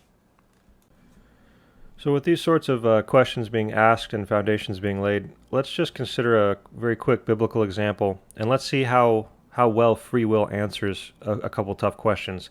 Let's take the disobedience of Adam, for example, the fall of Adam, and just ask some simple questions. For example, if God knew that Adam would disobey, are we really to believe that there was no possible way for the God of the universe to have prevented his disobedience? He could not have given him a heads up and said, hey, you know what? Satan's going to come along. Don't fall for it. There's just no way that God, he couldn't have given him like visions, like if you do this apocalypse, this fall will happen, and look at all the terrible things you're going to cause if you disobey me. He couldn't have done that or something like that to prevent the disobedience of Adam. I'd like somebody to answer that question, because I think it's pretty obvious that God could have. And if he could have and didn't, then that raises the point that maybe, just maybe, the fall was part of God's plan, right? Plan A, not plan B. A lot of people like to shift the blame or to say that, well, the reason Adam fell was because of Satan and his deception, and Eve and so on and so forth. Well, then we could also ask, without Satan, with Satan out of the picture, would the fall still have happened? Right? If you say no, then why did God create Satan? Right? If God could have prevented the fall by not creating Satan, why not create Satan? If you say yes, the fall still would have happened even without Satan, then that's an interesting reality. Was it then just a matter of time? Right? Given enough time, will free will always fail? I think that's an important question to ask. And that leads us to the question, why has there never been a sinless human? Apart from Jesus, who happened to be God, why has there, if free will is true, I can answer why there's never been a sinless human from a deterministic standpoint. The fact that God is in control of all things and has a purpose and plan in all things. But if free will is true, why has there never been a sinless human being?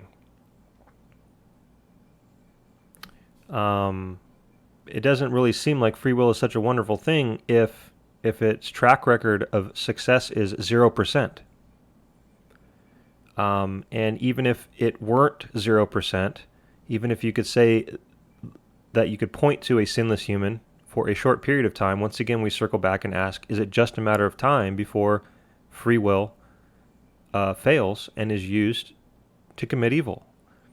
And if this is the case, where does our sense of security lie? If free will is this wonderful thing that needs to be praised and is necessary for, I guess, meaningful relationships with God, so on and so forth, then if it's always failing and nobody can ever be sinless, why is it such a wonderful thing to begin with?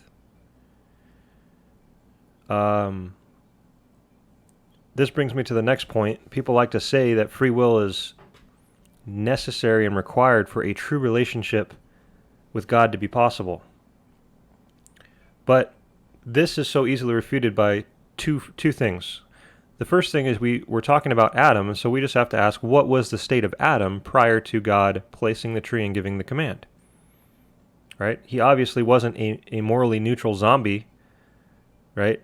Lumbering around the garden, brain dead. God created him. Everything was good, right? And are you going to say that Adam did not have a relationship, a true loving relationship with God prior to God placing the tree and giving the command? And if your answer is, well, no, he did have a true relationship with God prior to the placing the tree and giving the command, then your claim that the possibility, that free will and the possibility of sin is required in order for a true relationship to be true is just refuted right on the spot. Because we can just ask the question, why did God place the tree there to begin with? Now, a lot of free will people say that God had to for this very reason. God had to place the tree there so that the possibility of evil was there, so that a true relationship could be there. But again, what was the state of the relationship of Adam and God prior to the tree? And it's pretty obvious that it wasn't some zombie state. It wasn't meaningless. It wasn't robotic or anything like that. It was a true loving relationship, regardless of whether or not a command was given, regardless of whether or not the possibility of evil was there. And the second and even more obvious way of refuting the claim that the possibility of sin is required for a true relationship is to look forward to our glorified state in heaven for all eternity, where the Bible clearly says that the possibility of sin will be done away with. It's very interesting. I've never heard an adequate answer to, do we have free will in heaven? If free will is the idea of the possibility of sin, then will we have free will in heaven where we cannot sin? And if your answer to that question is yes, then why didn't God just create it all like that in the first place? If there exists a possible state of being where you can have this thing called free will and yet not be able to sin, why didn't God just create everybody like that from the start? Why didn't God just create everybody in a glorified state, unable to sin, but yet we all have free will and everybody lives happily ever after from the start? It's obviously possible in the future. Why wasn't it possible from the start? And this is why I find it very ironic that Christians will praise this idea of free will and say it's so necessary. And this idea of being able to sin, as terrible as it is, this idea of being able to sin is necessary for some sort of true relationship. And yet those same Christians look forward to and hope for an eternal state where they will not be able to sin. And yet their relationship with God will still be valid and true and loving and wonderful. I just find that very ironic, that the same people who think that the idea of being able to sin is absolutely necessary to some sort of relationship with God look forward to a state where they will not be able to sin. So you want to have the best of both worlds. You want to have God not in control when it's convenient for you, but in control when it's convenient for you. It's really, really funny to consider these things. It's important to notice that when you begin to answer the question why there's never been a sinless human, the only possible answers that you could ever give to that are deterministic answers. They are not free will answers. Because if free will as a concept were true, there should be the possibility of a sinless human. We should see at least, number-wise, I would expect 50-50. We're at 0% sinless humans. I would expect 50-50 if free will were true. But even 1%? There's not even 1% of humanity that's been sinlessly perfect, and yet free will is true. I find that I'd like some explaining. Can somebody explain to me why that's true? And it's funny because if you notice, anybody who would start down the road of beginning to explain why there's never been a sinless human is going to have to say what the Bible says, and it's all deterministic things. Sinful nature, fall of Adam, right? Romans 8, mind set on the flesh, hostile to God, does not submit to the law of God, cannot submit to the law of God. Without faith, it's impossible to please God. Everything done without faith is sin. All of these answers that you're going to give are going to be deterministic answers that free will has no place with. Or that has no place for free will, I should say. I also have a brief question on the idea of eternal security, because I've never heard an adequate, consistent answer to how eternal security fits into a free will position. In other words, why is it that with my free will, I can wake up one day, choose to believe the gospel, choose to love God, choose to follow Christ, so on and so forth, but I can't wake up the next day and change my mind? I've got free will, right? Why can't I wake up the next day and choose to not follow Christ, not believe God, reject the gospel, take everything back, so on and so forth?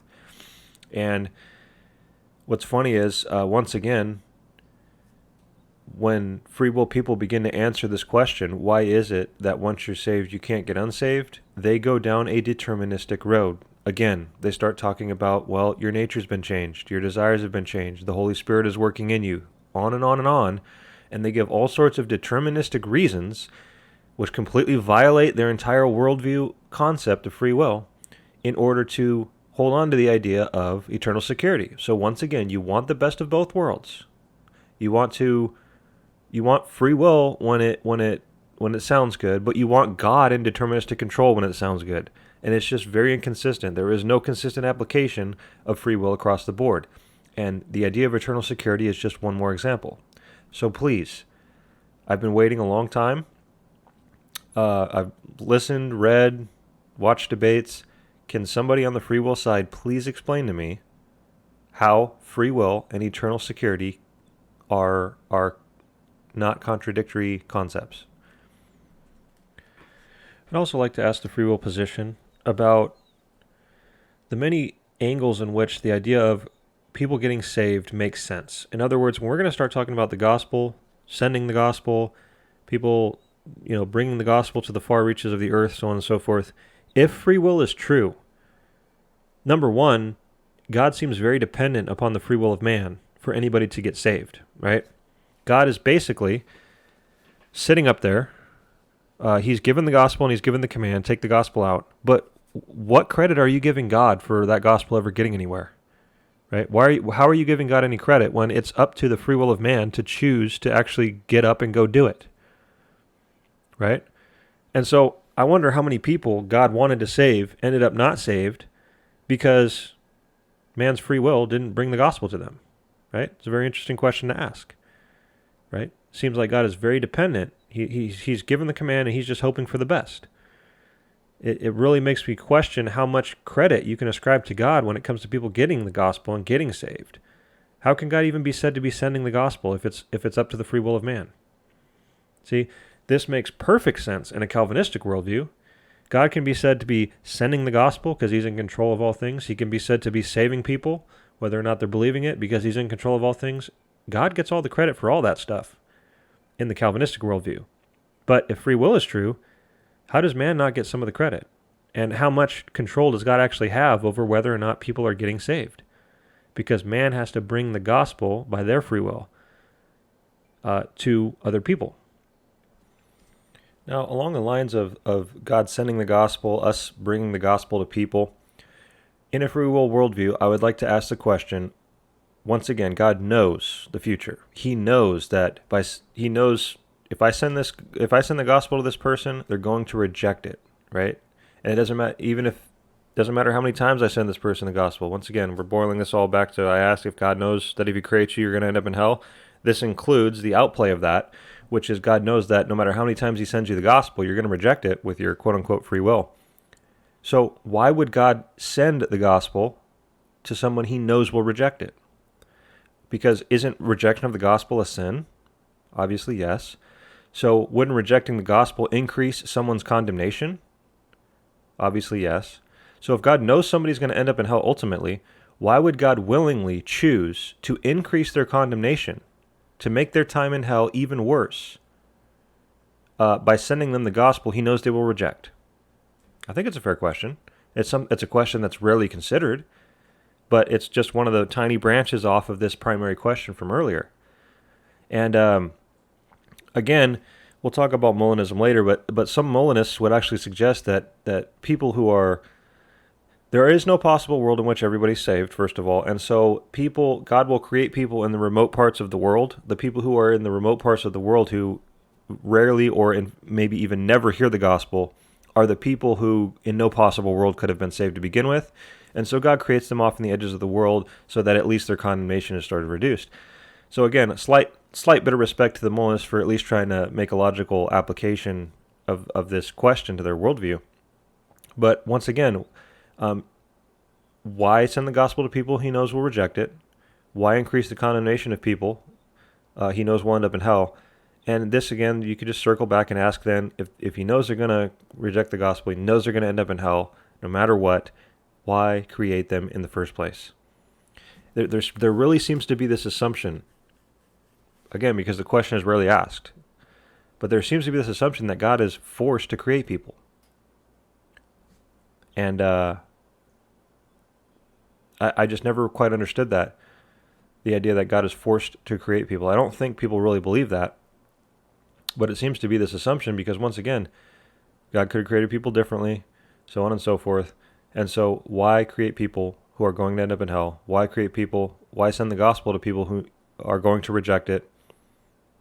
This is just one extra question to be asked along these lines.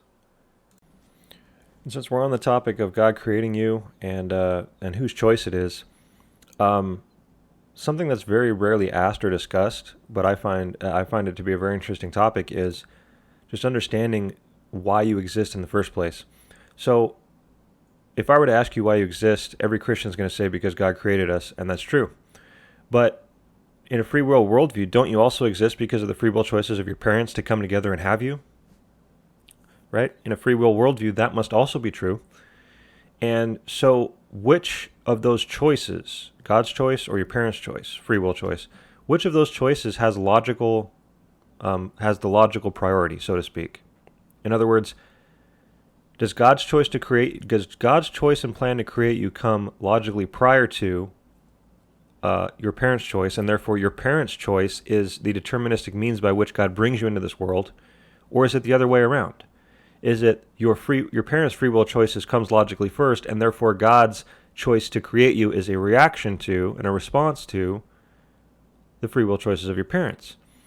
And I think if free will proponents were to be logically consistent with the way they address almost every other topic when it comes to the choices of men, once again, this idea, God works all things after the counsel of his will, to the free will position, that is, well, God just takes the things that man does and works them. God is just responding to the things that man does. So your existence, in a free will viewpoint, wouldn't your existence just be nothing more than a reaction of God to the free will choices of your parents? That seems a little dismal to me, a little impersonal. I mean, sure, God looks into the future, he foresees your parents are going to make this choice, and so he creates you in a response to that, and then he can also look and see all the wonderful things he can plan for your life and blah, blah, blah. That all sounds fun. But ultimately speaking, which is more biblical? That God just reacted to your parents and created you? Or that God actively planned and purposed your creation from the start, and therefore the choices of your parents is the deterministic means by which God brings you into this world? And I think biblically speaking, it's unavoidable that the creation of all people, God makes it clear he makes all people for his glory. Even the wicked have a purpose for the day of evil. I'll give all these verses in my defense video, but I just think it's a very interesting topic to ask of the free will position. How do you understand God's choice to create you? Was he forced to create you? Yes or no? If no, how do you square his creation of you with the free will choices of your parents?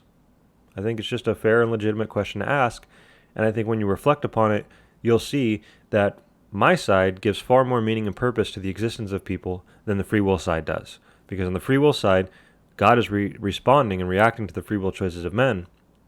And so this is why, by the way, an open theist position is so... It's hard for me not to speak with very strong terms against open theism. I can't stand the position. Open theism teaches God doesn't know the future. God experiences time moment by moment as we do. Since the future hasn't happened yet, God can't know it. This is the open theist position. And so that means that when God created the world, God did not know that you would exist. Just stop and think about that for a moment. When God created the world, he did not know that you would exist. This is a very impersonal, dismal worldview. I hope people don't go down that road. But for those of you who do believe that God knew the future, how do you square his choice to create you with all the other ways you think he interacts with free will choices? I just think it's a legitimate question to ask. Is your existence nothing more than a response of God to the free will choices of your parents? It's a fair question.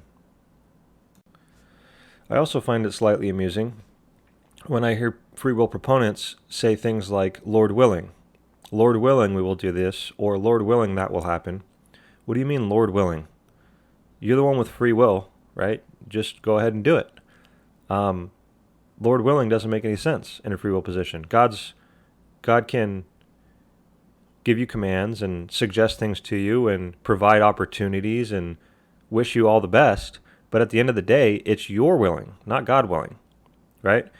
So I just find it very inconsistent for people to talk that way. Now, it's very Christian to talk that way, right? In Acts, we read one of the clearest examples of this, when in Acts it says, you will go into a city and buy and sell and do this and that. And it's basically saying you're going to go live your life tomorrow. But what you ought to pray, as a Christian, what you ought to pray is, if the Lord wills, we will do this and that. So you, as a Christian, you mentally recognize and you assent to the fact that God is in control of all things. And that is the sense in which you can say, Lord willing. Yes, you make choices. Yes, you buy and sell and live your life, and you make lots and lots of choices. But ultimately speaking, those things are only happening by the will of God. That is the Christian understanding and Christian worldview. How does that fit into a free will position? Your entire position is built upon the fact that ultimately speaking, it is your will whether or not things are done. It is your will whether or not you buy and sell and how you live your life. God can hope for the best. He can be a nice cheerleader. He can give you lots of open doors and opportunities. But at the end of the day, it's you willing, not him willing. God can be willing that you do all sorts of things, but if you're not willing, God's will doesn't matter. And so I would just like to, once again, boil that back down and ask a free will proponent to explain how the idea of quote-unquote Lord willing fits into your worldview. And sadly, if free will were true, it would not be if the Lord wills, we will do this and that. It would be reversed. It would be if man wills, God will do this or that. That would be the logical conclusion if free will were true. And this is in fact what is reflected in the worldview as a whole when you have God being the great responder, the masterful chess player, right? He can have all sorts of plans in mind, but if you are not willing with your free will, then God needs to adapt. God needs to adjust.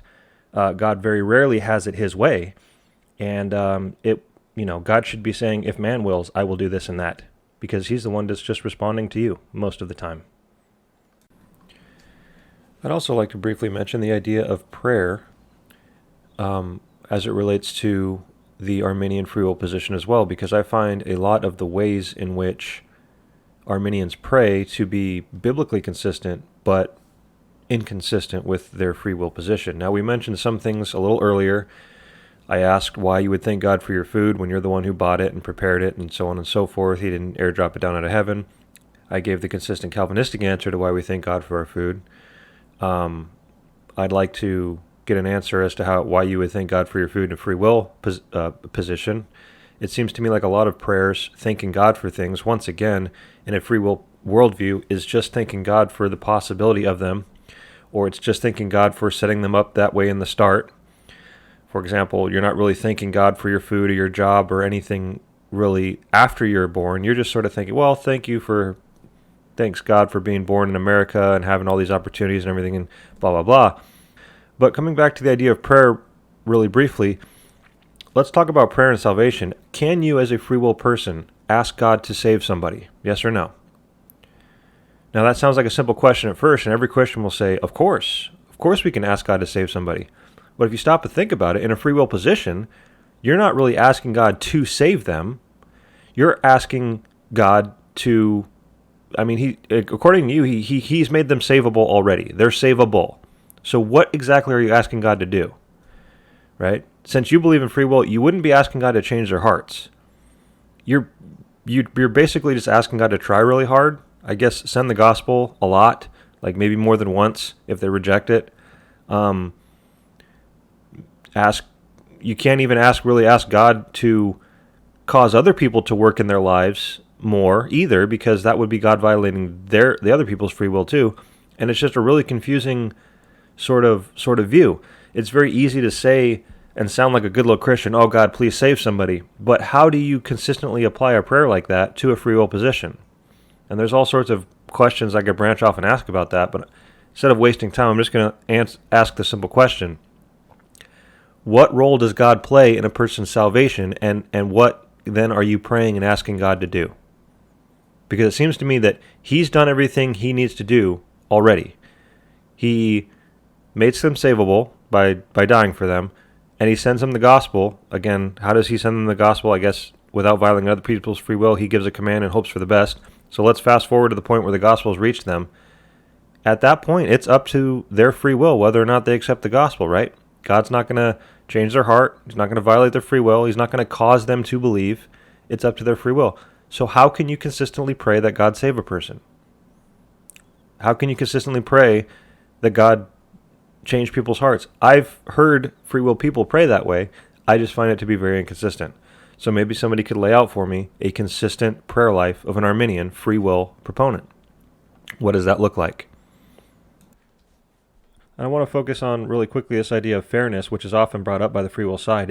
They'll say it's just not fair that God would create people determined to end up in hell. It's just not fair that God would be planning and purposing everything about people, including their choices. It's just not fair.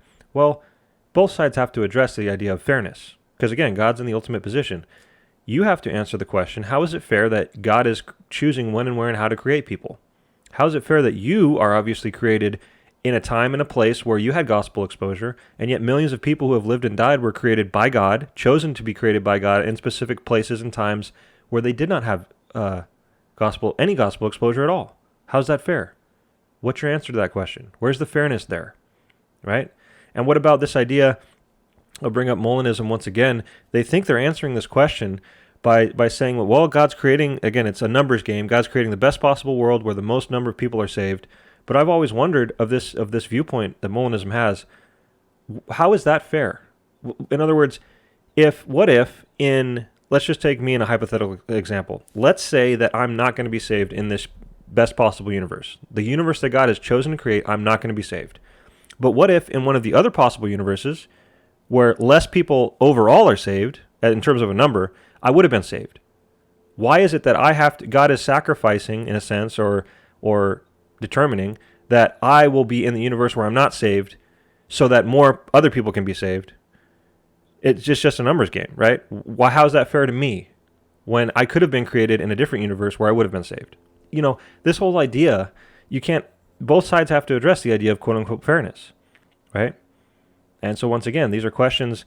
I've got answers to these questions, I believe, but you as free will people need to also be able to answer them. Where is the fairness when it comes to your view? You think free will is answering it and making it fair, but you still have God in an ultimate position that you need to answer questions about. How is it fair when God is creating people when and where and how he will? If Molanism is true, this is the best possible world. Well, how is it fair to those who in this best possible world weren't saved when in less than best possible worlds they would have been saved? How is it fair is my question. And again, going back to the first question I asked, the idea of God creating people knowing they're going to end up in hell, even in free will view, how is that fair? God creates people when and where and how he does. He's the one who chooses whether or not people exist, not the people themselves. And so God is choosing to create people he knows will end up in hell. How is that fair? One of the most common objections I've ever heard to Calvinism, it's not an argument, it's pure emotion. What I've heard people say against Calvinists is, you're giving man an excuse. What greater excuse could you possibly have on the day of judgment when you stand before God than to say, God, you determined all these things. You're the one who determined that I would be born, that I would sin, and that I would die, and I would go to hell. You determined all these things.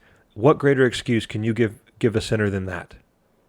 And you have a bad argument when your argument is equally applicable to your viewpoint.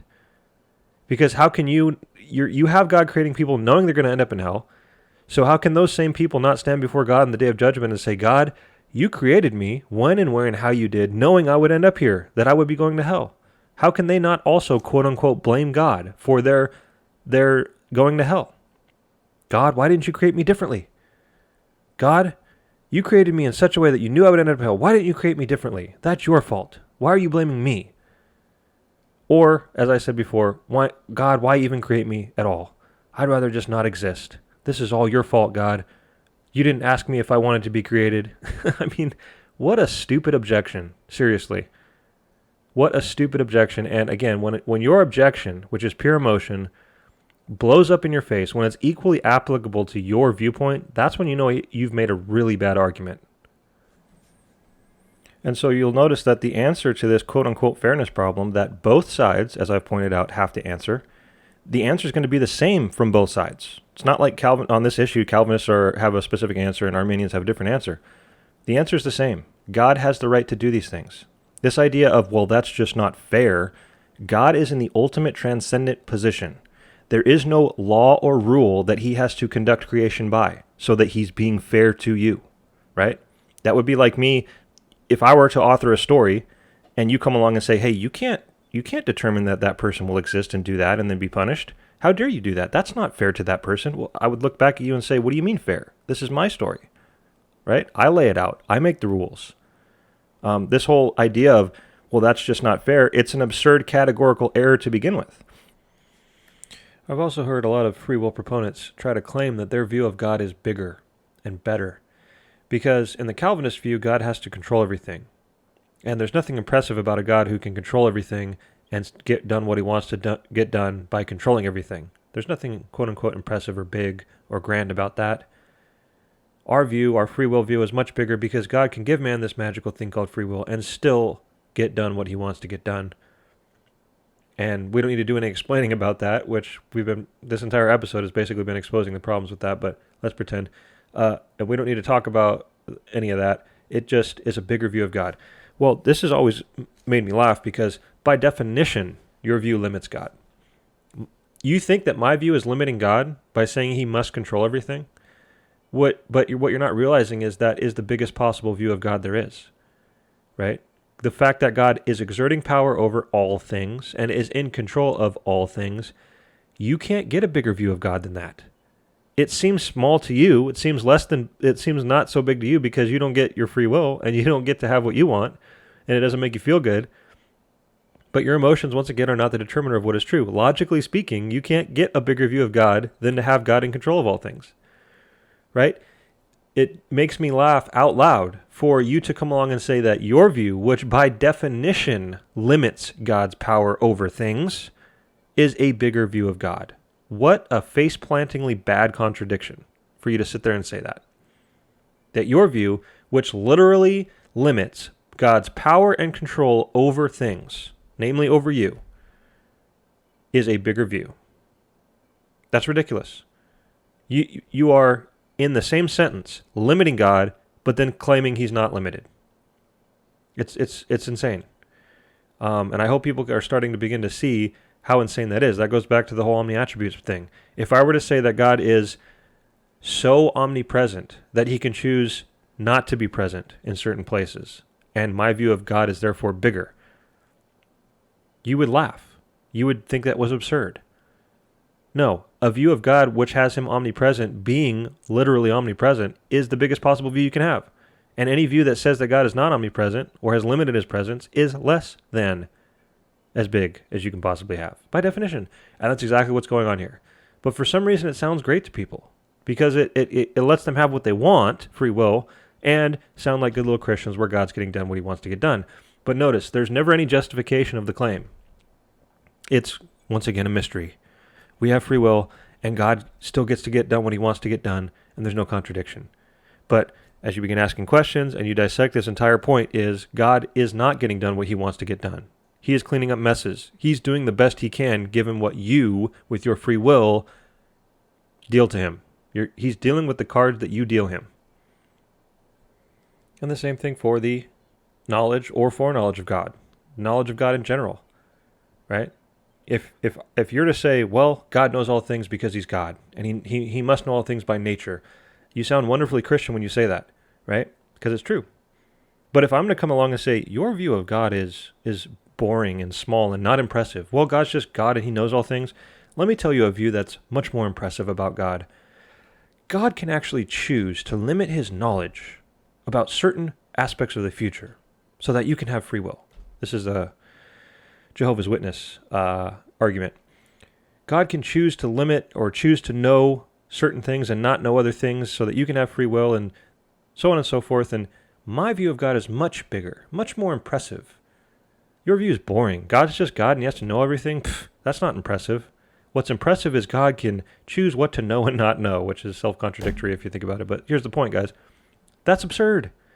That is by definition taking the highest possible view of God, that he knows all things, and then trying to limit it, and then declaring that, well, God's still not limited. Because even though he's chosen not to know the certain parts of the future, he's still God, and he can get things done, and it's all a mystery, and your imagination is not big enough if you don't accept all this, and on and on and on. It is so bad that it blows my mind that people eat it up. Not these two examples, right? Nobody's ever going to deny the omnipresence of God or the omniscience of God, for the most part. These terrible examples are given forth to disprove this idea that you don't get to say that God can limit his control or power over you so that you can have free will, and then say that that's a bigger view of God. That is by definition a lesser, logically contradictory, ridiculous view of God. Okay? And you got to stop thinking this way. That's absurd. To say that God can give you free will, but still get everything done he wants to get done, and he's still God, and to go even further than that and say that that is a bigger view of God than a view which has God in control all the time, that is as absurd as saying that a view where God can limit his presence is a bigger view of God than those who say God is omnipresent, and it is just as absurd as saying that God can choose to limit his knowledge is a bigger view of God than those who believe that God is omniscient. It is absurdly ridiculous to say that that is a bigger view of God. So why do people eat it up and accept it when the free will side comes along and says, our view of God is bigger? Because we can limit God's control over us, give us free will, but God still is, I guess, in control and getting things done that he wants to get done. And it's just a mystery. Why do you people accept this sort of thing? And it also amazes me, when we're talking about greater or lesser views of God, that for God to be in control of all things as a lesser view, you have not even stopped to, you're basing that all on emotion. Well, if God's controlling everything, blah, blah, blah. Stop and think about what that means. Remember, this whole point, a semi-deistic view where God just throws things into existence with natural laws and then just stands by and watches and every once in a while pokes around, that is not a bigger view of God, right? That is a lesser view of God than a view of God which says that everything that you see in this universe is carried out by the power of God, right? Next time you're on the beach, you're just sitting there, and you see the waves crashing over and over and over, right? That's the power of God. Behold the power of God right in front of you, right? Next time you're in a thunderstorm, and you see the lightning flashing and the rain falling, that's the power of God, right? Every aspect of life that you see and encounter and experience, it's all the power of God because he's in control of it all.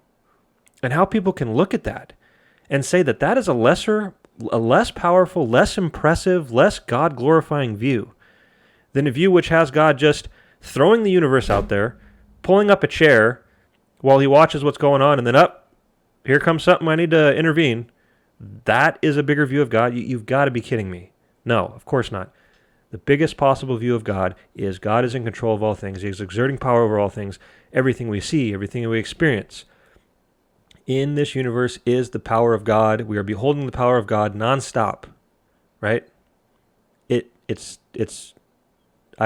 have a very hard time seeing how people can look at that view and say it's a lesser view. The only reason they do it is because it's denying their beloved free will, and that is unacceptable for most people. The free will is the must-have. Free will is the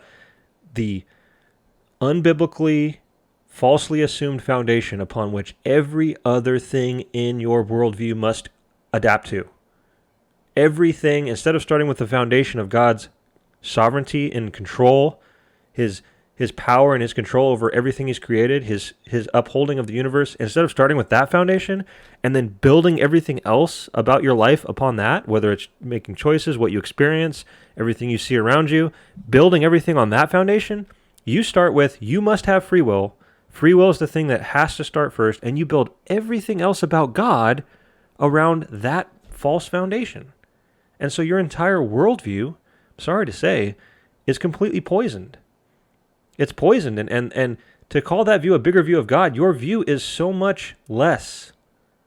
It is so faded away. It is so, God is thrown into the distance. He's thrown off to the side, and he's just this spectator that reacts and keeps things in check and does the best he can to clean up messes. And what on earth are you thinking when you think that that is a greater view of God than a view of God which has God in total power and control of all things?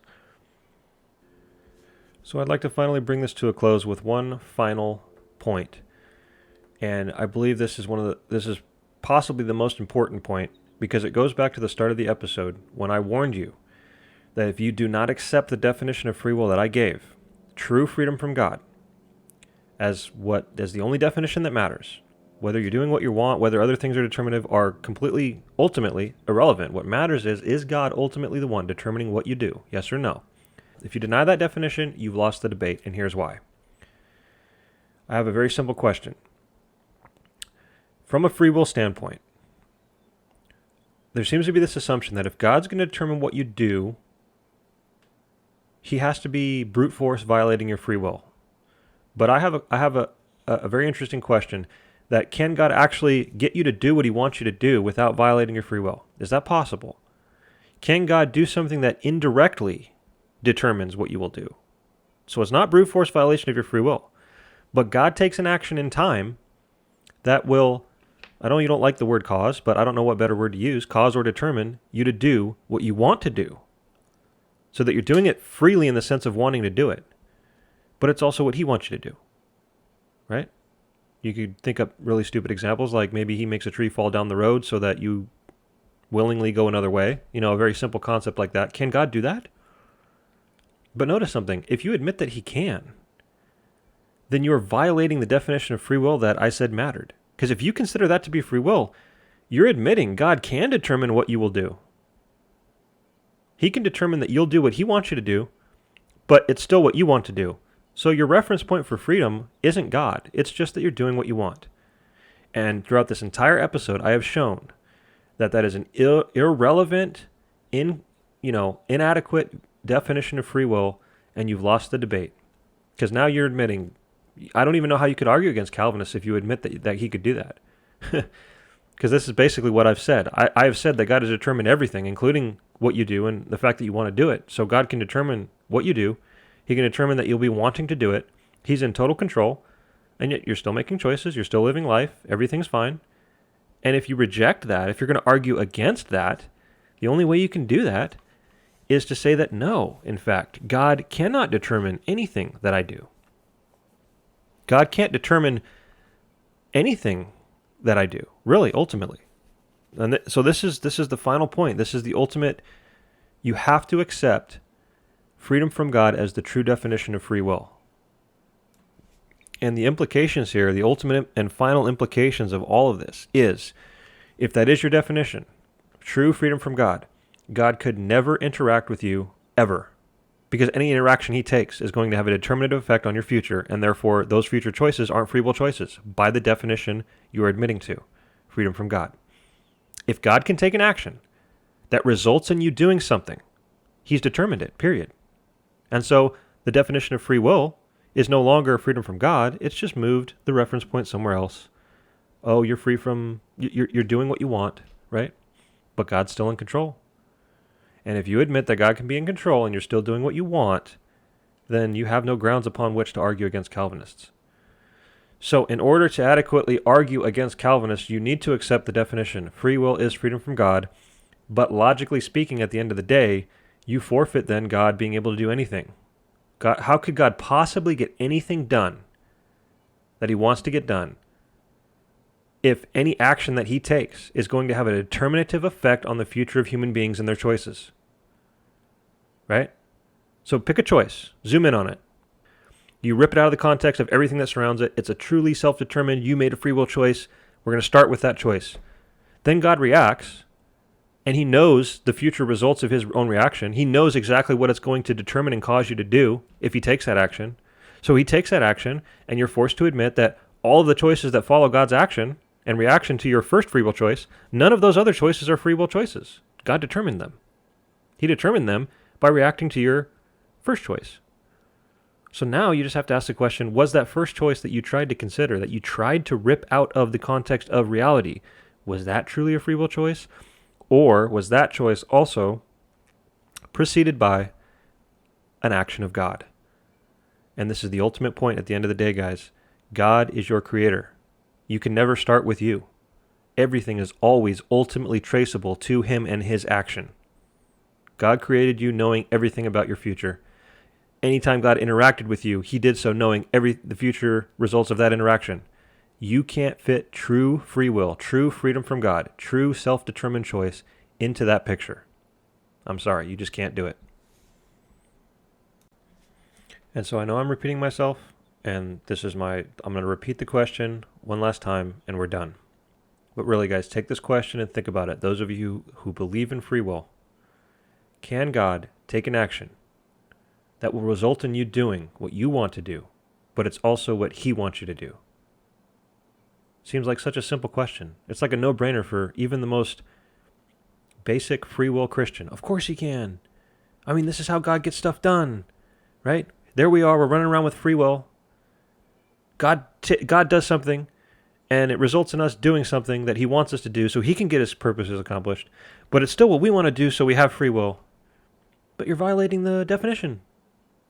You're admitting you're not free from God. He just determined what you did. And now your only definition is you're doing what you want, which is, again, not an adequate definition. So that's probably the most important question I could ask of this whole video. After you've heard everything leading up to it, we've talked about every possible angle that I could think of. Can God take an action that will result in you doing what you want to do, but it's also what he wants you to do? If your answer is yes, you've lost the debate. You have lost all grounds upon which to stand and argue against Calvinists. Because that is basically the ultimate overall viewpoint that we're putting forth. That God has determined all things, including what you'll do, and the fact that you'll want to do it. Right? So I hope you can see the point. Can God take an action that will result in you doing what you want to do, but it's also what he wants you to do? If your answer is yes, free will is not real. I'm sorry. Free will is not real. The true sense of free will. Because you're admitting you're not free from God. He's determining what you're doing. And just the simple fact that you're doing what you want, if that's a good enough definition of you for free will, then what's your problem with Calvinism again? I don't understand. God's determining what you'll do and that you'll want to do it. What is your problem with Calvinism? I don't understand. And just so you understand very clearly, my claim that if your answer to this question, this final important question, if your answer is yes, that God can determine what you will do so that you're doing what you want, but it's also what he wants. If your answer to that question is yes, the reason you lose the debate is because all of the objections that we have covered throughout this episode that come against Calvinism, against the idea that God is in control of all things, including what you'll do, all of them evaporate if you answer yes to that question. We can just go right on down the line, because all of the false assumptions that you make, all the false standards that you make, and all the arguments you bring against Calvinism is based upon the fact that God is determining what you do. So, the first one, if God determines what I do, he can't hold me responsible. Well, if you admit that God can, in fact, take an action that will result in you doing what he wants you to do, but it's also what you want to do, you're admitting he's determining what you're doing. So, if your claim is that if God determines what you do, he can't hold you responsible, why wouldn't that equally apply to your view? And if you say, well, it's because I'm doing what I want, again, that works perfectly fine in a deterministic worldview as well. What you want, the fact that you're doing what you want is completely irrelevant to the primary point that all of your objections to Calvinism are grounded in, which is that God is determining what you are doing. That is your primary problem. That is the issue you take with Calvinism. And you're admitting that. If God can take an action that results in you doing what he wants you to do, but it's also what you want to do, if that's your definition of free will, then apparently God can determine what you're going to do and still hold you responsible. So your objection evaporates. It explodes. You forfeited the grounds upon which you argue against Calvinism in the first place. The next one is, if God determines what you'll do, that would make God evil. That's a very common one, right? We covered it. But if you're admitting again, God can determine what you're going to do, but it doesn't make God evil because you're doing what you want, again, irrelevant grounds. That works just fine in a deterministic worldview. God determines what you'll do and that you'll want to do it. And the same thing applies to this final question I've asked. So apparently God can determine what you will do, and it doesn't make him evil, does it?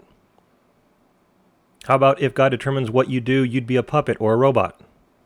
And if you say, well, he's determining what I do, but since I'm doing it, I'm doing what I want, then I'm not a puppet or a robot. Well, again, I've already shown how that works just fine in a deterministic worldview, and that objection also evaporates if you answer yes to this question. And finally, if God determined what you would do, he would be forcing you to do it. That's the most obviously false one, because again, you're going to say, just as I have said, God is not just determining what you will do, he is determining the fact that you will also want to do it. That is the only quote-unquote free sense in which you're doing things, and if you admit that that's a good enough definition of free will for you, so that you get to have God in control, and you're doing things that you want, you have completely forfeited all grounds upon which to argue against Calvinism. The idea that God can't hold you responsible, it would make God evil, God's forcing you to do things, and it would make you a puppet or robot, they all evaporate and vanish if you answer this question yes. So what does that mean then? If you want to hold on to those objections, those are the primary objections the problems you have with Calvinism, the reason you think it's terrible, all the things that you think, logically, you actually think logically that these are objections to Calvinism, you forfeit those objections when you answer the question in this way. So what do you have to do then? You have to, in fact, say, no, God is not determining anything that I do, right? Not that he can't in the sense of being powerful enough. That's not the point here. The point here is so that your false standards and rules and objections can remain rules and objections, you would have to say that God never determines what you would do. Because if he ever once determined anything that you did, all of these objections you bring about against Calvinism would apply to your position as well. And so this is what I mean when I say that you forfeit the debate. You either say, yes, God can determine what I do so that I'm doing what I want, but it's also what he wants, or, and you lose the debate, or you can say, no, actually, God never determines anything that I do. I have this thing called free will, true freedom from God. The primary definition I brought up at the beginning needs to remain true and consistent.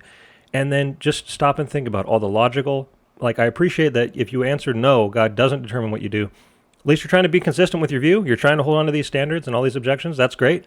But think about what that does to God. How can he get things done? Answer these questions. How can God ever get anything done? How can he bring about the things he wants to happen without determining what you or other people are doing? And I don't know how you can read the Bible and come up with the idea that God is not ever determining what people do. It's so blatantly obvious that all throughout the Bible, God is determining what people do. And so I'm very long-winded on this final point, but it is extremely important for you to recognize that you don't get to be wishy-washy. Most people are, and my point is to point out that they're wishy-washy and they think that it's okay because they can just claim mystery and move on, and everything's fine. But when you're forced to logically address these problems, you need to pick a consistent answer. So when Calvinists say, either God is in control of everything or he's in control of nothing, this is what we mean. Logically speaking, it must be this way. You don't get to have the best of both worlds. You don't get to have God being in control and getting what he wants, but you also having free will, freedom from him. You don't get both. Okay? You don't get to have both and remain consistent. Either you have free will, God never determines anything that you do, or you don't have free will. God has determined everything about everything in creation, including you and what you'll do, the fact that you want to do it. And he's done, divine author, he's done it all for good purposes, so on and so forth. The entire culmination of this episode, I hope, is being brought to light by this final point, that you need to consistently man up and take a position. Does God determine what you will do, yes or no? And if your answer is yes, then you lose the debate. Free will is not true, at least in the sense that matters. Again, you can define free will merely as doing what you want, and you have no grounds upon which to argue against Calvinism at all, ever. All of your objections vanish. And that's going to bring us to the end of episode 1 of the Consistent Calvinism podcast. If you enjoyed this particular episode, if you want to hear more along these lines, I have a lot of plans going forward. We're going to cover all the topics, all the issues.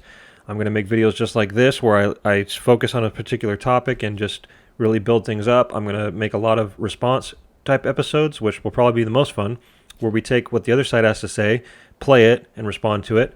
I plan to make book review episodes and all sorts of things. So if you want to keep up and follow along, then search Consistent Calvinism on YouTube. Might not show up the top yet, but look through it, you'll find it. Consistent Calvinism on YouTube. You can follow the Twitter at the letter C Calvinism, at C Calvinism is the Twitter, and search the podcasts for Consistent Calvinism podcast, and go ahead and subscribe. I just want to say at the very end, I don't expect you guys to say, oh man, that was great, and so I just deny free will and you win, the debate's over. I don't expect that. All I ask of you people who believe in free will is to honestly consider the things I've said and ask yourself, can you give adequate, sufficient answers? Because if you find yourself appealing to mystery more often than you're able to actually give answers, then that is a sign that you just really want to believe what you want to believe, despite all the things that you have going against you. And that's just not a very good position to be in, right? Because if you can just appeal to mystery, I don't think there's anything that anybody could say, including the Bible, that would get you to believe otherwise. You're always going to find ways in your own mind to justify your free will belief. And so my hope is that that I have provided logical points and questions that have caused you to question your free will worldview going forward. And I certainly don't expect you to just abandon it, but please, I hope you can at least admit that maybe you've heard a couple things here you haven't heard before. Maybe you've heard a couple questions or a couple points that have really caused you to examine your free will position. And if at the end of the day you can take an honest look at your free will position and come up with answers and justifications and still believe it, then great, good job, right? But this is all I'm asking, right? So I hope you've enjoyed it, and we'll see you on the next episode.